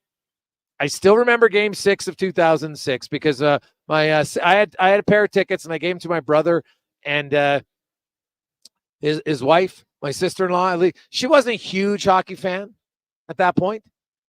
She went to the game and she thought it was one of the best experiences of her life. The Oilers won, so that always helps. But before, it was like half an hour before the game, and old Rogers Place, Rexall Place, it was acoustically better than this one. It was just loud, and the fans it'd been so long, first time back in it, and they had won in overtime, right, in Game 5, and it was kind of unexpected. They're like, here we are, and the place was bananas. I still remember it was a half an hour before the game started, and the fans were cheering, and it was the loudest I'd ever heard that building. I still think Game 6 was the loudest I've ever seen a building in Edmonton. So we'll see. Hey, guys, Kachuk guaranteed the win. I like the mindset. 5-3 Panthers from unknown texter. Well, there you go. Hey, he's thinking that maybe they can do it. We will find out. We will find out. Now, when we come back, some thoughts from the head coach, Chris Knobloch. 833-401-1440. Head coach Chris Knobloch, as we are within an hour of puck drop, the Orders and the Florida Panthers. Live and on the Rocks, Jasper Abbott 118th. Stop in. There's a few seats left. If you want to get in, some great seats, actually, just to my right. Some people, I don't think they know it here. You walk in the door, come to the right of the stage. There's a big, you almost have like your own private room. People don't see it when they walk in, but it's a great vantage point. There's one prime table in there. It is prime time. So there's my hit if you're coming on the Rocks, Jasper Abbott 118th Street. Finals fever is here, and it's all about the Oilers. Most people listening are hoping boosting your odds and enhancing your parlays on all playoff games. Every bet on any game enters you into a draw to win seats for the 2024-25 hockey season, or 5 pairs of seats to 5 separate Oilers games for the 2024-25 season. Use promo code Gregor50 when you deposit at playalberta.ca to receive a $50 free sports bet. Join the excitement and cheer on the Oilers. Let's bring it home. Bonus terms and conditions apply. AccuSteel Heavy Haul Trailers have been providing highway and off-road custom trailers for over 25 years, bringing you innovative solutions for unconventional problems. They're your industry leader in engineered heavy haul trailer frame repairs, retrofits, rebuilds, and custom trailer fabrication. When you need to haul the largest machinery on the planet, they can do it with a premium engineered heavy haul trailer made right here in Alberta. They're 100% family owned, treating you like part of the family. Trust the experts at AccuSteel Heavy Haul Trailers. Learn more at accusteel.ca. Hey, sports fans, we've got a clear choice for you. At Crystal Glass, we provide customers with the perfect glass for any job. From home to auto and even commercial, installation or repairs, we're your team. Call 310-GLASS or visit crystalglass.ca. Crystal Glass. Black Friday pricing is back at the Brick. The savings continue all week with up to $1,000 off sectionals and up to 40% off mattresses, and save up to 25% off select major kitchen appliances. Take advantage of Black Friday prices this summer to pick up all the essentials for your home. Shopping has never been easier. Take advantage of these fabulous deals today, because Black Friday pricing won't last forever. Some exclusions apply. The Brick, saving you more. Scott here from Sherwood and St. Albert Dodge. It's our biggest sale of the year. This month, every new and used vehicle we have has been marked down and priced to sell. We have Ram trucks that are 25% off, brand new trucks, and we have hundreds to choose from. We have 0% financing up to 72 months on Grand Cherokee. Even though we know our prices are great, every single offer will be considered. We will work to get you the best financing terms. We will pay top dollar for your trade. We will do what it takes to earn your business. It's our biggest sale of the year, and it's on now at St. Albert and Sherwood Dodge. I'm Ryan Nugent-Hopkins. And I'm Zach Hyman. And when we're not making juicy sweet passes or having my goals disallowed, we're working for Legacy Heating and Cooling. You know, guys used to call me a plumber. And now they call you an AC repairman. Nice. Hey, guys, you're not here to fix air conditioners. You're here to sing the jingle. Oh. Well. Okay. Call Legacy. Call Legacy. No payments and no interest for 1 year from qualified installers. Legacy Heating and Cooling. The ATB Classic is returning to Northern Bear Golf Club. An international field of professionals will battle it out on their path towards the PGA Tour. $15 gets you access to the tournament, or upgrade your ticket for premium greenside viewing. Net proceeds go to Youth on Course to give kids age 6 to 18 access to play golf for just $5. Come see the future stars of the PGA Tour. The ATB Classic at Northern Bear Golf Club. June 27th to 30th. Get your tickets at atbclassic.com. For all things Stanley, there's only one sports station in town. Kevin Carius. If you can stop those glaring errors. Low Tide. And I believe that the worst thing you can do is bet against Connor McDavid. Jason Gregor. They're just as fast, just as smart. And they're skill guys, the Fab Five. They got you covered. This is Sports 1440.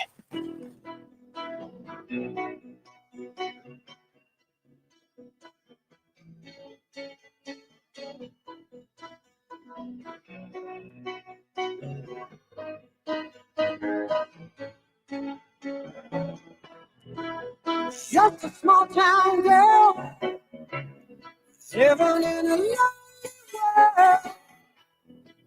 You took the midnight train going anywhere.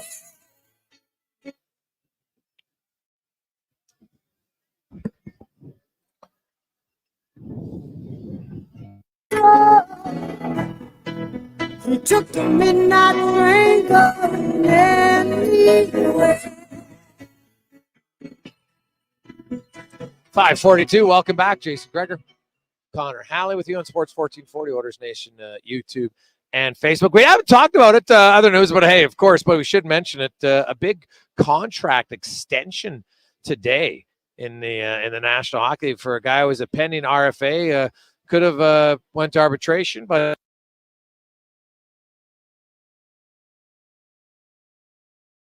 $1 million for the Vancouver Canucks. So we'll see. They obviously feel that he is a huge part of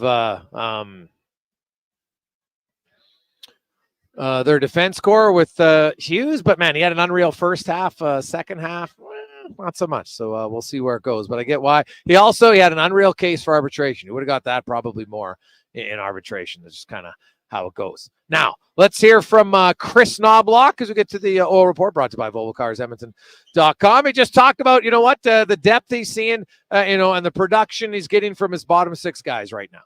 Yeah, no, I think they've been playing really well. Obviously, this series, they've been getting a lot of attention, as they should.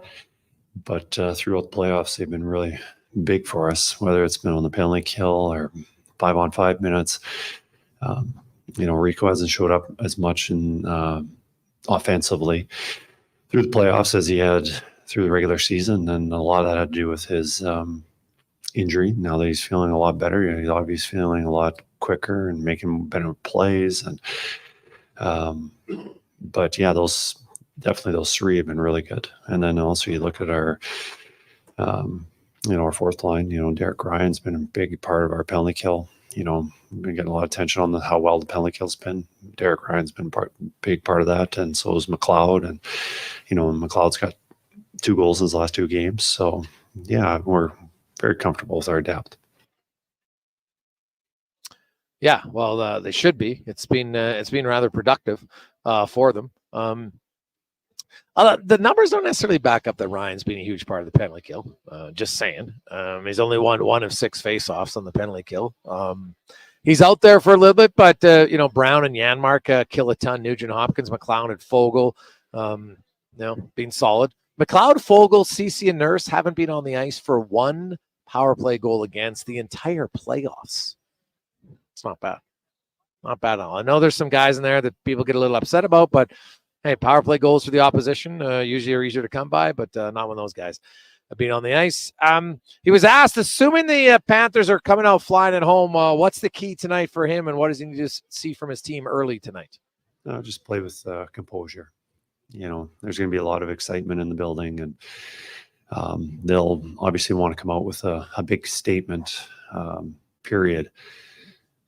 Right from the start, just because of the way Game 4 went, and them obviously playing back to their identity. We have to be ready for that pressure, and not be, making the smart plays with the puck and not giving it away. Just anticipating that pressure is going to be coming, and we guys be smart with our puck decisions.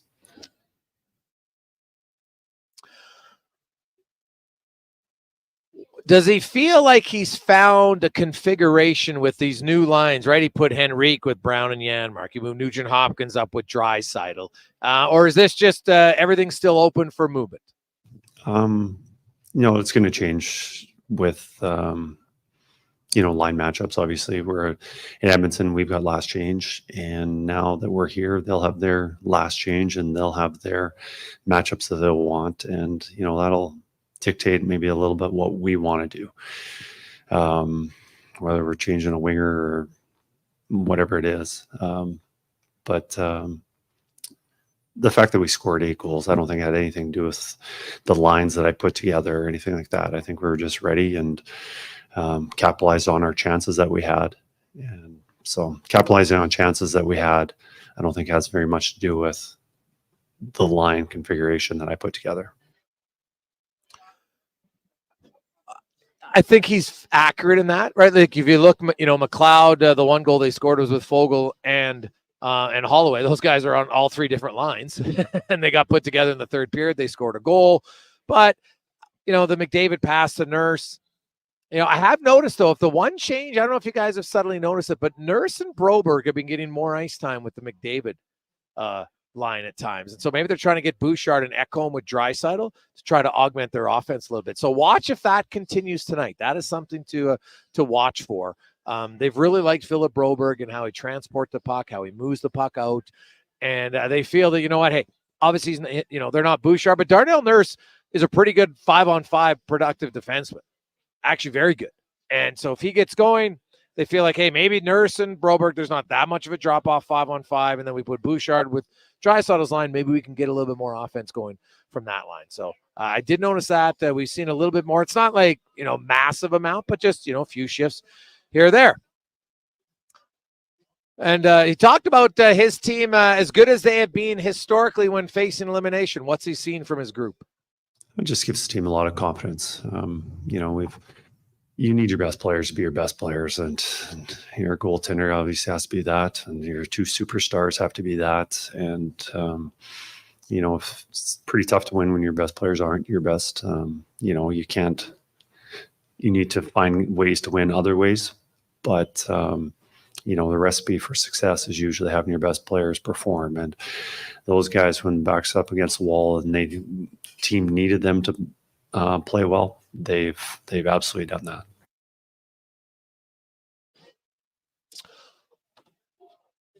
Well, we are nearing the end.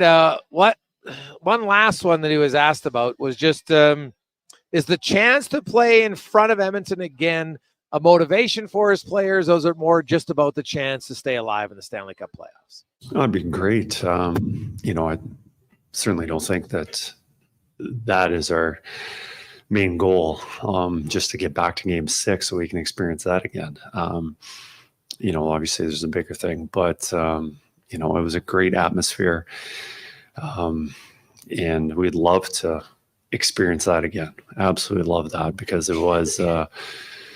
I know the players enjoyed it. I know the coaching staff enjoyed it, and I think most of the fans there really had a good time. And I'd love to see another situation where we can play back there for Game 6. It's your bold prediction tonight. What are you expecting to have happen? Gregor, were you asking me? You cut out there for a second.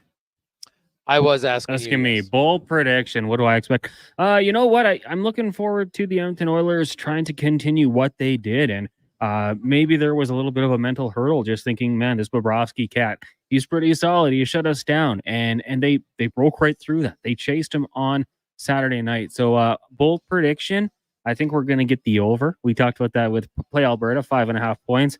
I think we're going to get another high-scoring game, and I'm going to go with Leon Draisaitl and Zach Hyman. It's not the craziest prediction grand scheme of things, but they haven't scored yet in the playoff or in the Stanley Cup Finals. So I'm going to say both of those guys break the goose egg and score a goal in the Stanley Cup Final tonight. Well, that would be good news for the Oilers. Yeah, because that means both of them are scoring. Then their odds of winning, I would assume. Now, I'm not a mathematician, but I would assume they go up if those guys are getting some offense going. So, you know what? We are about a half an hour from puck drop. There are a few seats left available here at On the Rocks, Jasper Ave, and 118th Street. We got a lot more texts coming in. I want to get to some of these because these are absolute classics. We're asking you about your thoughts on games and how you watch the game. Who do you like? Hey, boys, I think the Oilers are going to surprise everybody and win big. Unexpected first goal scorer, Brett Kulak. That one comes in from the King of Fort Nasty. Hey, guys, it's going to be a tough game. The last thing the Panthers want to do is travel the 5K again to Edmonton. But if the Oilers win tonight, I think they're winning the Stanley Cup. From Chris in Victoria. This is a huge game, no question. I think there's lots of motivation just to win for Florida. I don't like. It's a good question. Do they think about what if we lose? Right? Like we've talked to Lorianne Munzer, we've talked to other mental training coaches, and you don't really think about the negative situation. You try to block it out. You don't think, well, what happens if we lose? Because you know that if they lose, they just go to Edmonton, right? They already won a game in Edmonton. Yeah, it's far. Yeah, you know what? It means now you've got, one less chance to win, but you still have two. All you got to do is win one game, and Edmonton would still have to win two. So it'd still be the leader. So I don't know. We'll see. It's going to be loads of fun. I hope you enjoy the game. Be smart. Please don't drink and drive. Don't be inebriated and drive. I know there's lots of excitement around town, as there should be. And let's see if the dream can continue tonight. On behalf of Connor Halley, Declan Kruger, I'm Jason Gregor. Thanks as always for listening. Enjoy OTR, Jasper Ave, and 118th Street. Let's get to the comment. A Sports 1440 update brought to you by Booster Juice. Maybe you need a little boost before the game. Stop in and guess what? The Cookies and Cream Booster Ball. It's a yummy little bundle of almond butter, maple syrup, coconut, and gluten-free cookie. Get yours now at Booster Juice. And hey, guess what? Download the Booster Reward app and order one today. Have a great night. Here's Connor Halley.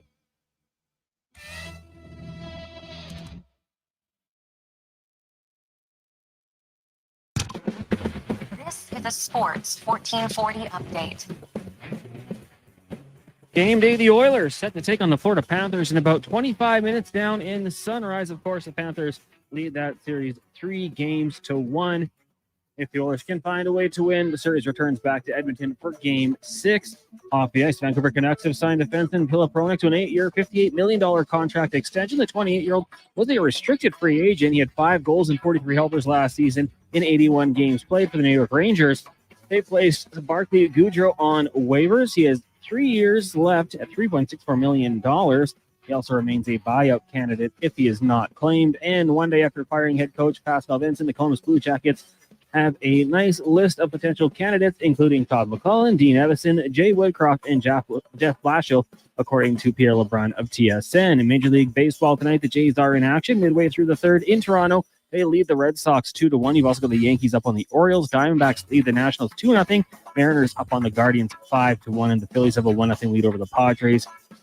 In the sixth, the Cards up on the Marlins 7-5. And the Reds lead the Pirates 2-0. Later tonight, the Rangers take on the Mets. Giants head to Wrigley. White Sox up against the Astros. The Dodgers in Colorado. Angels take on the Brewers. And it's the Royals in Oakland.